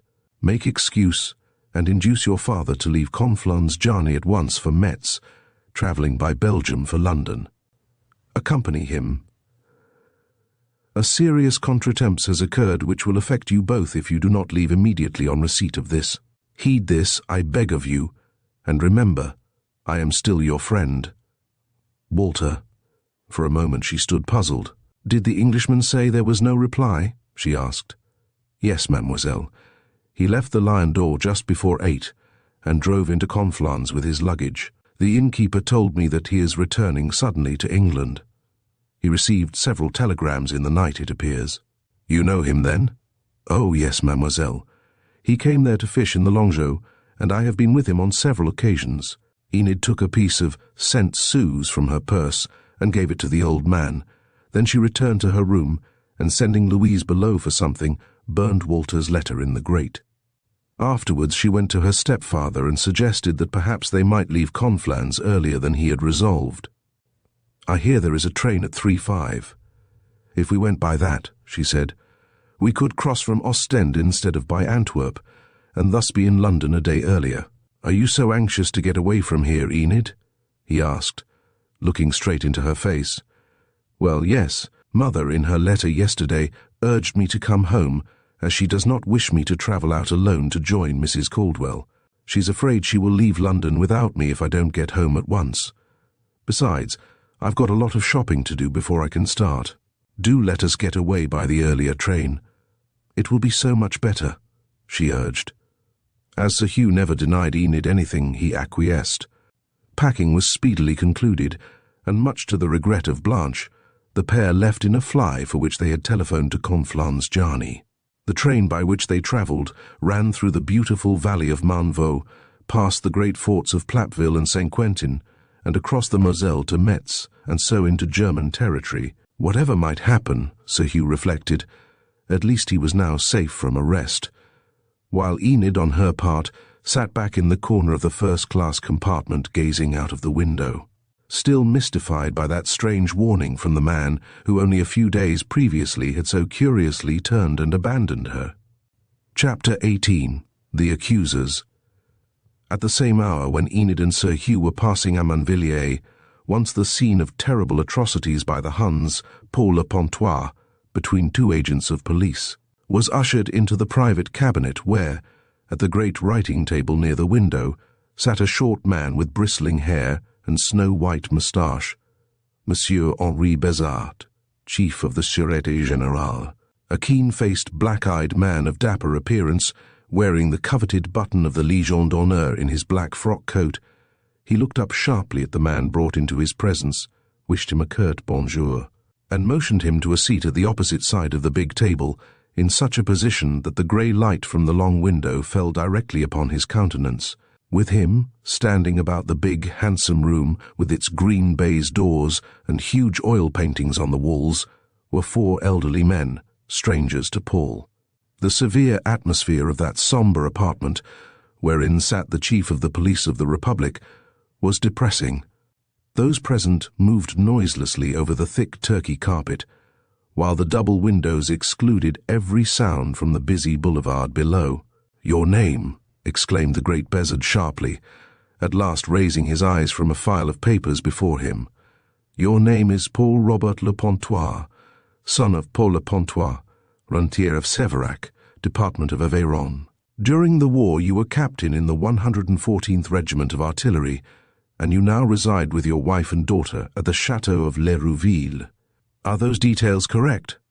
"Perfectly, monsieur," replied the man seated with the 2 police agents standing behind him. He wore his black evening trousers and a brown tweed jacket, which one of the detectives had lent him. "You have been placed under arrest by order of the ministry," replied Bezard, speaking in his quick, impetuous way. "I am aware of that, monsieur," was Paul's reply, "but I am in ignorance of the charge against me." "Well," exclaimed Bezard very gravely, again referring to the formidable dossier before him, "the charge brought against you is most serious. It is astounding and disgraceful. Listen, and I will read it. Afterwards we will hear what explanation you have to offer. We are assembled for that purpose." The 4 other men had taken chairs nearby, while Pierrepont was standing at some distance away, with his back to the wood fire. For a second Bezard paused, then, rubbing his gold pince-nez and adjusting them, he read in a cold, hard voice the following. The charge alleged against you, Paul Robert Le Pontois, is that upon 4 separate occasions you have placed in circulation forged Bank of England and Treasury notes of England to the extent of nearly £1 million. It's a lie, cried Paul, jumping to his feet, his face aflame. Before God, I swear it is a lie. Calm yourself and listen, commanded the great chief of the Sûreté Générale sharply. Be seated. The prisoner sank back into his chair again. His head was reeling. Who could possibly have made such unfounded charges against him? He could scarcely believe his ears. Then the hard-faced, white-headed old director, who held supreme command of the police of the Republic, glanced at him shrewdly, and, continuing, said, It is alleged that you, Paul Le Pontois, on the 14th day of January, and again on the 16th of May, met in commercy a certain Englishman, and handed to him a bundle of English notes since proved to be forgeries. I am not acquainted with any English forger, protested Paul. Do not interrupt, monsieur, snapped the director. You will, later on, be afforded full opportunity to make any statement or explanation you may wish. First listen to these grave charges against you. After a further pause, he added, The third occasion, it is alleged, was on April the 8th last, when it seems you drove at early morning over to Thillot-sous-les-Côtes, and there met a stranger who was afterwards identified as an American who is wanted for banknote forgeries. And the fourth? Asked Paul hoarsely. This string of allegations utterly staggered him. The fourth occasion was quite recently, Bezard said, still speaking in that same cold tone. On that occasion, you made certain calculations to ascertain how much were your profits by dealing with these forgers whom Scotland Yard are so anxious to arrest. You wrote all the sums down, knowing your expenditure and profits. The latter were very considerable. And by whom is it alleged that I am a dealer in base money, pray? It is not necessary for us to disclose the name of our informant, was the stiff rejoinder. But surely I am not to be thus denounced by an anonymous enemy, he cried. This is not the justice which every Frenchman claims as his birthright. You have demanded to know the charges laid against you, and I have detailed them, replied the chief of the Sûreté, regarding the prisoner closely through his gold pince-nez. They are false, every word of them, promptly returned Le Pontois. I have no acquaintance with any banknote forger. If I had, he would quickly find himself under arrest. The 4 men seated in his vicinity smiled grimly. They had expected the prisoner to declare his innocence. I may tell you that the information here in Bezard tapped the dossier before him is from a source in which we have the most complete and implicit confidence. For the past few months, there have been suspicions that forged English notes have been put into circulation in France. Therefore I ordered a vigilant watch to be maintained. Monsieur Pierrepont, here, has been in command of a squadron of confidential agents, and they have watched me, and I suppose, have manufactured evidence against me. It is only what may be expected of men paid to spy upon us. If I am a forger or a friend of forgers, as you allege me to be, then I am unworthy to have served in the uniform of France. But I tell you that the allegations you have just read are lies, every word of them. And Le Pontois' pale cheeks flushed crimson with anger. Le Pontois, remarked a tall, thin, elderly commissaire who was present, it is for you to prove your innocence. The information laid before us is derived from those who have daily watched your movements and reported them. If you can prove to us that it is false, then your innocence may be established. But I am innocent, he protested. Therefore I have no fear what charges may be laid against me. They cannot be substantiated. The whole string of allegations is utterly ridiculous. Eh bien, then let us commence with the first, exclaimed Bezard, again referring to the file of secret reports before him. On Wednesday, the 14th day of January, you went to Commercy, where, at the Café de la Cloche, you met a certain Belgian who passed under the name of Lalou. I recollect, cried Le Pontois quickly. I sold him a horse. He was a dealer. A dealer in forged notes, remarked one of the officials with a faint smile. Was he a forger then? Asked Le Pontois in entire surprise. Yes, He has entered France several times in the guise of a horse-dealer, Pierpont interrupted. But I only bought a horse of him, declared the prisoner vehemently, and you paid for it in English notes, apologizing that you had no other money. He took them, for he passed them in Belgium into an English bank in Brussels. They were forged. Again, on the 16th of May, you met the man Le Queux at the same place, said Besard. He had a mare to sell. I tried to buy it for my wife to drive, but he wanted too much. You remained the night at the Hôtel de Paris, and saw him again at 9 o'clock next morning. True. I hoped to strike a bargain with him in the morning, but we could not come to terms. Regarding the forged English notes you were prepared to sell, eh? Snapped Besard with a look of disbelief. I had nothing to sell, protested Le Pontois, drawing himself up.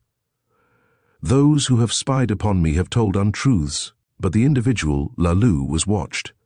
One of our agents followed him to Brussels, where he went next day to the English bank in the Montagne de la Cour, not with forged notes from me. My dealings with him were in every way honest business transactions. You mean that you received money from him, eh? I do not deny that. I sold him a horse on the first occasion. He paid me 700 francs for it, and I afterwards purchased one from him. So you do not deny that you received money from that man? Why should I? I sold him a horse, and he paid me for it. Very well, said Besard with some hesitation. Let us pass to the 8th of April. At 6 o'clock that morning, you drove to Thillot-sous-les-Côtes, where you met a stranger at the entrance to the village, and walked with him, and held a long and earnest conversation. Paul was silent for a moment. The incident recalled was one that he would fain have forgotten, one the truth of which he intended at all hazards to conceal. I admit that I went to Thillot in secret, he answered in a changed voice. Ah, then you do not deny that you were attracted by the promises of substantial payment for certain forged English notes which you could furnish, eh? Grunted Besard in satisfaction. I admit going to Thillot, but I deny your allegation, cried Paul in quick protest. Then perhaps you will tell us the reason you took that early drive? Asked a commissaire, with a short, hard laugh of disbelief. The prisoner hesitated. It was a purely personal matter, one which concerned himself alone. I regret, messieurs, was his slow reply. I regret that I am unable indeed. I am not permitted to answer that question. Pray why? Inquired Besard. Well, because it concerns a woman's honour, was the low, hoarse reply. The honour of the wife of a certain officer. At those words of his, the men interrogating him laughed in derision, declaring it to be a very elegant excuse. It is no excuse, he cried fiercely, again rising from his chair. When I have obtained permission to speak, messieurs, I will tell you the truth. Until then, I shall remain silent. Eh bien, snapped Besard. And so we will pass to the next and final charge, that you prepared a statement in order to satisfy yourself regarding the profits of your dealings in these spurious notes. I have no knowledge of such a thing, Paul replied instantly. And yet for several weeks past a mysterious friend of yours has been seen in the neighbourhood of your chateau. He has been staying in Commercy and in Longyon. I gave orders for his arrest, but, with his usual cleverness, he escaped from Commercy. I prepared no statement. Grunted Besard, looking straight into his flushed face. You are quite certain of that? I swear I did not.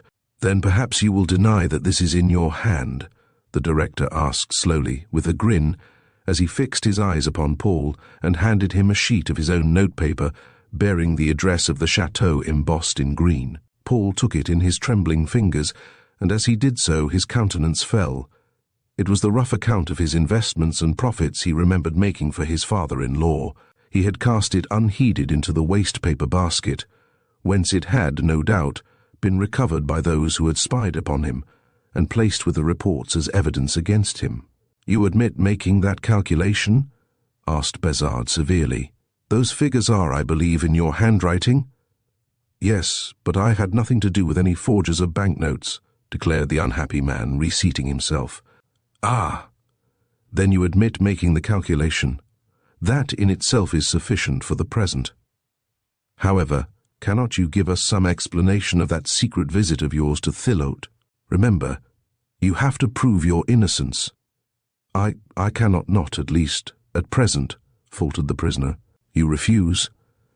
Yes, monsieur, I flatly refuse, was the hoarse reply. "As I have told you, that visit concerned the honor of a woman." The men again exchanged glances of disbelief, while the victim of those dastardly allegations sat breathless, amazed at the astounding manner in which his most innocent actions had been misconstrued into incriminating evidence. He was under arrest as one who had placed forged English banknotes in circulation in France. Chapter 19, in which a truth is hidden. When Walter Featherstone entered the tasteful drawing-room at Hill Street, 4 days later, he found Enid alone, seated by the fire. The dull London light of the autumn afternoon was scarcely sufficient for him to distinguish every object in the apartment, but as he advanced she rose and stood silhouetted against the firelight, a slight, graceful figure, with hand outstretched. "Both Mother and Sir Hugh are outgone to a matinee at the Garrick," she exclaimed. "I'm so glad you've come in," and she placed a chair for him. "I have heard that you are leaving for Egypt tomorrow," he said, "and I wish to have a chat with you." "We go to Italy first, and to Egypt after Christmas," she replied. "Mother has promised to join us in Luxor at the end of January." "If I were you, Enid," he replied gravely, bending towards her, "I would make some excuse and remain in England." "Why?" she asked, her eyes opening widely. "I don't understand."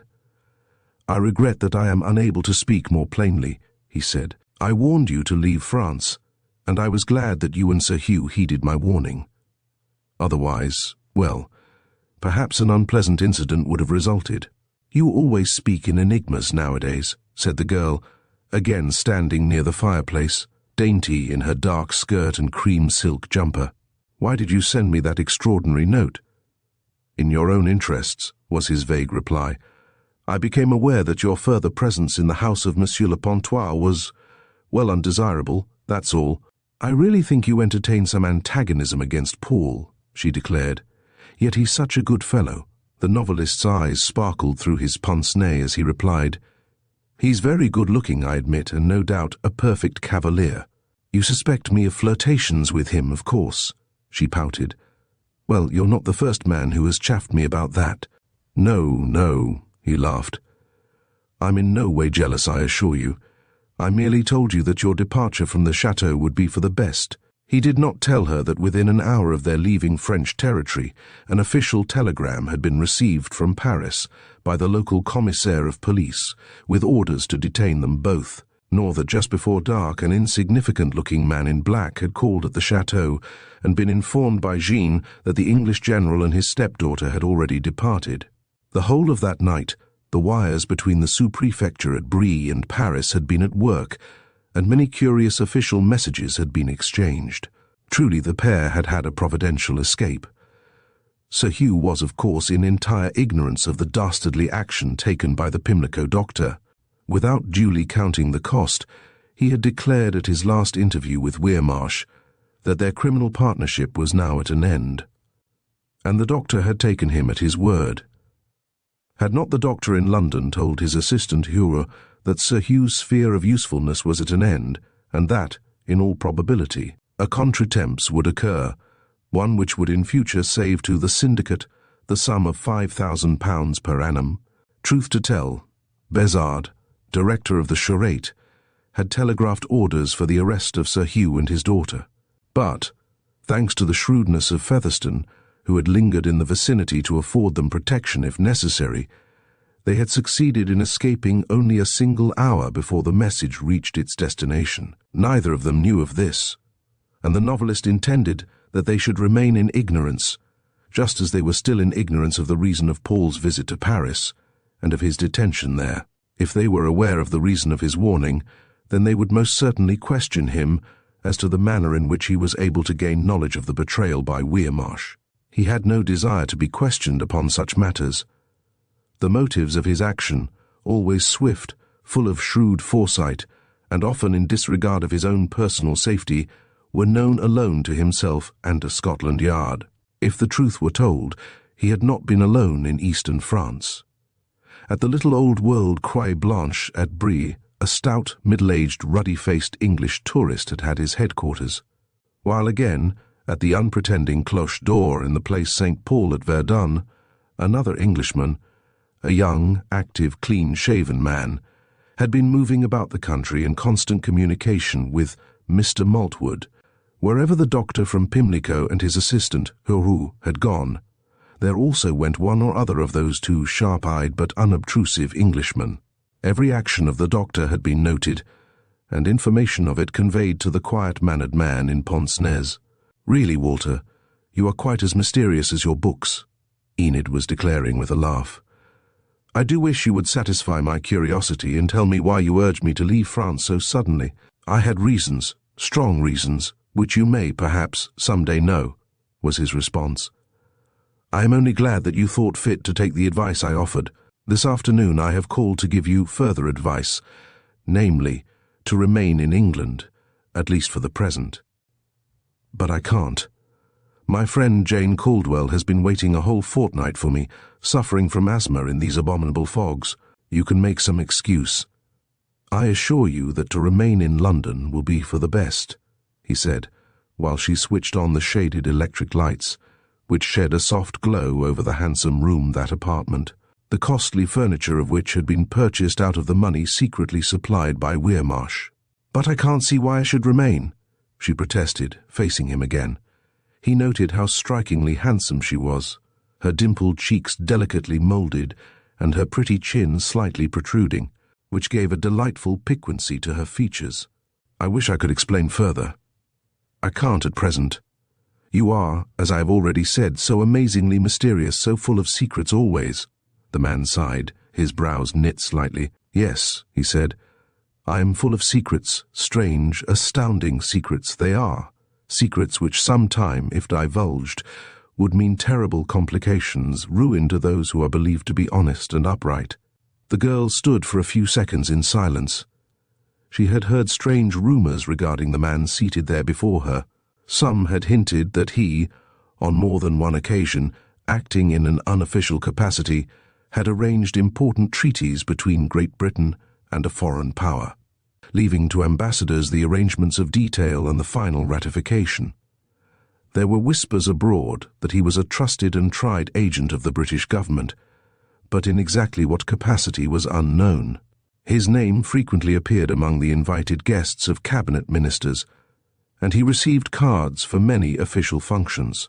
But the actual manner in which he rendered assistance to the government was always kept a most profound secret. More than once Sir Hugh had mentioned the matter over the dining table, expressing wonder as to Featherstone's real position. "You know him well, Enid," he had exclaimed once, laughing over to her. "What is your opinion?" "I really haven't any," she declared. "His movements are certainly rapid and often most mysterious." "He's a most excellent fellow," declared the old general. "Cartwright told me so the other day in the club." Cartwright was ambassador in Petrograd before the war. Enid remembered this as she stood there, her hands behind her back. "Before I left I heard that Paul had been called unexpectedly to Paris," he said a few moments later. "Has he returned?" "Not yet, I believe. I had a letter from Blanche this morning. When it was written 2 days ago he was still absent." Then she added, "There is some mystery regarding his visit to the capital. Blanche left for Paris yesterday, I believe, for she had telegraphed to him, but received no reply." "She has gone to Paris," he echoed. "Why did she go? It was silly." "Well, because she is puzzled, I think. It was very strange that Paul, even though at the very gate, did not leave those 2 men and wish her adieu." "2 men? What 2 men?" he asked in affected ignorance. "The 2 men who stopped the car and demanded to speak with him," she said, and continuing, described to him that remarkable midnight incident close to the chateau. "No doubt he went to Paris upon some important business," Featherstone said, reassuring her. "It was, I think, foolish of his wife to follow. At least that's my opinion. He knew that when Madame arrived in Paris the ghastly truth must sooner or later be revealed." Chapter in which a truth is told. As Featherstone sat there, still chatting with his well-beloved, he felt a hatred of himself for being thus compelled to deceive her, to withhold from her the hideous truth of Paul's arrest. After all, silence was best. If Walter spoke to the girl before him, then he must of necessity reveal his own connection with the affair. He knew she had been puzzled by his presence in France, but his explanation, he hoped, had been sufficient. He had assured her that the only motive of his journey had been to be near her, which was, indeed, no untruth. He saw that Enid was not altogether at her ease in his presence. Perhaps it was because of those questions and his plain outspokenness when last they met, on that forest road, where they had discussed the strange death of Harry Bellairs.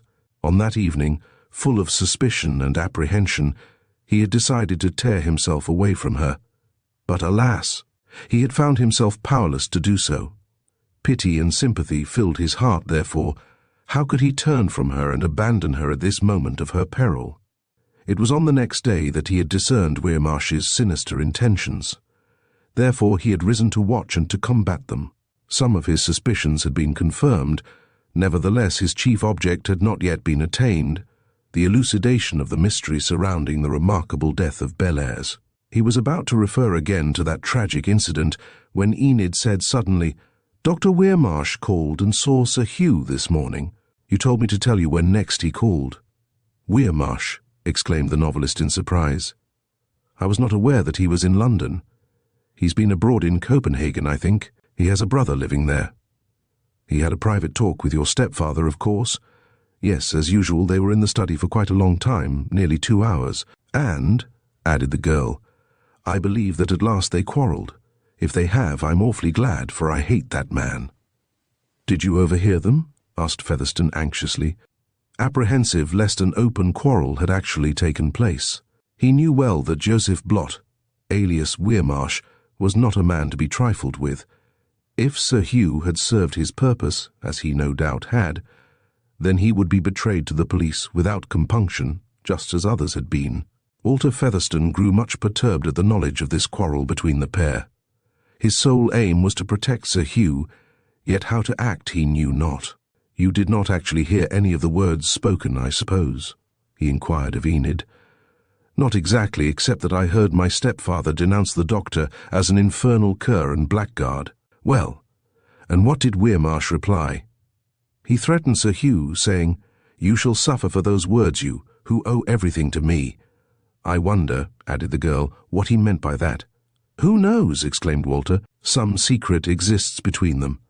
You told me that you suspected it long ago." "And I do," she said, lowering her voice. "That man holds Sir Hugh in the hollow of his hand, of that I'm sure. I have noticed after each of the doctor's visits how pale and thoughtful he always is." "Have you tried to learn the reason of it all?" inquired the novelist quietly, his gaze fixed upon her. "I have," she replied, with slight hesitation. Walter Featherstone contemplated in silence the fine cat's eye and diamond ring upon his finger, a ring sent him long ago by an anonymous admirer of his books, which he had ever since worn as a mascot. At one moment he held this girl in distinct suspicion. At the next, however, he realized her peril and resolved to stand by her as her champion. Did he really and honestly love her? He put that question to himself 1,000 times, and for the 1,000th time was he compelled to answer in the affirmative. "By which route do you intend travelling to Italy tomorrow?" he asked. "By Paris and Modane.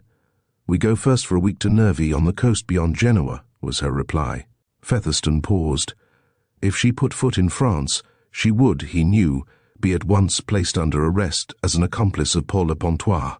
When Weirmarsh took revenge, he always did his work well. No doubt the French police were already at Calais awaiting her arrival. "I would change the route," he suggested. "Go by Ostend, Strasbourg and Milan." "Mrs. Caldwell has already taken our tickets," she said. "Besides, it is a terribly long way round by that route." "I know," he murmured, "but it will be best. I have a reason, a strong reason, Enid, for urging you to go by Ostend. It is not in my power to do so. Jane always makes our travelling arrangements. Besides, we have sleeping berths secured on the night rapide from the Gare de Lyon to Turin. I will see Mrs. Caldwell and get her tickets changed," he said. "Do you understand, Enid? There are reasons, very strong reasons, why you should not travel across France." "No, I don't," declared the girl. "You are mysterious again. Why don't you be open with me and give me your reasons for this suggestion?" "I would most willingly if I could," he answered. "Unfortunately, I cannot." "I don't think Mrs. Caldwell will travel by the roundabout route which you suggest merely because you have a whim that we should not cross France," she remarked, looking straight at him. "If you enter France, a disaster will happen, depend upon it," he said, speaking very slowly, his eyes fixed upon her. "Are you a prophet?" the girl asked. "Can you prophesy dreadful things to happen to us?" "I do in this case," he said firmly. "Therefore, take my advice and do not court disaster." "Can't you be more explicit?" she asked, much puzzled by his strange words. "No," he answered, shaking his head. "I cannot. I only forewarn you of what must happen. Therefore I beg of you to take my advice and travel by the alternative route, if you really must go to Italy." She turned towards the fire, and fixing her gaze upon the flames, remained for a few moments in thought, one neat foot upon the marble curb.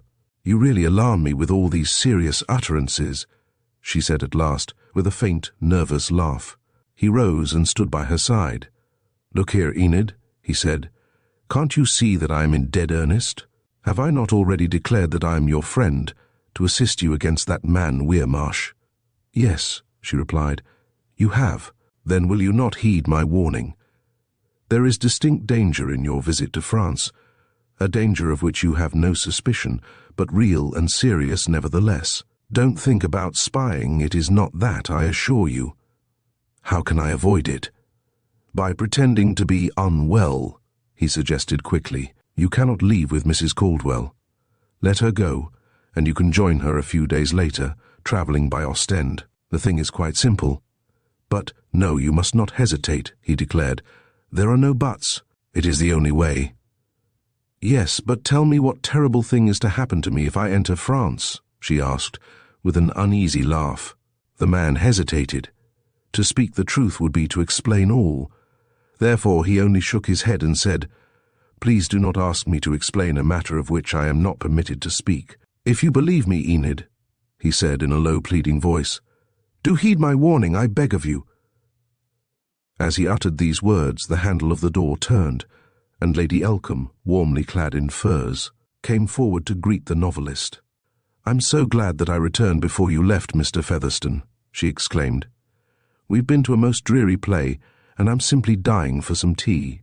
Enid, ring the bell, dear, will you?"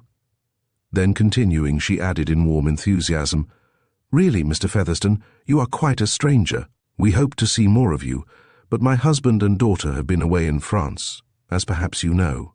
"So Enid has been telling me," replied Walter. "They've been in a most interesting district." "Enid is leaving us again tomorrow morning," remarked her mother. "They are going to Nervy. You know it, of course, for I've heard you called the living Baedeker, Mr. Featherstone." She laughed. "Yes," he replied. "I know it, a rather dull little place, with one or two villas. I prefer Santa Margherita, a little farther along the coast, or Rapallo. But," he added, "your daughter tells me she's not well. I hope she will not be compelled to postpone her departure." "Of course not," said Lady Elcombe decisively. "She must go tomorrow if she goes at all. I will not allow her to travel by herself." The girl and the man exchanged meaning glances, and just then Sir Hugh himself entered, greeting his visitor cheerily. The butler brought in the tea tray, and as they sat together the two men chatted. In pretence that he had not been abroad, Walter was making inquiry regarding the district around Haudiamont, which he declared must be full of interest, and asking the general's opinion of the French new fortresses in anticipation of the new war against Germany. "Since I have been away," said the general, "I have been forced to arrive at the conclusion that another danger may arrive in the very near future. Germany will try and attack France again without a doubt. The French are labouring under a dangerous delusion if they suppose that Germany would be satisfied with her obscurity." "Is that really your opinion, Sir Hugh?" asked Featherstone, somewhat surprised. "Certainly," was the general's reply. "There will be another war in the near future. My opinions have changed of late, my dear Featherstone," Sir Hugh assured him, as he sipped his tea, "and more especially since I went to visit my daughter. I have recently had opportunities of seeing and learning a good deal." Featherstone reflected. Those words coming from Sir Hugh were certainly strange ones. Walter was handing Enid the cake when the butler entered, bearing a telegram upon a silver salver, which he handed to Sir Hugh. Tearing it open, He glanced at the message eagerly, and a second later, with blanched face, stood rigid, statuesque, as though turned into stone. "Why, what's the matter?" asked his wife. "Whom is it from?" "Only from Blanche," he answered in a low, strained voice. "She is in Paris and is leaving tonight for London." "Is Paul coming?" inquired Enid eagerly. "No," he answered, with a strenuous effort to remain calm. He cannot leave Paris." The butler, being told there was no answer, bowed and withdrew, but a few seconds later the door reopened and he announced, "Dr. Weirmarsh, Sir Hugh." Chapter: The Widened Breach. When Sir Hugh entered his cosy study, he found the doctor seated at his ease in the big chair by the fire. "I thought that, being in the vicinity, I would call and see if you've recovered from your silly fit of irritability," he said, with a grim smile on his grey face, as he looked towards the general. "I have just received bad news." "News which I have all along dreaded," replied the unhappy man, the telegram still in his hand. "Paul Le Pontois has been arrested on some mysterious charge, false, without a doubt." "Yes," replied Weirmarsh. "It is most unfortunate. I heard it an hour ago, and the real reason of my visit was to tell you of the someone must have made a false charge against him," cried the general excitedly. "The poor fellow is innocent, entirely innocent. I only have a brief telegram from his wife. She is in despair and leaves for London tonight. My dear Sir Hugh, France is in a very hysterical mood just now. Of course there must be some mistake. Some private enemy of his has made the charge without a doubt. Someone jealous of his position, perhaps. Allegations are easily made, though not so easily substantiated. Except by manufactured evidence and forged documents," snapped Sir Hugh. "If Paul is the victim of some political party and is to be made a scapegoat, then heaven help him, poor fellow. They will never allow him to prove his innocence unless what? Unless I come forward," he said very slowly, staring straight before him. "Unless I come forward and tell the truth of my dealings with you. The charges against Paul are false. I know it now. What have you to say?" He added in a low, hard voice, "A great deal of good that would do," laughed Weirmarsh, selecting a cigarette from his gold case and lighting it, regarding his host with those narrow-set, sinister eyes of his. "It would only implicate Le Pontois further. They would say, and with truth, that you knew of the whole conspiracy and had profited by it. I should tell them what I know concerning you.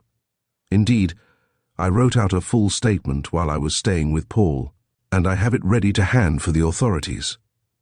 "You can do so, of course, if you choose," was the careless reply. "It really doesn't matter to me what statement you make. You have always preserved silence up to the present. Therefore, I should believe that in this case silence was still golden. And you suggest that I stand calmly by and see Le Pontois sentenced to a long term of imprisonment for a crime which he has not committed, eh?" "I don't suggest anything, my dear Sir Hugh," was the man's reply. "I leave it all to your good judgment." Since they had met in secret, Weirmarsh had made a flying visit to Brussels, where he had conferred with two friends of his. Upon their suggestion he was now acting. If Paul Le Pontois was secretly denounced and afterwards found innocent, then it would only mystify the French police. The policy pursued towards the Charette, as well as towards Sir Hugh, was a clever move on Weirmarsh's part. "What am I to say to my poor girl when she arrives here in tears tomorrow?" demanded the fine old British officer hoarsely. "You know that best yourself," was Weirmarsh's brusque reply. "To you I owe all my recent troubles," the elder man declared. Because, he added bitterly, "you bought me up body and soul." "A mere business arrangement, wasn't it, Sir Hugh?" remarked his visitor. "Of course, I'm very sorry if any great trouble has fallen upon you on my account. I hope, for instance, you do not suspect me of conspiring to denounce your son-in-law," he added.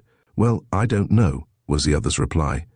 "Yet I feel that in view of this contretemps, I must in future break off all connection with you, and lose the annual grant which you find so extremely useful. I shall be compelled to do without it, and at least I shall have peace of mind." "Perhaps," remarked the other meaningly. Sir Hugh realized that this man intended still to hold him in the hollow of his hand. From that one false step he had taken years ago, he had never been able to draw back. Hour by hour, and day by day, had his conscience pricked him. Those chats with the doctor in that grimy little consulting room in Pimlico remained ever in his memory. The doctor was the representative of those who held him in their power persons, who were being continually hunted by the police, yet who always evaded them, criminals all. To insult him would be to insult those who had paid him so well for his confidential services. Yet, filled with contempt for himself, he asked whether he did not deserve to be degraded publicly, and drummed out of the army. Were it not for Lady Elcombe and Enid, he would long ago have gone to East Africa and effaced himself, but he could not bring himself to desert them. He had satisfied himself that not a soul in England suspected the truth, for, by the press, he had long ago been declared to be a patriotic Briton, because in his stirring public speeches, when he had put up for Parliament after the armistice, there was always a genuine John Bull ring. The truth was that he remained unsuspected by all save by one man who had scented the truth. That man was Walter Featherstone. Walter alone knew the ghastly circumstances, and it was he who had been working to save the old soldier from himself.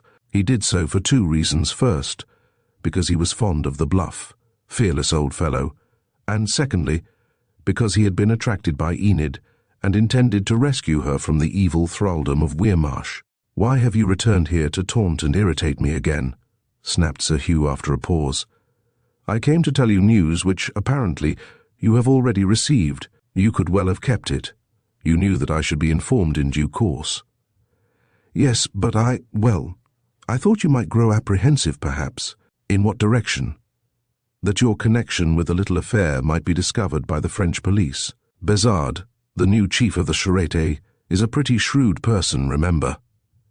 "But surely that is not possible, is it?" gasped the elder man in quick alarm. "No, you can reassure yourself on that point. Le Pontois knows nothing, therefore he can make no statement. Unless, of course, your own actions were suspicious. They were not. I am convinced of that. Then you have no need to fear. Your son-in-law will certainly not endeavour to implicate you, and if he did, he would not be believed," declared the doctor, although he well knew that Bellairs was in possession of full knowledge of the whole truth, and that only by the timely warning he had so mysteriously received. Had this man before him and his stepdaughter escaped arrest? His dastardly plot to secure their ruin and imprisonment had failed. How the girl had obtained wind of it utterly mystified him. It was really in order to discover the reason of their sudden flight that he had made those two visits. "Look here, Weirmarsh," exclaimed Sir Hugh with sudden resolution. "I wish you to understand that from today, once and for all, I desire to have no further dealings with you. It was, as you have said, a purely business transaction. Well, I have done the dirty, disgraceful work for which you have paid me, and now my task is at an end." "I hardly think it is, my dear Sir Hugh," replied the doctor calmly. "As I have said before, I am only the mouthpiece. I am not the employer. But I believe that certain further assistance is required, information which you promised long ago, but failed to procure." "What was that?" "You recollect that you promised to obtain something, a little tittle-tattle concerning a lady." "Yes," snapped the old officer. "Oh, Lady Wansford, let us talk of something else." Weirmarsh, who had been narrowly watching the countenance of his victim, saw that he had mentioned a disagreeable subject. He noted how pale were the general's cheeks, and how his thin hands twitched with suppressed excitement. "I am quite ready to talk of other matters," he answered, "though I deem it but right to refer to my instructions." "And what are they?" "To request you to supply the promised information." "But I really can't. You made a promise, remember, and upon that promise I made you a loan of £500. "I know," cried the unhappy man, who had sunk so deeply into the mire that extrication seemed impossible. "I know, but it is a promise that I can't fulfill. I won't be your tool any longer. Gad, I won't. Don't you hear me?" "You must," declared Weirmarsh, bending forward and looking straight into his eyes. "I will not," shouted Sir Hugh, his eyes flashing with quick anger. "Anything but that. Why? My efforts in that direction had tragic results on the last occasion." "Ah," laughed Weirmarsh. "I see you are superstitious or something. I did not expect that of you." "I am not superstitious, Weirmarsh. I only refuse to do what you want. If I gave it to you, it would mean, no, I won't. I tell you I won't. Bah! You are growing sentimental. No, I am growing wise. My eyes are at last open to the dastardly methods of you and your infernal friends. Hear me, once and for all, I refuse to assist you further, and moreover, I defy you. The doctor was silent for a moment, contemplating the ruby on his finger. Then, rising slowly from his chair, he said, "Ah, you do not fully realize what your refusal may cost you. Cost what it may, Weirmarsh. I ask you to leave my house at once," said the general, scarlet with anger and beside himself with remorse, "and I shall give orders that you are not again to be admitted here." "Very good," laughed the other, with a sinister grin. "You will very soon be seeking me in my surgery." "We shall see," replied Sir Hugh, with a shrug of his shoulders, as the other strode out of his room. Chapter concerning the Bellairs affair. What Walter Featherstone had feared had happened. The two men had quarrelled. Throughout the whole of that evening, he watched the doctor's movements. In any other country, but our dear old hoodwinked England Featherstone, in the ordinary course, would have been the recipient of high honours from the sovereign. But he was a writer, and not a financier. He could not afford to subscribe to the party funds, a course suggested by the flat-footed old Lady G, who was the tout of government whips. Walter preferred to preserve his independence. He had seen and known much during the war, and disgusted, he preferred to adopt the Canadian government's decree and remain without honours. His pet phrase was, "The extent of a party's dishonours is known by the honours it bestows." Scraps of ribbon, 10th Z, or OBE behind one's name can neither make the gentleman nor create the lady. His secret connection with Scotland Yard, which was purely patriotic and conducted as a student of underground crime, had taught him many strange things, and he had learnt many remarkable secrets. Some of them were, indeed, his secrets before they became secrets of the cabinet. Many of those secrets he kept to himself, one being the remarkable truth that General Sir Hugh Elcombe was implicated in a very strange jumble of affairs, a matter that was indeed incredible. To the tall, well-groomed, military-looking man with whom he stood at 11 o'clock on the following morning, in a private room at New Scotland Yard, he had never confided that discovery of his. To have done so would have been to betray a man who had a brilliant record as a soldier and who still held high position at the War Office. By such denunciation he knew he might earn from the eyes of the government very high commendation, in addition to what he had already earned, yet he had resolved, if possible, to save the old officer, who was really more sinned against than sinning. "You seem to keep pretty close at the heels of your friend, the Doctor of Vauxhall Bridge Road," laughed Trendle, the director of the department, as they stood together in the big, airy, official-looking room, the two long windows of which looked out over Westminster Bridge. "You've been in France, Montgomery says. What was your friend doing there?" "He's been there against his will, very much against his will." "And you found out something, eh?" "Yes," replied Featherstone, "one or two things." "Something interesting, of course," remarked the shrewd, active, dark-haired man of 50, under whose control was one of the most important departments of Scotland Yard. "But, tell me, in what direction is this versatile doctor of yours working just at the present?" "I hardly know," was the novelist's reply, as in a navy serge suit he leaned near the window which overlooked the Thames. "I believe some deep scheme is afoot, but at present I cannot see very far. For that reason I am remaining watchful. He does not suspect you, of course. If he does, I'd give you Harris or Charlesworth or another of the men, in fact whoever you like to assist you.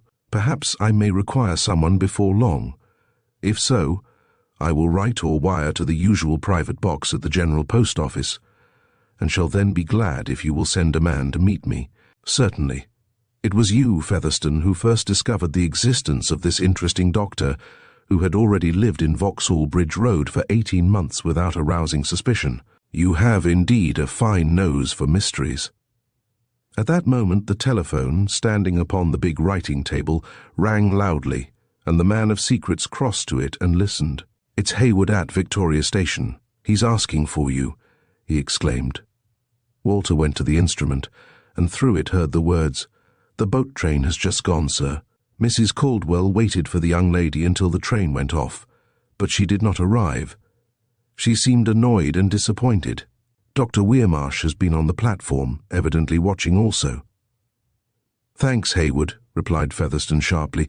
"That was all I wanted to know. Good day." He replaced the receiver and, walking back to his friend against the window, explained, "A simple little inquiry I was making regarding a departure by the boat train for Paris, that was all." But he reflected that if Weirmarsh had been watching, it must have been to warn the French police over at Calais of the coming of Enid. No action was too dastardly for that unscrupulous scoundrel. Yet, for the present at least, the girl remained safe.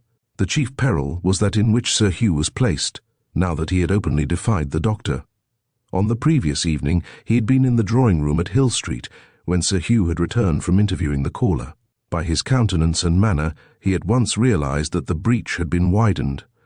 The one thought by which he was obsessed was how he should save Sir Hugh from disgrace. His connection with the Criminal Investigation Department placed at his disposal a marvelous network of sources of information, amazing as they were unsuspected. He was secretly glad that at last the old fellow had resolved to face bankruptcy rather than go farther in that strange career of crime, yet, at the same time, there was serious danger. For Weirmarsh was a man so unscrupulous and so vindictive that the penalty of his defiance must assuredly be a severe one.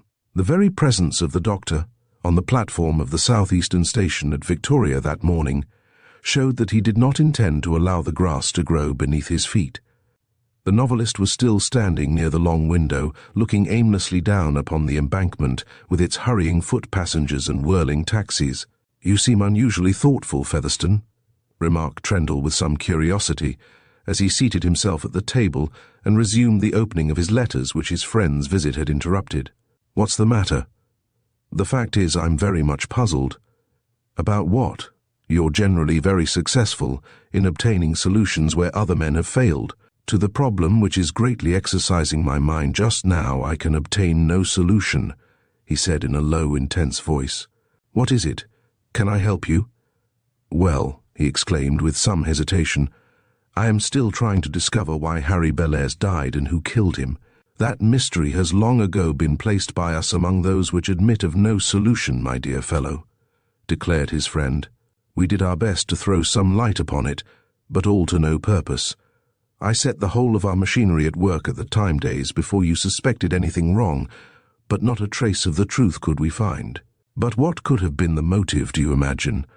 From all accounts he was a most popular young officer, without a single enemy in the world. Jealousy," was the dark man's slow reply. "My own idea is that a woman killed him." "Why?" cried Walter quickly. "What causes you to make such a suggestion?" "Well, listen, and when I've finished you can draw your own conclusions."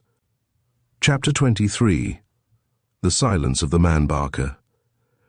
"Harry Bellairs was an old friend of mine," Trendle went on, leaning back in his padded writing chair and turning towards where the novelist was standing. "His curious end was a problem which of course attracted you as a writer of fiction. The world believed his death to be due to natural causes, in view of the failure of Professors Dale and Boyd, the Home Office analysts, to find a trace of poison or of foul play." "You believe, then, that he was poisoned?"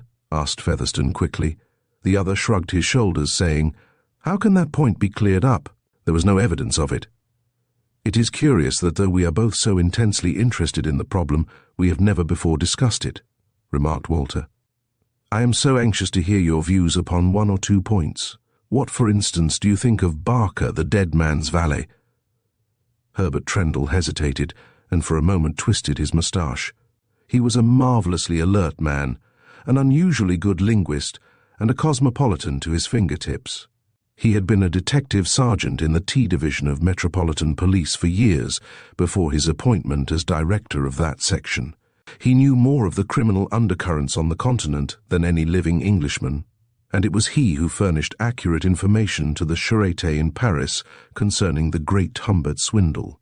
"Well," he said, "if I recollect aright, the inquiries regarding him were not altogether satisfactory. Previous to his engagement by Harry, he had, it seems, been valet to a man named Mitchell, a horse-trainer of rather shady repute. Where is he now?" I really don't know, but I can easily find out.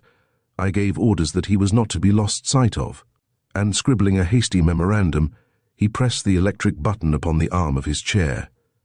His secretary, a tall, thin, deep-eyed man, entered, and to him he gave the note. "Well, let us proceed while they are looking up the information," the chief went on.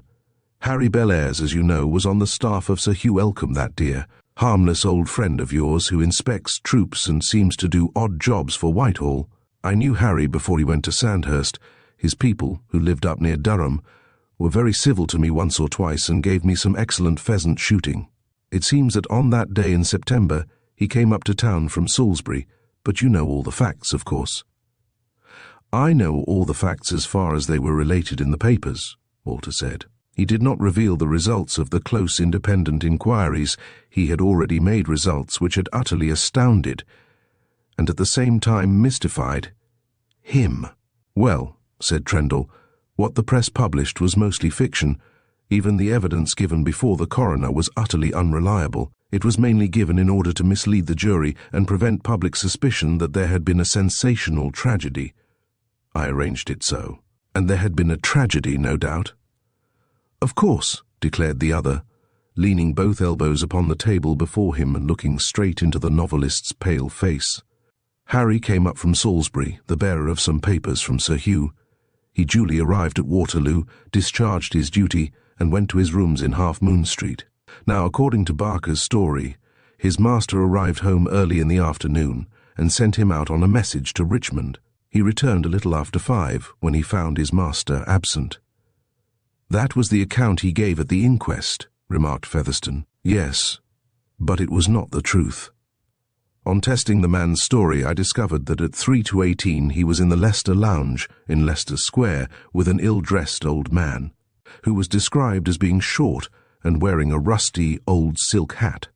They sat at a table near the window drinking ginger ale, so that the barmaid could not overhear, and held a long and confidential chat.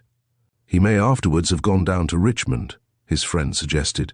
No, he remained there until past 4, and then went round to the Café Royal, where he met another man, a foreigner of about his own age, believed to have been a Swiss with whom he took a cup of coffee. The man was a stranger at the café, probably a stranger in London. Barker was in the habit of doing a little betting, and I believe the men he met were some of his betting friends."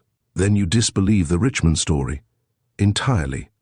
What seems more than probable is that Harry gave his man the afternoon off because he wished to entertain somebody clandestinely at his rooms, a woman perhaps. Yet, as far as I've been able to discover, no one in Half Moon Street saw any stranger of either sex go to his chambers that afternoon. You said that you believed the motive of the crime, if crime it really was jealousy," remarked Featherstone, thoughtfully rubbing his shaven chin, "and I certainly do. Harry was essentially a ladies' man. He was tall and an extremely handsome fellow, a thoroughgoing sportsman, an excellent polo player, a perfect dancer, and a splendid rider to hounds. Little wonder was it that he was about to make a very fine match, for only a month before his death he confided to me in secret the fact, a fact known to me alone, that he was engaged to pretty little Lady Blanche Herbert, eldest daughter of the Earl of Worsborough." "Engaged to Lady Blanche?" echoed the novelist in surprise, for the girl in question was the prettiest of that year's debutantes, as well as a great heiress in her own right. "Yes. Harry was a lucky dog, poor fellow.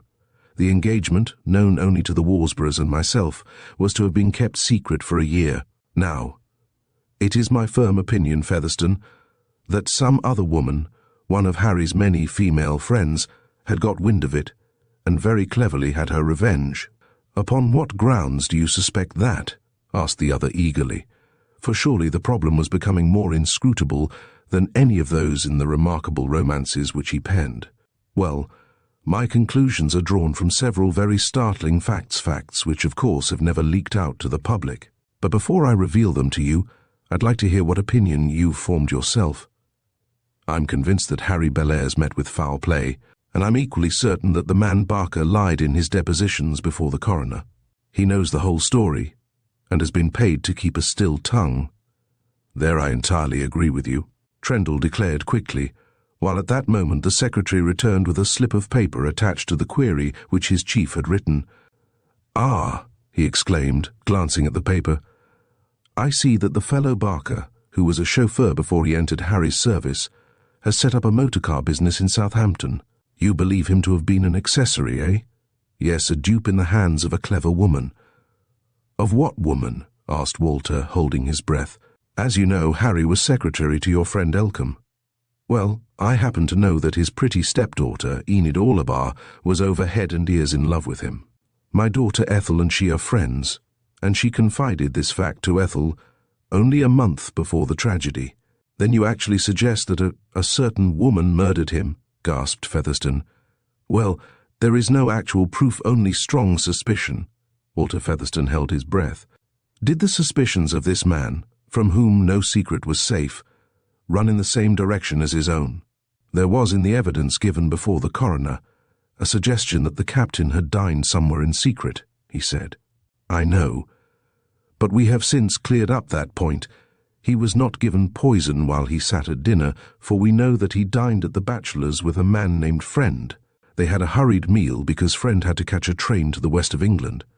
And afterwards, he left the club in a taxi at 8, but what his movements exactly were we cannot ascertain. He returned to his chambers at 9:15 in order to change his clothes and go back to Salisbury, but he was almost immediately taken ill. Barker declares that his master sent him out on an errand instantly on his return, and that when he came in he found him dying. Did he not explain what the errand was?" "No, he refused to say. In that refusal, Featherstone saw that the valet, whatever might be his fault, was loyal to his dead master and to Enid Orlebar. He had not told how Bellairs had sent to Hill Street that scribbled note, and how the distressed girl had torn along to Half Moon Street to arrive too late to speak for the last time with the man she loved. Was Barker an enemy, or was he a friend? That refusal arouses distinct suspicion, eh?" "Barker has very cleverly concealed some important fact," replied the keen-faced man who controlled that section of Scotland Yard. "Bellairs, feeling deadly ill, and knowing that he had fallen a victim to some enemy, sent Barker out for somebody in whom to confide. The man claimed that the errand that his master sent him upon was one of confidence." "And to whom do you think he was sent?" "To a woman," was Trendle's slow and serious reply. "To the woman who murdered him." "But if she had poisoned him, surely he would not send for her," exclaimed Featherstone. At the moment he was not aware of the woman's jealousy, or of the subtle means used to cause his untimely end. He was unsuspicious of that cruel, deadly hatred lying so deep in the woman's breast.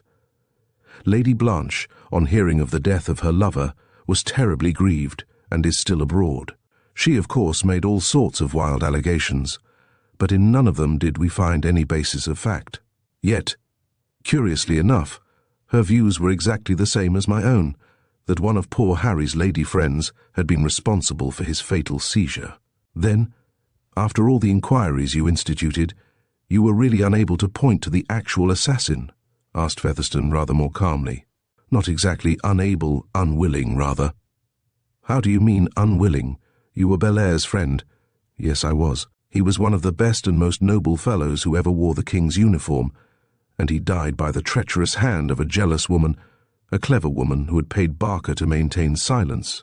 But, if the dying man wished to make a statement, he surely would not have sent for the very person by whose hand he had fallen," Featherstone protested. "Surely that is not a logical conclusion. Bellairs was not certain that his sudden seizure was not due to something he had eaten at the club. Remember, he was not certain that her hand had administered the fatal drug," replied Trendle. A hard, serious expression rested upon his face. He had, no doubt, seen her between the moment when he left the Bachelors and his arrival, a little over an hour afterwards, at Half Moon Street, where, or how, we know not. Perhaps he drove to her house, and there, at her invitation, drank something. Yet, however it happened, the result was the same. She killed him, even though she was the first friend to whom he sent in his distress killed him, because she had somehow learnt of his secret engagement to Lady Blanche Herbert. "Yours is certainly a remarkable theory," admitted Walter Featherstone. "May I ask the name of the woman to whom you refer?" "Yes, she was the woman who loved him so passionately. replied Trendle Enid Orlebar. Then you really suspect? Asked Featherstone breathlessly. Only as far as certain facts are concerned, and that since Harry's death she has been unceasingly interested in the career of the man Barker. Are you quite certain of this? Gasped Featherstone. Quite. It is proved beyond the shadow of a doubt. Then Enid Orlebar killed him. That if she actually did not kill him with her own hand, she at least knew well who did, was the other's cold, hard reply. She killed him for two reasons. First, because by poor Harry's death she prevented the exposure of some great secret. Walter Featherstone made no reply. Those inquiries, instituted by Scotland Yard, had resulted in exactly the same theory as his own independent efforts, that Harry Bellairs had been secretly done to death by the woman who, upon her own admission to him, had been summoned to the young officer's side. Chapter 24. What the Dead Man Left. It was news to Featherstone that Bellairs had dined at his club on that fateful night. He had believed that Enid had dined with him. He had proved beyond all doubt that she had been to his rooms that afternoon during Barker's absence. That feather from the boa, and the perfume, were sufficient evidence of her visit. Yet why had Barker remained in the neighbourhood of Piccadilly Circus if sent by his master with a message to Richmond? He could not doubt a single word that Trendle had told him, for the latter's information was beyond question.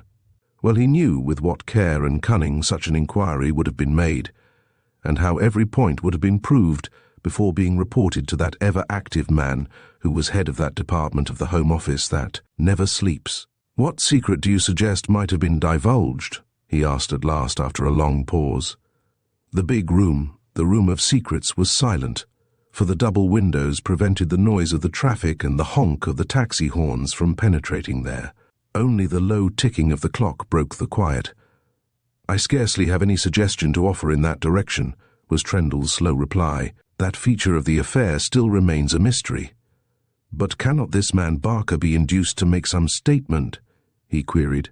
He will scarcely betray the woman to whom he owes his present prosperity, for he is prosperous, and has a snug little balance at his bank.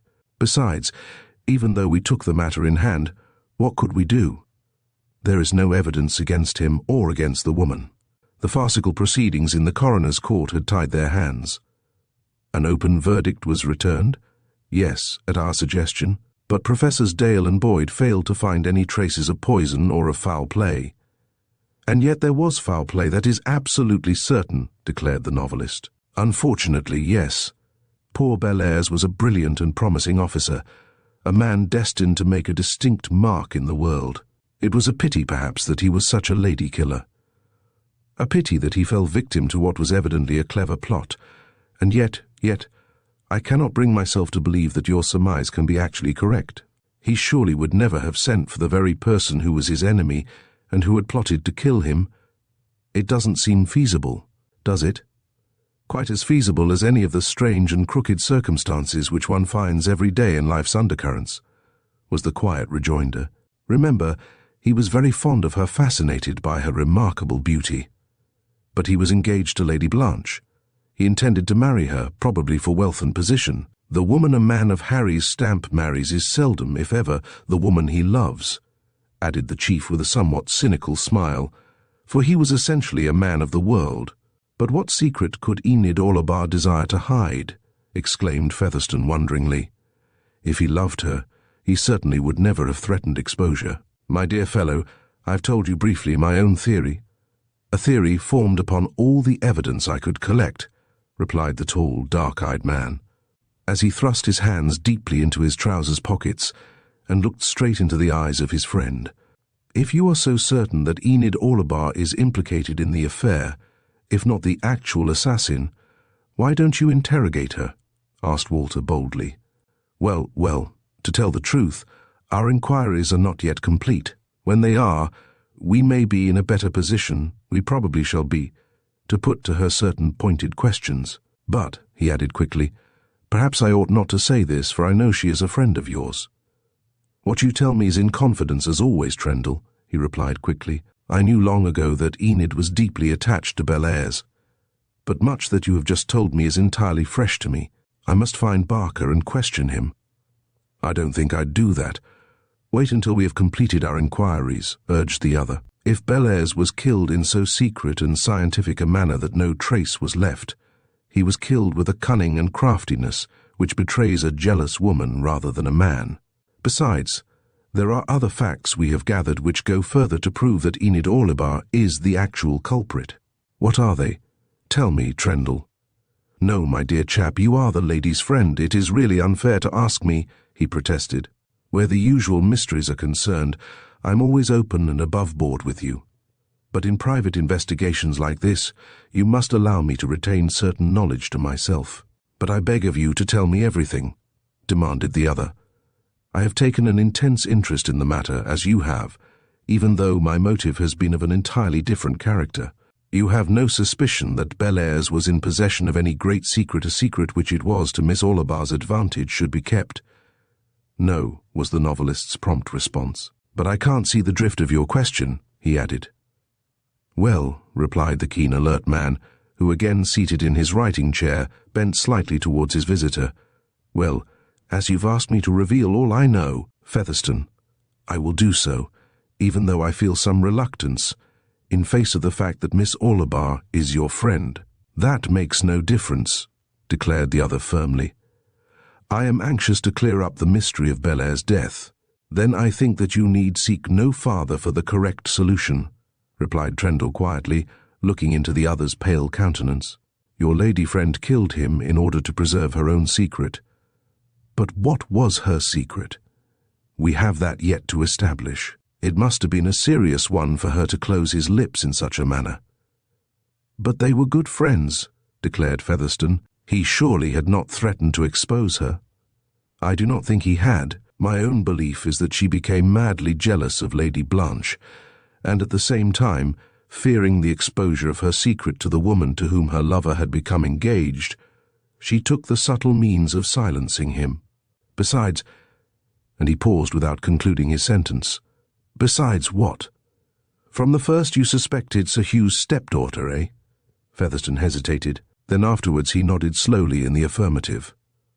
Yes, went on Trendle, I knew all along that you were suspicious. You made a certain remarkable discovery, eh, Featherston? The novelist started. At what did his friend hint? Was it possible that the inquiries had led to a suspicion of Sir Hugh's criminal conduct?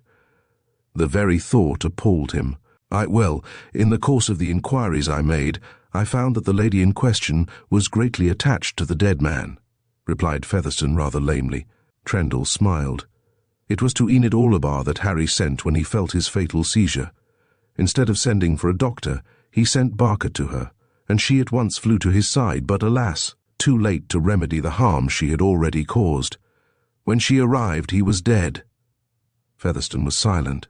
He saw that the inquiries made by the Criminal Investigation Department had led to exactly the same conclusion that he himself had formed. This is a most distressing thought, that Enid Orlebar is a murderess, he declared after a moment's pause. It is, I admit, yet we cannot close our eyes to such outstanding facts, my dear chap.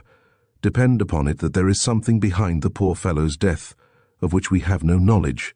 In his death, your friend Miss Orlebar sought safety. The letter he wrote to her a week before his assassination is sufficient evidence of that. A letter, gasped Featherston. Is there one in existence? Yes, it is in our possession. It reveals the existence of the secret. But what was its nature? Cried Featherston in dismay. What terrible secret could there possibly be that could only be preserved by Bellairs' silence? That's just the puzzle we have to solve, just the very point which has mystified us all along. And then he turned to his correspondence again, opening his letters one after the other letters which, addressed to a box at the General Post Office in the city, contained secret information from various unsuspected quarters at home and abroad. Suddenly, in order to change the topic of conversation, which he knew was painful to Walter Featherston, he mentioned the excellence of the opera at Covent Garden on the previous night, and afterwards he referred to an article in that day's paper which dealt with the idea of obtaining exclusive political intelligence through Spirit Bureau. Then, speaking of the labour unrest, Trendle pronounced his opinion as follows. The whole situation would be ludicrous were it not urged so persistently as to be a menace not so much in this country, where we know too well the temperaments of its sponsors, but abroad, where public opinion, imperfectly instructed, may imagine it represents a serious national feeling. The continuance of it is an intolerable negation of civilization. It is supported by no public men of credit. It has been disproved again and again. Ridicule may be left to give the menace the coup de grace. And this, he laughed, in face of what you and I know, eh? Ah, how long will the British public be lulled to sleep by anonymous scribblers? One day they'll have a rude awakening, declared Featherstone, still thinking, however, of that letter of the dead man to Enid. I wonder, he added, I wonder who inspires these denials. We know, of course, that each time anything against enemy interests appears in a certain section of the press, there arises a ready army of letter-writers who rush into print and append their names to assurances that the enemy is nowadays our best friend. Those patriotic Englishmen are, many of them, in high positions. When responsible papers willfully mislead the public, what can be expected? Walter went on. But, he added after a pause, we did not arrive at any definite conclusion regarding the tragic death of Bellairs. What about that letter of his? Trendle was thoughtful for a few minutes. My conclusion, the only one that can be formed, he answered at last, disregarding his friend's question, is that Enid Orlebar is the guilty person, and before long I hope to be in possession of that secret which she strove by her crime to suppress, a secret which I feel convinced we shall discover to be one of an amazing character. Walter stood motionless as a statue. Surely Bellairs had not died by Enid's hand. Chapter 25. At the Café de Paris. IT was in the early days of January, damp and foggy in England. Walter Featherstone sat idling on the terrace of the Café de Paris in Monte Carlo, sipping a mazagran, basking in the afternoon sunshine, and listening to the music of the Romanian orchestra. Around him everywhere was the gay cosmopolitan world of the tables, that giddy little after-the-war financier and profiteer world which amuses itself on the Côte d'Azur, and in which he was such a well-known figure. So many successive seasons had he passed there before 1914 that across at the rooms the attendants and croupiers knew him as an habitué, and he was always granted the carte blanche, the white card of the professional gambler. With nearly half the people he met he had a nodding acquaintance, for friendships are easily formed over the tapis vert, and as easily dropped. Preferring the fresher air of Nice, he made his headquarters at the Hotel Royal on the world-famed promenade, and came over to Monty daily by the Rapide. Much had occurred since that autumn morning when he had stood with Herbert Trendle in the big room at New Scotland Yard, much that had puzzled him, much that had held him in fear lest the ghastly truth concerning Sir Hugh should be revealed. His own activity had been, perhaps, unparalleled. The strain of such constant travel and continual excitement would have broken most men, but he possessed an iron constitution, and though he spent weeks on end in trains and steamboats, it never affected him in the least. He could snatch sleep at any time, and he could write anywhere. Whether or not Enid had guessed the reason of his urgent appeal to her not to pass through France, she had nevertheless managed to excuse herself, but a week after Mrs. Caldwell's departure she had travelled alone by the Harwich-Antwerp route, evidently much to the annoyance of the alert Doctor of Pimlico. Walter had impressed upon her the desirability of not entering France, without, however, giving any plain reason. He left her to guess. Through secret sources in Paris he had learned how poor Paula Pontois was still awaiting trial. In order not to excite public opinion, the matter was being kept secret by the French authorities, and it had been decided that the inquiry should be held with closed doors. A week after his arrest, the French police received additional evidence against him in the form of a cryptic telegram addressed to the chateau, an infamous and easily deciphered message which, no doubt, had been sent with the distinct purpose of strengthening the amazing charge against him. He protested entire ignorance of the sender and of the meaning of the message, but his accusers would not accept any disclaimer. So cleverly, indeed, had the message been worded that at the charrette it was believed to refer to the price he had received for certain bundles of spurious notes. Without a doubt, the scandalous telegram had been sent at Weirmarsh's instigation by one of his friends in order to influence the authorities in Paris. So far as the doctor was concerned, he was ever active in receiving reports from his cosmopolitan friends abroad. But since his quarrel with Sir Hugh, he had ceased to visit Hill Street and had apparently dropped the old general's acquaintance. Sir Hugh was congratulating himself at the easy solution of the difficulty, but Walter, seated at that little marble-topped table in the winter sunshine, knowing Weirmarsh's character, remained in daily apprehension. The exciting life he led in assisting to watch those whom Scotland Yard suspected was as nothing compared with the constant fear of the unmasking of Sir Hugh Elcombe.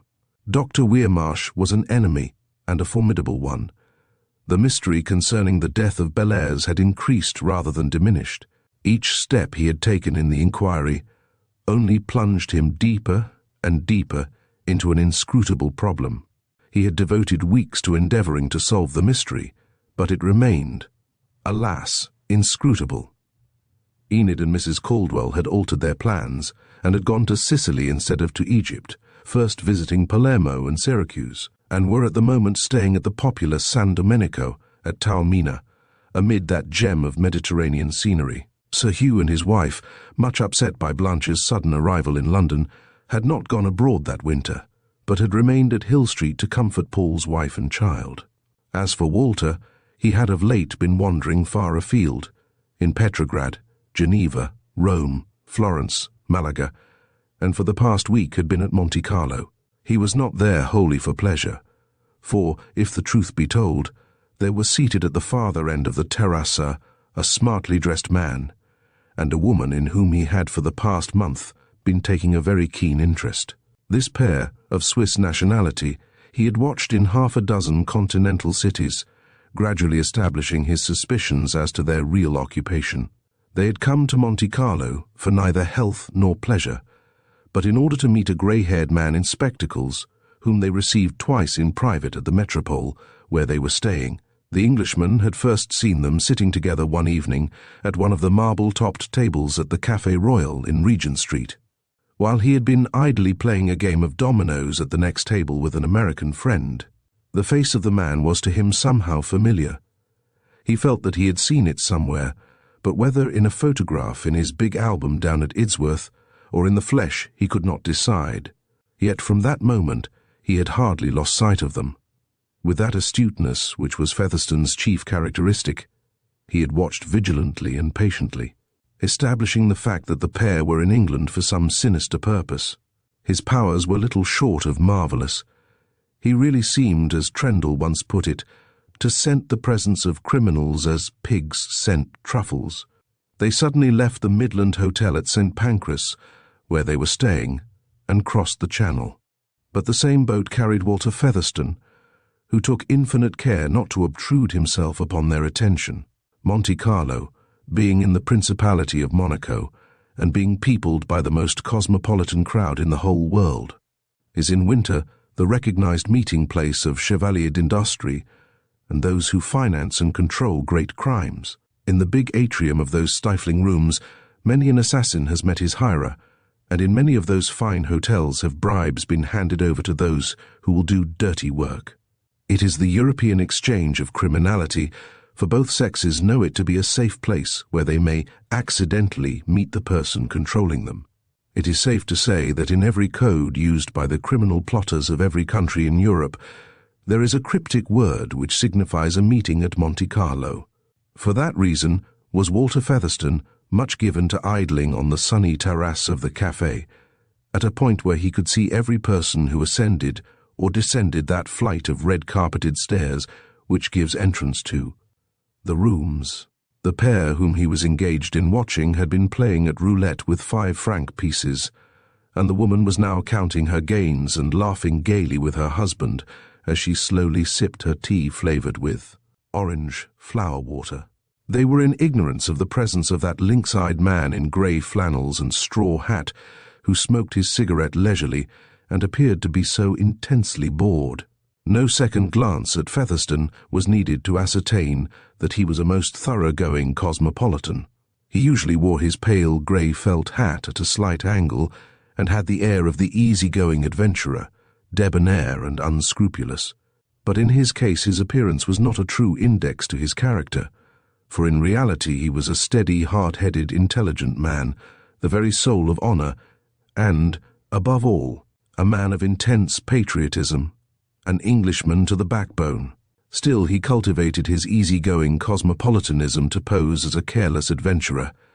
Presently the pair rose, and, crossing the palm-lined place, entered the casino, while Walter, finishing his mazagran, lit a fresh cigarette and took a turn along the front of the casino in order to watch the pigeon shooting. The winter sun was sinking into the tideless sea in all its golden-orange glory as he stood leaning over the stone balustrade watching the splendid marksmanship of one of the crack shots of Europe.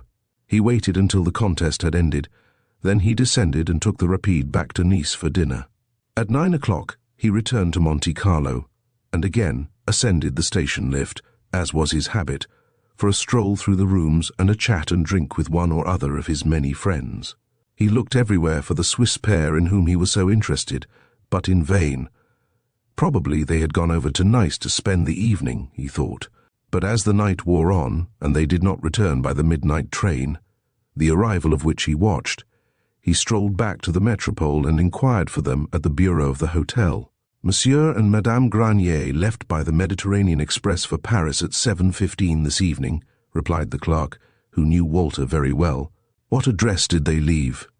He inquired, annoyed at the neat manner in which they had escaped his vigilance. They left no address, monsieur. They received a telegram just after 6 o'clock recalling them to Paris immediately. Fortunately, there was one two-berth compartment vacant on the train. Walter turned away full of chagrin. He had been foolish to lose sight of them. His only course was to return to Nice, pack his traps, and follow to Paris in the ordinary Rapide at 8 o'clock next morning. And this was the course he pursued. But Paris is a big place, and though he searched for 2 whole weeks, going hither and thither to all places where the foreign visitors mostly congregate, he saw nothing of the interesting pair.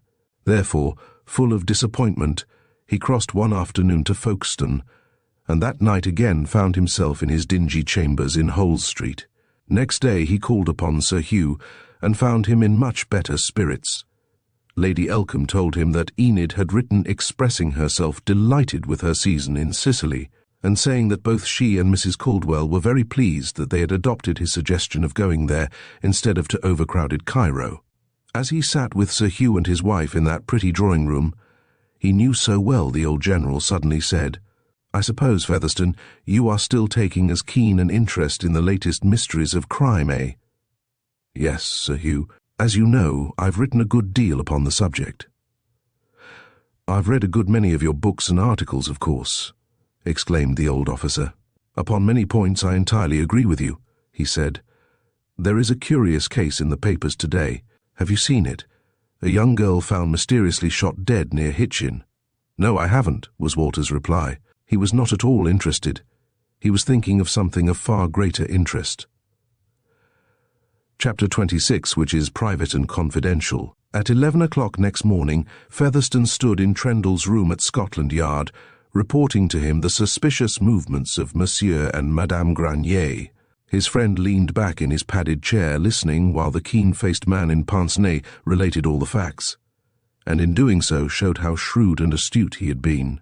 "Then they are just what we thought," remarked the chief. "Without a doubt. In Monte Carlo they received further instructions from somebody. They went to Paris, and there I lost them." Trendle smiled, for he saw how annoyed his friend was at their escape. "Well, you certainly clung on to them," he said. "When you first told me your suspicions, I confess I was inclined to disagree with you. You merely met them casually in Regent Street. What made you suspicious?" "One very important incident. Weirmarsh came in with another man, and in passing nodded to Granier. That set me thinking." "But you do not know of any actual dealings with the doctor?" "I know of none," replied Walter. "Still, I'm very sick that after all my pains they should have escaped to Paris so suddenly." "Never mind," said Trendle. "If they are what we suspect, we shall pick them up again before long, no doubt. Now look here," he added. "Read that. It's just come in. As you know, any foreigner who takes a house in certain districts nowadays is reported to us by the local police. Featherstone took the big sheet of blue official paper which the police official handed to him, and found that it was the copy of a confidential report made by the Superintendent of Police at Malden in Essex, and read as follows: I, William Warden, Superintendent of Police for the Borough of Malden, desire to report to the Commissioner of Metropolitan Police the following statement from Sergeant S. Deacon, Essex Constabulary, stationed at Southminster, which is as below. On Friday, the 13th of September last, a gentleman, evidently a foreigner, was sent by Messrs. Hare and James, estate agents of Malden, to view the house known as the Yews, at Asheldham, in the vicinity of Southminster, and agreed to take it for 3 years in order to start a poultry farm. The tenant entered into possession a week later when 1 vanload of furniture arrived from London. 2 days later, 3 other vanloads arrived late in the evening and were unpacked in the stable yard at dawn. The tenant, whose name is Bailey but whose letters come addressed Bailey, and are mostly from Belgium, lived there alone for a fortnight, and was afterwards joined by a foreign manservant named Pietro, who is believed to be an Italian. Though more than 3 months have elapsed, and I have kept observation upon the house, a large one, standing in its own grounds, I have seen no sign of poultry farming, and therefore deem it a matter for a report. Samuel Deacon, Sergeant, Essex Constabulary. Curious, remarked Walter when he had finished reading it. Yes, said Trendle. There may be nothing in it. It should be inquired into, declared Walter. I'll take Summers and go down there to have a look round if you like. I wish you would, said the chief. I'll phone Summers to meet you at Liverpool Street Station, he added, turning to the railway guide. There's a train at 1:45. Will that suit you? Yes. Tell him to meet me at Liverpool Street, and we'll see who this Mr. Bailey really is. When, shortly after 1:30, the novelist walked onto the platform at Liverpool Street, he was approached by a narrow-faced, middle-aged man in a blue serge suit who presented the appearance of a ship's engineer on leave. As they sat together in a first-class compartment, Featherstone explained to his friend the report made by the police officer at Southminster, the next station to Burnham-on-Crouch, whereupon Summers remarked, The doctor has been down this way once or twice of late.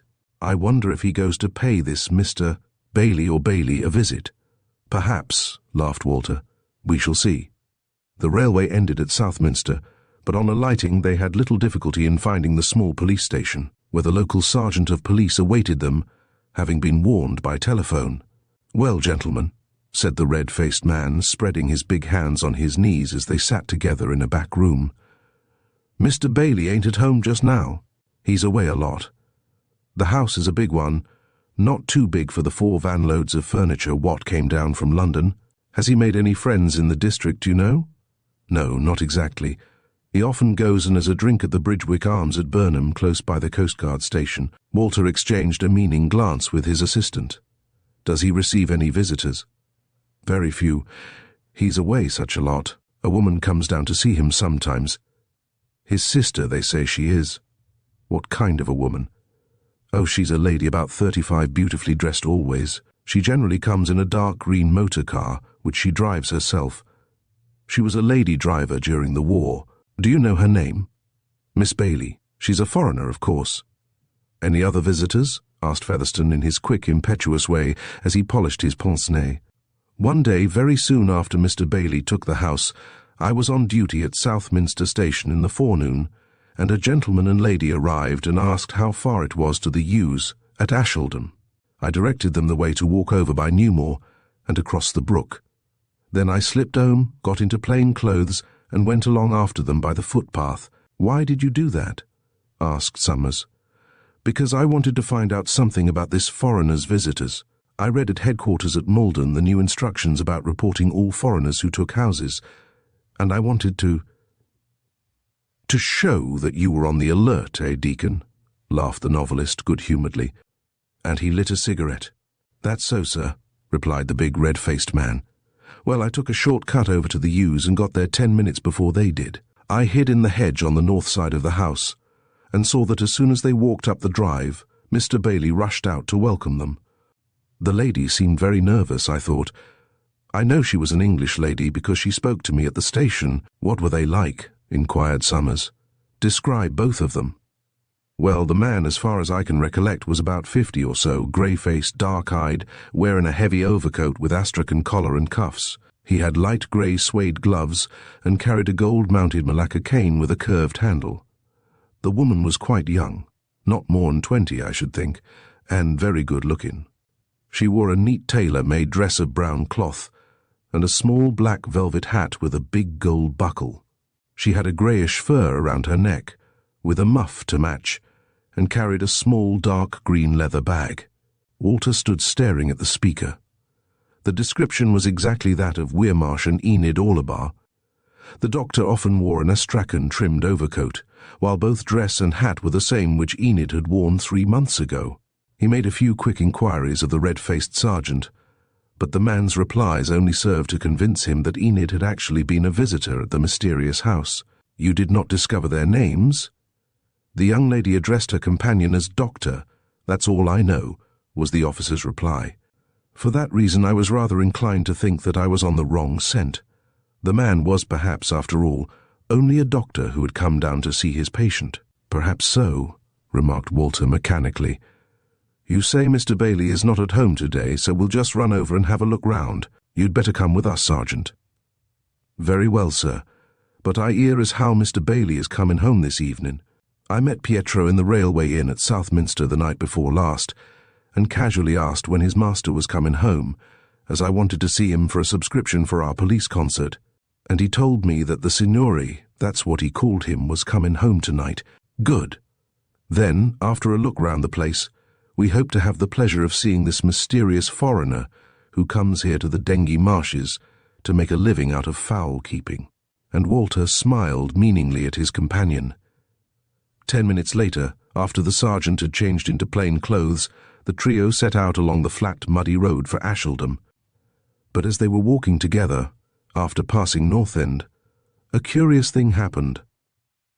Summers started back suddenly and nudged the novelist's arm without a word. Featherstone, looking in the direction indicated, halted, utterly staggered by what met his gaze. It was inexplicable, incredible.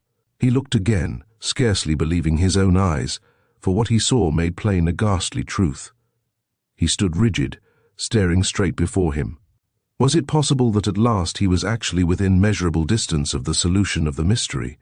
Chapter: The result of investigation. As the expectant trio had come round the bend in the road, they saw in front of them, walking alone, a young lady in a short tweed suit with hat to match. The gown was of a peculiar shade of grey, and by her easy, swinging gait and the graceful carriage of her head, Walter Featherstone instantly recognized that there before him, all unconscious of his presence, was the girl he believed to be still in Sicily, Enid Orlebar. He looked again, to satisfy himself that he was not mistaken. Then, drawing back, lest her attention should be attracted by their footsteps, he motioned to his companions to retreat around the bend, and thus out of her sight. Now, he said, addressing them, there is some deep mystery here. That lady must not know we are here. You've recognized her, sir? Asked Summers, who had on several previous occasions assisted him. Yes, was the novelist's hard reply. She is here with some mysterious object. You mustn't approach the yews till dark. Mr. Bailey will then be at home, sir, remarked the sergeant. I thought you wished to explore the place before he arrived.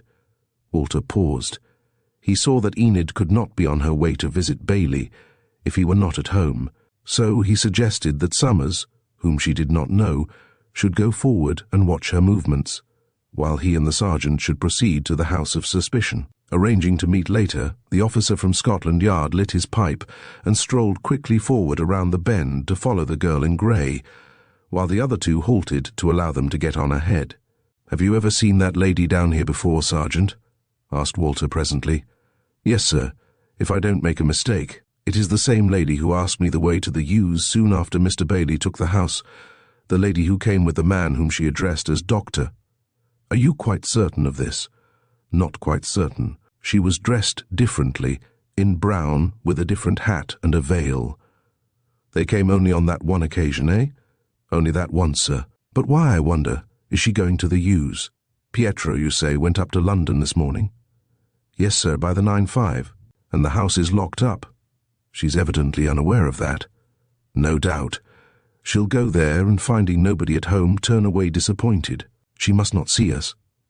"We'll take good care of that, sir," laughed the local sergeant breezily, as he left his companion's side and crossed the road so that he could see the bend. "Why?" he exclaimed. "She ain't going to Asheldham after all. She's taken the footpath to the left that leads into Steeple. Evidently she knows the road. Then we are free to go straight along to the Hughes, eh? She's making a call in the vicinity. I wonder where she's going." "Your friend will ascertain that," said the sergeant. "Let's get along to the Hughes and have a peep round." Therefore the pair, now that Enid was sufficiently far ahead along a footpath which led under a high, bare hedge, went forth again down the high road until, after crossing the brook, they turned to the right into Asheldham village, where, halfway between that place and New Hall, they turned up a short by-road, a cul-de-sac, at the end of which a big, old-fashioned, red-brick house of the days of Queen Anne, half hidden by a belt of high Scotch firs, came into view. Shut off from the by-road by a high, time-mellowed brick wall, it stood back lonely and secluded in about a couple of acres of well-wooded ground. From a big, rusty iron gate, the ill-kept gravel drive took a broad sweep up to the front of the house, a large, roomy one with square, inartistic windows and plain front, the ugliness of which the ivy strove to hide. In the grey light of that wintry afternoon, the place looked inexpressibly dismal and neglected. Years ago it had, no doubt, been the residence of some well-to-do county family, but in these 20th century post-war days, having been empty for nearly 10 years, it had gone sadly to rack and ruin. The lawns had become weedy. The carriage drive was in places green with moss, like the sills of the windows and the high-pitched tiled roof itself. In the centre of the lawn before the house stood 4 great ancient yews, while all round were high box hedges. Now, alas, neglected, untrimmed and full of holes. The curtains were of the commonest kind, while the very steps leading to the front door were grey with lichen and strewn with wisps of straw. The whole aspect was one of neglect, of decay, of mystery. The 2 men, opening the creaking iron gate, advanced boldly to the door, an excuse ready in case Pietro opened it. They knocked loudly, but there was no response. Their summons echoed through the big hall, causing Walter to remark, "There can't be much furniture inside, judging from the sound." 4 motor van loads came here," responded the sergeant. "The first was in a plain van. You did not discover whence it came?" "I asked the driver down at the inn at Southminster, and he told me that they came from the Trinity Furnishing Company, Peckham, but on making inquiries I found that he lied. There is no such company in Peckham." "You saw the furniture unloaded?" "I was about here when the first lot came. When the other 3 vans arrived, I was away on my annual leave," was the sergeant's reply. Again they knocked, but no one came to the door. A terrier approached, but he proved friendly, therefore they proceeded to make an inspection of the empty stabling and disused outbuildings. 3 old hen coops were the only signs of poultry farming they could discover, and these, placed in a conspicuous position in the big paved yard, were without feathered occupants. There were 3 doors by which the house could be entered, and all of them Walter tried and found locked. Therefore, noticing in the rubbish heap some stray pieces of paper, he at once turned his attention to what he discovered were fragments of a torn letter. It was written in French, and apparently had reference to certain securities held by the tenant of the Hughes. But as only a small portion of the destroyed communication could be found, its purport was not very clear, and the name and address of the writer could not be ascertained. Yet it had already been proved without doubt that the mysterious tenant of the dismal old place, the man who posed as a poultry farmer, had had as visitors Dr. Weirmarsh and Enid Orlebar. For a full half-hour, while the red-faced sergeant kept watch at the gate, Walter Featherstone continued to investigate that rubbish heap, which showed signs of having been burning quite recently, for most of the scraps of paper were charred at their edges.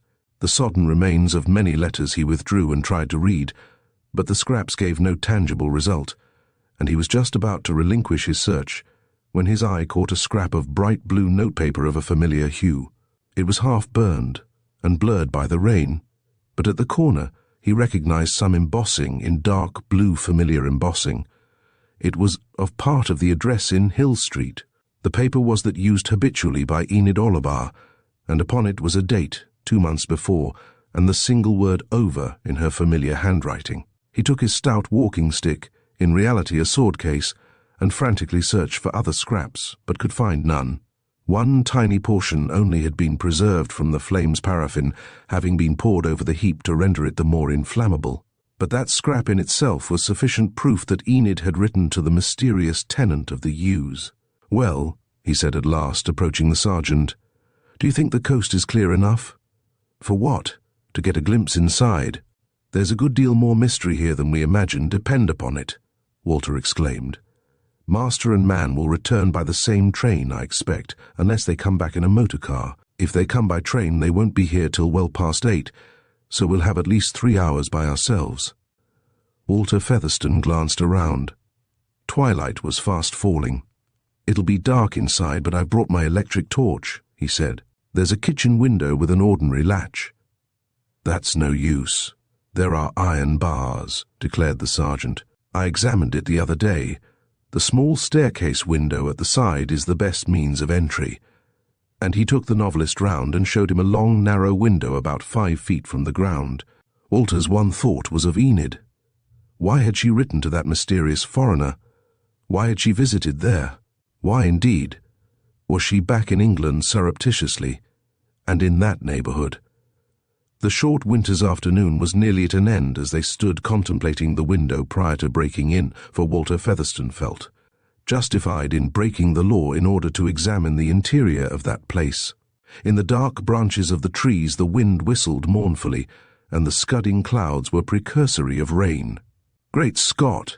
exclaimed Walter. "This isn't a particularly cheerful abode, is it, Sergeant?" "No, sir, if I lived here I'd have the blues in a week," laughed the man. "I can't think how Mr. Bailey employs his time." "Poultry farming," laughed Featherstone, as standing on tiptoe, he examined the window latch by flashing on the electric torch. "No good," he declared. "There's a shutter covered with new sheet iron behind." "It doesn't show through the curtain," exclaimed Deacon, "but it's there. Our friend is evidently afraid of burglars."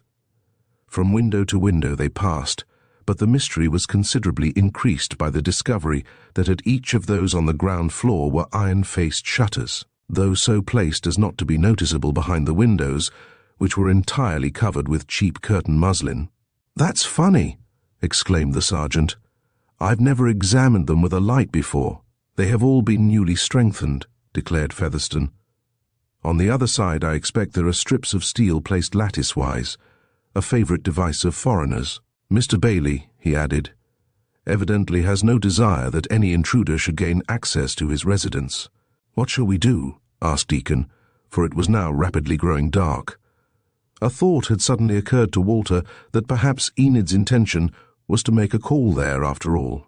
"Our only way to obtain entrance is, I think, by one of the upper windows," replied the man, whose very life was occupied by the investigation of mysteries. "In the laundry I noticed a ladder. Let us go and get it." So the ladder, a rather rotten and insecure one, was obtained, and after some difficulty placed against the wall. It would not, however, reach to the windows, as first intended, therefore Walter mounted upon the slippery, moss-grown tiles of a wing of the house, and after a few moments' exploration discovered a skylight which proved to be over the head of the servants' staircase. This he lifted, and fixing around a chimney stack a strong silk rope he had brought in his pocket ready for any emergency, he threw it down the opening and quickly lowered himself through. Scarcely had he done so, and was standing on the uncarpeted stairs, when his quick ear caught the sound of Deacon's footsteps receding over the gravel around to the front of the house. Then, a second later, he heard a loud challenge from the gloom in a man's voice that was unfamiliar. "Who's there?" There was no reply. Walter listened with bated breath. "What are you doing there?" cried the newcomer in a voice in which was a marked foreign accent. "Speak! Speak! Or I'll shoot." Chapter 28. The Secret of the Lonely House. Walter did not move. He realized that a contretemps had occurred. The ladder, still leaning against the wall outside, would reveal his intrusion. Yet, at last inside, he intended, at all hazards, to explore the place and learn the reason why the mysterious stranger had started that poultry farm. He was practically in the dark, fearing to flash on his torch lest he should be discovered. Was it possible that Bailey or his Italian manservant had unexpectedly returned? Those breathless moments seemed hours. Suddenly he heard a second challenge. The challenger used a fierce Italian oath, and by it he knew that it was Pietro. In reply, a shot rang out evidently from the sergeant's pistol, followed by another sharp report, and still another. This action showed the man Deacon to be a shrewd person, for the effect was exactly as he had intended. The Italian servant turned on his heel and flew for his life down the drive, shouting in his native tongue for help and for the police. "Madonna Santa," he yelled. "Who are you here?" he demanded in Italian. "I'll go to the police." And in terror he rushed off down the road. "All right, sir," cried the sergeant after the servant had disappeared. "I've given the fellow a good fright. Be quick and have a look round, sir. You can be out again before he raises the alarm." In an instant Walter flashed on his torch, and dashing down the stairs crossed the kitchen and found himself in the hall.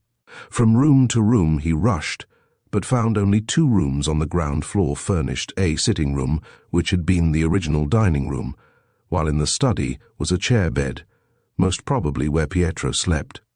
On the table lay a heavy revolver, fully loaded, and this Featherstone quickly transferred to his jacket pocket. Next moment he dashed up the old well staircase 2 steps at a time and entered room after room. Only one was furnished, the tenant's bedroom. In it he found a number of suits of clothes, while on the dressing table lay a false moustache, evidently for disguise. A small writing table was set in the window, and upon it was strewn a quantity of papers. As he flashed his torch round, he was amazed to see, arranged upon a neat deal table in a corner, some curious-looking machinery which looked something like printing presses, but they were a mystery to him. The discovery was a strange one. What it meant he did not then realize. There seemed to be quite a quantity of apparatus and machinery. It was this which had been conveyed there in those furniture vans of the Trinity Furnishing Company. He heard Deacon's voice calling again. Therefore, having satisfied himself as to the nature of the contents of that neglected old house, he ascended the stone steps into the passage which led through a faded green baize door into the main hall. As he entered, he heard voices in loud discussion. Sergeant Deacon and the servant Pietro had met face to face. The Italian had evidently aroused the villagers in Asheldham, for there were sounds of many voices of men out on the gravelled drive. "I came up here a quarter of an hour ago," the Italian cried excitedly in his broken English. "And somebody fired at me. They tried to kill me." "But who?" asked Deacon in pretended ignorance. He was uncertain what to do, Mr. Featherstone being still within the house and the ladder, his only means of escape, still standing against a side wall. "Thieves!" cried the man, his foreign accent more pronounced in his excitement. "I challenged them, and they fired at me. I am glad that you, a police sergeant, are here." "So am I," cried Walter Featherstone, suddenly throwing open the front door and standing before the knot of alarmed villagers, though it was so dark that they could not recognize who he was. "Deacon," he added authoritatively, "arrest that foreigner." "Diavolo, who are you?" demanded the Italian angrily. "You will know in due course," replied Featherstone. Then, turning to the crowd, he added, "Gentlemen, I came here with Sergeant Deacon to search this house. He will tell you whether that statement is true or not." "Quite," declared the breezy sergeant, who already had the Italian by the collar and coat sleeve. "It was I who fired to frighten him off." At this the crowd laughed. They had no liking for foreigners of any sort after the war, and were really secretly pleased to see that the sergeant had taken him up. But what for, they asked themselves. Why had the police searched the ewes? Mr. Bailey was a quiet, inoffensive man, very free with his money to everybody around. "Jack Beard," cried Deacon to a man in the crowd, "just go down to Asheldham and telephone to Superintendent Warden at Malden. Ask him to send me over 3 men at once, will you?" "All right, Sam," was the prompt reply, and the man went off, while the sergeant took the resentful Italian into the house to await an escort. Deacon called the assistance of 2 men and invited them in. Then, while they mounted guard over the prisoner, Featherstone addressed the little knot of amazed men who had been alarmed by the Italian's statement. "Listen, gentlemen," he said. "We shall in a couple of hours' time expect the return of Mr. Bailey, the tenant of this house. There is a very serious charge against him. I therefore put every one of you upon your honour to say no word of what has occurred here tonight, not until Mr. Bailey arrives. I should prefer you all to remain here and wait. Otherwise, if a word be dropped at Southminster, he may turn back and fly from justice." "What's the charge, sir?" asked one man, a bearded old labourer. "A very serious one," was Walter's evasive reply. Then, after a pause, they all agreed to wait and witness the dramatic arrest of the man who was charged with some mysterious offence. Speculation was rife as to what it would be, and almost every crime in the calendar was cited as likely. Meanwhile, Featherstone, returning to the barely furnished sitting-room, interrogated Pietro in Italian, but only obtained sullen answers. A loaded revolver had been found upon him by Deacon and promptly confiscated. "I've already searched the place," Walter said to the prisoner, "and I know what it contains." But in response, the man who had posed as servant, but who, with his master, was the custodian of the place, only grinned and gave vent to muttered imprecations in Italian. Featherstone afterwards left the small assembly and made examination of some bedrooms he had not yet inspected. In 3 of these, the locks of which he broke open, he discovered quantities of interesting papers, together with another mysterious-looking press. While trying to decide what it all meant, he suddenly heard a great shouting and commotion outside, and ran down to the door to ascertain its cause. As he opened it, he saw that in the darkness the crowd outside had grown excited. "Here you are, sir," cried one man, ascending the steps. "Here are 2 visitors. We found 'em coming up the road, and seeing us they tried to get away." Walter held up a hurricane lantern which he had found and lit when it's dim. Uncertain light fell upon the 2 prisoners in the crowd. Behind stood Summers, while before him, to Featherstone's utter amazement, showed Enid Orlebar, pale and terrified, and the grey, sinister face of Dr. Weirmarsh. Chapter 29 contains some startling statements. Enid, recognizing Walter, shrank back instantly in fear and shame, while Weirmarsh started at that unexpected meeting with the man whom he knew to be his bitterest and most formidable opponent. The small crowd of excited onlookers, ignorant of the true facts, but their curiosity aroused by the unusual circumstances, had prevented the pair from turning back and making a hurried escape. "Enid!" exclaimed Featherstone, as the girl reluctantly crossed the threshold with downcast head. "What is the meaning of this? Why are you paying a visit to this house at such an hour?" "Ah, Walter," she cried, her small gloved hands clenched with a sudden outburst of emotion, "be patient and hear me. I will tell you everything." "Everything you won't," growled the doctor sharply. "If you do, by gad, it will be the worse for you. So you'd best keep a silent tongue, otherwise you know the consequences. I shall now tell the truth, and you won't like that." She drew back in terror of the man who held such an extraordinary influence over her. She had grasped Featherstone's hand convulsively, but at Weirmarsh's threat she had released her hold and was standing in the hall, pale, rigid, and staring. "Summers!" exclaimed Featherstone, turning to his companion. "You know this person, eh?" "Yes, sir, I should rather think I do," replied the man with a grin. "Well, detain him for the present, and take your instructions from London." "You have no power or right to detain me," declared the grey-faced doctor in quick defiance. "You are not a police officer." "No, but this is a police officer," Featherstone replied, indicating Summers and adding, "Sergeant, I give that man into custody." The sergeant advanced and laid his big hand upon the doctor's shoulder, telling him to consider himself under arrest. "But this is abominable, outrageous," Weirmarsh cried, shaking him off. "I've committed no offence. That is a matter for later consideration," calmly replied the man who had devoted so much of his time and money to the investigation of mysteries of crime. In one of the bare bedrooms upstairs, Featherstone had, in examining one of the well-made hand-presses set up there, found beside it a number of £1 treasury notes. In curiosity he took one up, and found it to be in an unfinished state. It was printed in green, without the brown colouring. Yet it was perfect as regards the paper and printing, even to its black serial number. Next second, the truth flashed upon him. The whole apparatus, presses and everything, had been set up there to print the wallpaper currency of Great Britain. In the room adjoining he had seen bundles of slips of similar paper, all neatly packed in elastic bands, and waiting the final process of colouring and toning. One bundle had only the Houses of Parliament printed, the other side was blank. He saw in a flash that the placing in circulation of such a huge quantity of treasury notes, amounting to hundreds of thousands of pounds, must seriously damage the credit of the nation. For a few seconds he held an unfinished note in his hand, examining it, and deciding that the imitation was most perfect. It deceived him, and would undoubtedly deceive any bank teller. In those rooms it was plain that various processes had been conducted, from the manipulation of the watermark, by a remarkably ingenious process, right down to the finished £1 note, so well done that not even an expert could detect the forgery. There were many French 100-franc notes as well. The whole situation was truly astounding. Again the thought hammered home, such a quantity of paper in circulation must affect the national finances of Britain, and at the head of the band who were printing and circulating those spurious notes was the mysterious medical man who carried on his practice in Pimlico.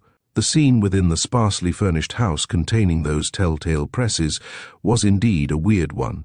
Somebody had found a cheap paraffin lamp and lit it in the sitting room, where they were all assembled, the front door having been closed. It was apparent that Pietro was no stranger to the doctor and his fair companion, but both men were highly resentful that they had been so entrapped. "Dr. Weirmarsh," exclaimed Featherstone seriously as he stood before him, "I have just examined this house and have ascertained what it contains." "You've told him," cried the man, turning fiercely upon Enid. "You have betrayed me. Ah, it will be the worse for you and for your family," he added harshly. "You will see. I shall now reveal the truth concerning your stepfather, and you and your family will be held up to opprobrium throughout the whole length and breadth of your land." Enid did not reply. She was pale as death, her face downcast, her lips white as marble. She knew, alas, that Weirmarsh, now that he was cornered, would not spare her. There was a pause, a very painful pause. Everyone next instant listened to a noise which sounded outside. As it grew nearer, it grew more distinct, the whir of an approaching motor car.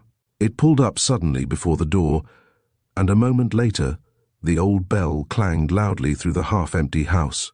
Featherstone left the room and, going to the door, threw it open when yet another surprise awaited him. Upon the steps stood 4 men in thick overcoats, all of whom Walter instantly recognized. With Trendle stood Sir Hugh Elcombe, while their companions were 2 detective inspectors from Scotland Yard. "Hallo, Featherstone," gasped Trendle. I expected to find Weirmarsh here. What has happened?" "The doctor is already here," was the other's quick reply. "I have found some curious things in this place. Secret printing presses for forged notes." "We already know that," he said. "Sir Hugh Elcombe here has, unknown to us, obtained certain knowledge, and today he came to me and gave me a full statement of what has been in progress. What he has told me this afternoon is among the most valuable and reliable information that we ever received. I know something of the scoundrels," remarked the old general, because, as I have confessed to Mr. Trendle, I yielded to temptation long ago and assisted them. Whatever you have done, Sir Hugh, you have at least revealed to us the whole plot. Only by pretending to render assistance to these scoundrels could you have gained the intensely valuable knowledge which you've imparted to me today," replied the keen-faced director from Scotland Yard. Featherstone realized instantly that the fine old fellow, whom he had always held in such esteem, was making every effort to atone for his conduct in the past. But surely that was not the moment to refer to it. So he ushered the 4 men into the ill-lit dining room wherein the others were standing, none knowing how next to act. When the doctor and Sir Hugh faced each other, there was a painful silence for a few seconds. To Weirmarsh, Trendle was known by sight, therefore the criminal saw that the game was up, and that Sir Hugh had risked his own reputation in betraying him. "You infernal scoundrel," cried the doctor angrily. "You, to whom I have paid so many thousands of pounds, have given me away, but I'll be even with you." "Say what you like," laughed the old general in defiance. "To me it is the same whatever you allege. I have already admitted my slip from the straight path. I do not deny receiving money from your hands, nor do I deny that, in a certain measure, I have committed serious offences, because, having taken one step, you forced me on to others, always holding over me the threat of exposure and ruin. But, fortunately, one day, in desperation, I took Enid yonder into my confidence. It was she who suggested that I might serve the ends of justice, and perhaps atone for what I had already done, by learning your secrets, and, when the time was ripe, revealing all the interesting details to our authorities, Enid became your friend and the friend of your friends. She risked everything, her honour, her happiness, her future by associating with you for the one and sole purpose of assisting me to learn all the dastardly plot in progress. It was you who supplied Paul Le Pontois with the false notes he passed in France, declared Weirmarsh. The French police know that, and if ever you or your stepdaughter put foot in France, you will be arrested. Evidently you are unaware, Doctor, that my son-in-law, Paul Le Pontois, was released yesterday, laughed Sir Hugh in triumph. Your treachery, which is now known by the Sûreté, defeated its own ends. Further, remarked Walter Featherstone, turning to Enid, it was this man here, and he indicated the grey-faced Doctor of Pimlico, this man who denounced you and Sir Hugh to the French authorities, and had you not heeded my warning, you both would then have been arrested. He had evidently suspected the object of your friendliness with me, that you both intended to reveal the truth, and he adopted that course in order to secure your incarceration in a foreign prison, and so close your lips. I knew you suspected me all along, Walter, replied the girl, standing a little aside and suddenly clutching his hand. But you will forgive me now, forgive me, won't you? She implored, looking up into his dark, determined face. Of course, he replied. I have already forgiven you. I had no idea of the true reason of your association with this man, and he raised her gloved hand and carried it gallantly to his eager lips. Though more than mere suspicion has rested upon you, he went on, you and your stepfather deserve the heartiest thanks of the nation for risking everything in order to be in a position to reveal this dastardly financial plot. That man there, and he indicated the doctor, deserves all he'll get. The doctor advanced threateningly, and drawing a big automatic revolver from his pocket, would have fired at the man who had spoken his mind so freely had not Deacon, quick as lightning, sprung forward and wrenched the weapon so that the bullet went upward. White with anger and chagrin, the doctor stood roundly abusing the man who had investigated that lonely house. But Featherstone laughed, which only irritated him the more. He raved like a caged lion until the veins in his brow stood out in great knots. But, finding all protests and allegations useless, he at last became quiet again, and apparently began to review the situation from a purely philosophical standpoint, until, some 10 minutes later, another motor car dashed up, and in it were an inspector and 4 plain-clothes constables who had been sent over from Malden in response to Deacon's message for assistance. When they entered, Pietro became voluble, but the narrow-eyed Doctor of Pimlico remained sullen and silent, biting his lips. He saw that he had been entrapped by the very man whom he had believed to be as clay in his hands. The scene was surely exciting as well as impressive. The half-furnished, ill-lit dining room was full of excited men, all talking at once. Unnoticed, Walter drew Enid into the shadow, and in a few brief, passionate words reassured her of his great affection. "Ah," she cried, bursting into hot tears, "your words, Walter, have lifted a great load of sorrow and apprehension from my mind, for I feared that when you knew the truth you would never, never forgive. But I have forgiven," he whispered, pressing her hand. "Then wait until we are alone, and I will tell you everything. Ah, you do not know, Walter, what I have suffered, what a terrible strain I have sustained in these days of terror." But scarcely had she uttered those words when the door reopened, and a man was ushered in by Deacon, who had gone out in response to the violent ringing of the bell. "This is Mr. Bailey, tenant of the house, gentlemen," said the sergeant, introducing him with mock politeness. Featherstone glanced up, and to his surprise saw standing in the doorway a man he had known, and whose movements he had so closely followed, the man who had gone to Monte Carlo for instructions. and perhaps payment, the man who had passed as Monsieur Grenier. Chapter reveals a woman's love. Great was the consternation caused in the neighbourhood of the sleepy old-world village of Ashildham when it became known that the quiet, mild-mannered tenant of the Yews had been arrested by the Malden police. Of what transpired within those grim walls, only the two men called to his assistance by Sergeant Deacon knew, and to them both the inspector from Malden, as well as Trendle, expressed a fervent hope that they would regard the matter as strictly confidential. "You see, gentlemen," added Trendle, "we are not desirous that the public should know of our discovery.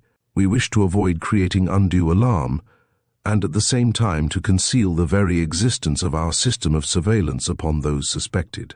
Therefore, I trust that all of you present will assist my department by preserving silence as to what has occurred here this evening."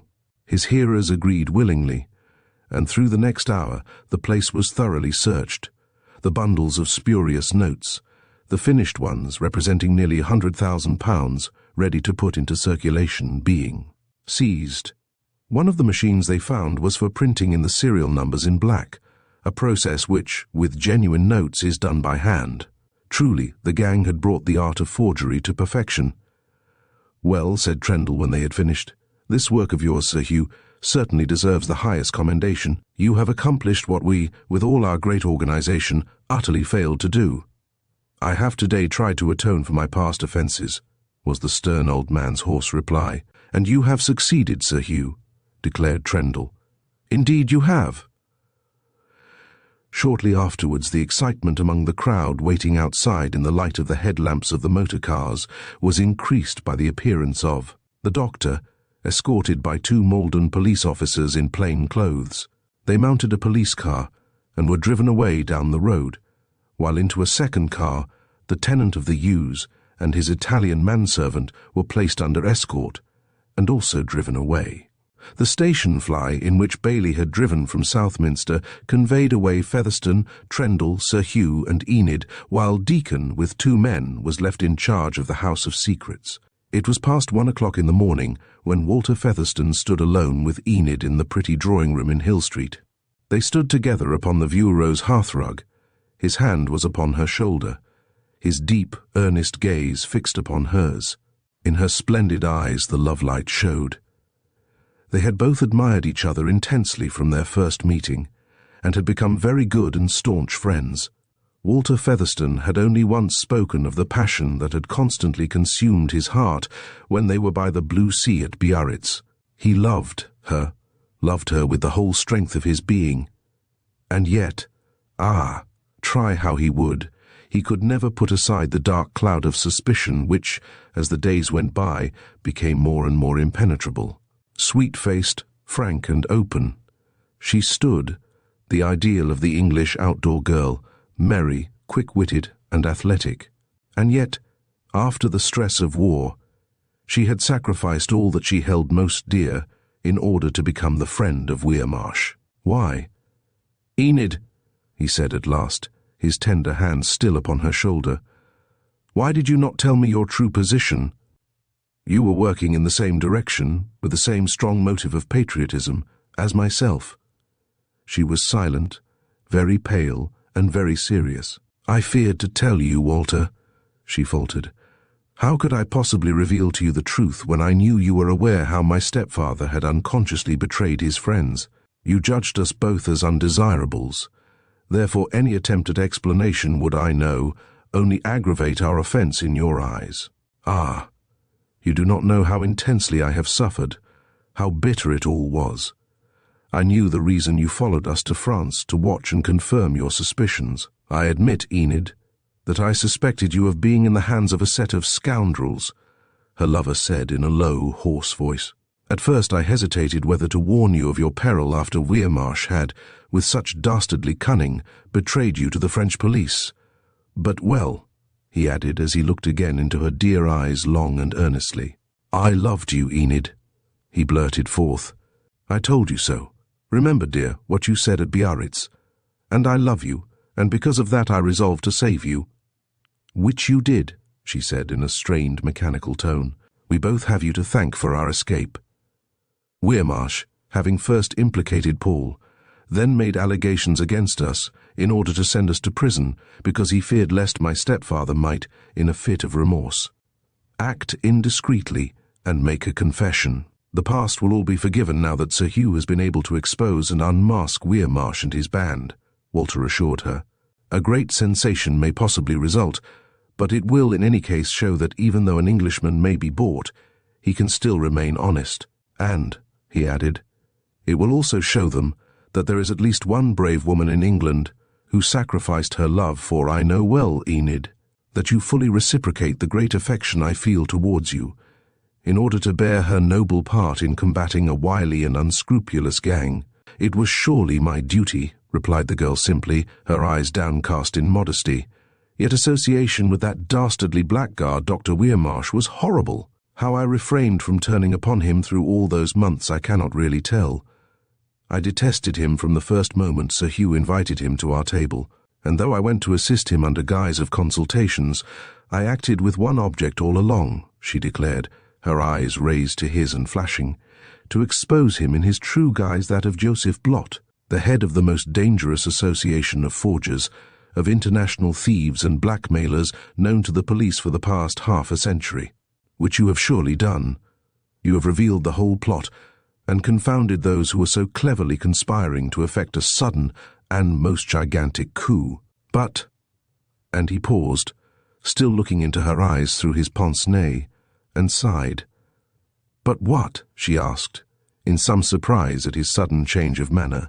There is one matter, Enid, which, and he paused, well, which is still a mystery to me, and I want you to explain it, he said in slow deliberation. What is that? She asked, looking at him quickly. The mystery which you have always refused to assist me in unravelling. The mystery of the death of Harry Bellairs, was his quiet reply. You held him in high esteem, you loved him, he added in a voice scarce above a whisper. She drew back. Her countenance suddenly blanched as she put her hand quickly to her brow, and reeled slightly as though she had been dealt a blow. Walter watched her in blank wonderment. Chapter 31, in which Sir Hugh tells his story. You know the truth, don't you, dearest? Walter asked at last in that quiet, sympathetic tone which he always adopted towards her whom he loved so well. Enid nodded in the affirmative, her face hard and drawn. He was killed. Was he not deliberately murdered? For a few seconds the silence was unbroken, save for a whir of a taxicab passing outside. Yes, was her somewhat reluctant response. You went to his rooms that afternoon, Walter asserted point blank. I do not deny that. I followed him home to save him. There was a break in her voice as she stammered out the last words, and tears rushed into her dark eyes. From what? From death? No, from falling a prey to a great temptation set before him. By whom? By the doctor, to whom my stepfather had introduced him, was the girl's reply. I discovered by mere chance that the doctor, who had somewhat got him into his clutches, had approached him in order to induce him to allow him to take a wax impression of a certain safe key belonging to a friend of his, named Thurston, a diamond broker in Hatton Garden. He had offered him a very substantial sum to do this, a sum which would have enabled him to clear off all his debts and start afresh. Harry's younger brother, Bob, had got into a mess, and in helping him out, Harry had sadly entangled himself and was practically face to face with bankruptcy. I knew this, and I knew what a great temptation had been placed before him. Fearing lest in a moment of despair he might accept, I went by appointment to his chambers as soon as I arrived in London. Barker, his man, had been sent out, and we were alone. I found him in desperation, yet to my great delight he had defied Weirmarsh, saying he refused to betray his friend. And what did Bellairs tell you further? He expressed suspicion that my stepfather was in the doctor's pay, she replied. I tried to convince him to the contrary, but Weirmarsh's suggestion had evidently furnished the key to some suspicious document which he had one day found on Sir Hugh's writing table. Well? Well, she went on slowly, we quarrelled. I was indignant that he should suspect my stepfather, and he was full of vengeance against Sir Hugh's friend the doctor. Presently I left, and I never saw him again alive. What happened? "What happened is explained by this letter," she replied, crossing to a little buhl bureau which she unlocked, taking out a sealed envelope. On breaking it open and handing it to him, she said, "This is the letter he wrote to me with his dying hand. I have kept it a secret even from Sir Hugh." Walter read the uneven lines eagerly. They grew more shaky and more illegible towards the end, but they were sufficient to make the truth absolutely clear. "Tonight, half an hour ago," wrote the dying man, "I had a visit from your friend Weirmarsh. We were alone, with none to overhear, so I told him plainly that I intended to expose him. At first he became defiant, but presently he grew apprehensive, and on taking his leave he made a foul accusation against you. Then, laughing at my refusal to accept his bribe, the scoundrel took my hand in farewell. He must have had a pin stuck in his glove, for I felt a slight scratch across the palm. At the moment I was too furious to pay any attention to it, but 10 minutes after he had gone, I began to experience a strange faintness. I feel now fainter and fainter. A strange feeling has crept over me. I am dying, poisoned by that king of thieves. Come to me quickly, at once, Enid, and tell me that what he has said against you is not true. It cannot be true. Don't delay. Come quickly. Can't write more. Harry." Walter paused for a second after reading through that dramatic letter. The last effort of a dying man. "And that scoundrel Weirmarsh killed him because he feared exposure," he remarked in a low, hard voice. "Why did you not bring this forward at the inquest?" "For several reasons," replied the girl. "I feared the doctor's reprisals. Besides, he might easily have denied the allegation, or he might have used the same means to close my lips if he had suspected that I had learnt the truth." "The dead man's story is no doubt true," declared Featherstone. "He used some deadly poison, one of the newly discovered ones which leaves no trace to kill his victim, who in all probability was not his first. Your stepfather does not know, of course, that this letter exists?" "No, I have kept it from everyone. I said that the summons I received from him I had destroyed. In the circumstances, I will ask you, Enid, to allow me to retain it," he said. "I want to show it to Trendle." "You may show it to Mr. Trendle, but I ask you, for the present, to make no further use of it," replied the girl. He moved a step closer to her and caught her disengaged hand in his, the glad light in her eyes telling him that his action was one which she reciprocated, yet some sense of her unworthiness of this great love causing her to hesitate. "I will promise," said the strong, manly fellow in a low tone. "I ought to have made allowances, but in the horror of my suspicion I did not, and I'm sorry. I love you, Enid. I had never really loved until I met you, until I held your hand in mine." Enid's true, overburdened heart was only too ready to respond to his fervent appeal. She suffered her lover to draw her to himself, and their lips met in a long, passionate caress that blotted out all the past. He spoke quick, rapid words of ardent affection. To Enid, after all the hideous events she had passed through, it seemed too happy to be true that so much bliss was in store for her, and she remained there. With Walter's arm around her, silently content, that fervid kiss being the first he had ever imprinted upon her full red lips. Thus they remained in each other's arms, their two true hearts beating in unison, their kisses mingling, their twin souls united in the first moments of their newly found ecstasy of perfect love. The fight had been a fierce one, but their true hearts had won, and as they whispered each other's fond affection, Enid promised to be the wife of the honest, fearless man of whose magnificent work in the detection of crime the country had never dreamed. They read his books and were enthralled by them, but little did they think that he was one of the never-sleeping watchdogs upon great criminals, or that the sweet-faced girl, who was now his affianced wife, had risked her life, her love, her honour, in order to assist him. Next afternoon Sir Hugh called upon Walter at his dingy chambers in Hole Street, and as they sat together the old general, after a long and somewhat painful silence, exclaimed, "I know, Featherstone, that you must be mystified how, in my position, I should have become implicated in the doings of that criminal gang." "Yes, I am," Walter declared. "Well, briefly it occurred in this way," said the old officer. While I was a colonel in India just before the war, I was very hard-pressed for money and had committed a fault and indiscretion, for which I might easily have been dismissed from the army. On being recalled to London after war had been declared, I was approached by the fellow Weirmarsh who, to my horror, had by some unaccountable means obtained knowledge of my indiscretion. At first he adopted a high moral tone, upbraiding me for my fault and threatening to inform against me. This I begged him not to do.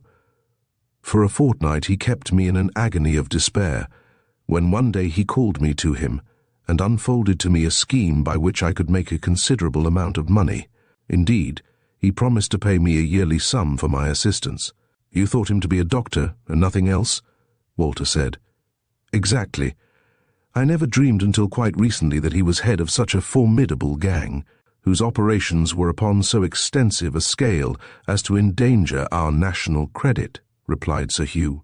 At the time he approached me, I was in the pay department, and many thousands of pounds in treasury notes were passing through my safe weekly. His suggestion was that I should exchange the notes as they came to me from the treasury for those with which he would supply me, and which, on showing me a specimen, I failed to distinguish from the real. I hesitated. I was hard up. To sustain my position after my knighthood money was absolutely necessary to me, and for a long time I had been unable to make both ends meet. The bait he dangled before me was sufficiently tempting, well, I fell, he groaned, and then after a pause he went on. Whence Weirmarsh obtained the packets of notes which I substituted for genuine ones was, of course, a mystery, but once having taken the false step, it was not my business to inquire. Not until quite recently did I discover his real position as chief of a gang of international crooks, who combined forgery with blackmail and theft upon a colossal scale. That he intended Bellairs should furnish him with an impression of the safe key of a diamond dealer in Hatton Garden is now plain.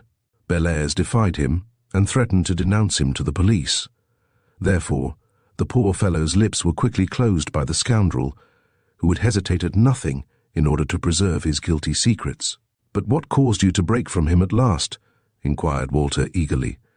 Just before the armistice, he and his friends had conceived a gigantic scheme by which Europe and the United States were to be flooded with great quantities of spurious paper currency, and though it would, when discovered, as it must have been sooner or later, have injured the national credit, would bring huge fortunes to him and his friends. He was pressing me to send in my papers and go to America there to act as their agent at a huge remuneration. They wanted a man of standing who should be above suspicion, and he had decided to use me as his tool to engineer the gigantic frauds. And you, happily, refused? Yes. I resolved, rather than act further, to relinquish the handsome payments he made to me from time to time. For that reason I got transferred from the pay department, so that I could no longer be of much use to him, a fact which annoyed him greatly. And he threatened you? Yes, he was constantly doing so. He wanted me to go to New York. Enid helped me and gave me courage to defy him, which I did. Then he conceived a dastardly revenge by anonymously denouncing Le Pontois as a forger and implicating both Enid and myself. He contrived that some money I brought from England should be exchanged for spurious notes, and these Paul unsuspiciously gave into the Credit Lyonnais. Had it not been for your timely warning, Featherstone, we should both have also been arrested in France without a doubt. Yes, replied the other. I was watching and realized your peril, though I confess that my position was one of extreme difficulty. I, of course, did not know the actual truth, and to be frank, I suspected both Enid and yourself of being implicated in some very serious crime. So we were, he said in a low, hard voice. True, but you have both been the means of revealing to the Treasury a state of things of which they never dreamed, and by turning King's evidence and giving the names and addresses of members of the gang in Brussels and Paris, all of whom are now under arrest, you have saved the country from considerable peril. Had the plot succeeded, a very serious state of things must have resulted, for the whole of our paper currency would have been suspected. For that reason the authorities have, I understand, now that they have arrested the gang and seized their presses, decided to hush up the whole matter. You know this? Asked Sir Hugh, suddenly brightening. Yes, Trendle told me so this morning. "Ah, thank heaven," he gasped, much relieved. "Then I can again face the world a free man. God knows how terribly I suffered through all those years of the war. I paid for my fault very dearly, I assure you, Featherstone." Chapter conclusion. What remains to be related is quickly told, though the public have, until now, been in ignorance of the truth. Out of evil, a great good had come. At noon on the following day, Trendle had an interview with Joseph Blot, alias Weirmarsh, in his cell at Chelmsford, whither he had been conveyed by the police. What happened at that interview will never be known. It is safe to surmise, however, that the tragic letter of Harry Bellairs was shown to him Enid, having withdrawn her request that no use should be made of it. An hour after the chief of the Criminal Investigation Department had left, the prisoner was found lying stark dead, suffering from a scratch on the wrist inflicted with a short, hollow needle which he had carried concealed behind the lapel of his coat. Greatly to the discomfiture of the gang, the man Granier and his servant Pietro were extradited to France for trial, while a quantity of jewellery, works of art, money and negotiable securities of all sorts were unearthed from a villa near Fontainebleau and restored to their owners. A fortnight after Weirmarsh's death, at St. George's, Hanover Square, Enid Orlebar became the wife of Walter Featherstone, and among the guests at the wedding were a number of strange men in whose position or profession nobody pretended to be interested. Truth to tell, they were officials of various grades from Scotland Yard, surely the most welcome among the wedding guests. Though Walter and Enid live in idyllic happiness in a charming old ivy-grown manor house in Sussex, with level lawns and shady rose arbours, they still retain that old cottage at Idsworth, where a plausible excuse has been given to the country folk for Mr. Maltwood having been compelled to change his name. No pair in the whole of England are happier today. No man holds his wife more dear or has a more loving and hopeful companion. Their life is one of perfect and abiding peace and of sweet content. Walter Featherstone is not by any means idle, for in his quiet country home he still writes those marvellous mystery stories which hold the world breathlessly enthralled. But he continues to devote half his time to combating the ingenuity of the greater criminals with all its attendant excitement and adventure, which are reflected in his popular romances. Thank you for joining us in today's reading of The Doctor of Pimlico, being the disclosure of a great crime. We hope you enjoyed the twists and turns of this compelling mystery. If you found the story intriguing, don't forget to like, share, and subscribe for more classic tales and thrilling explorations. Until next time, keep the mystery alive, and we'll see you again on Storytime Haven.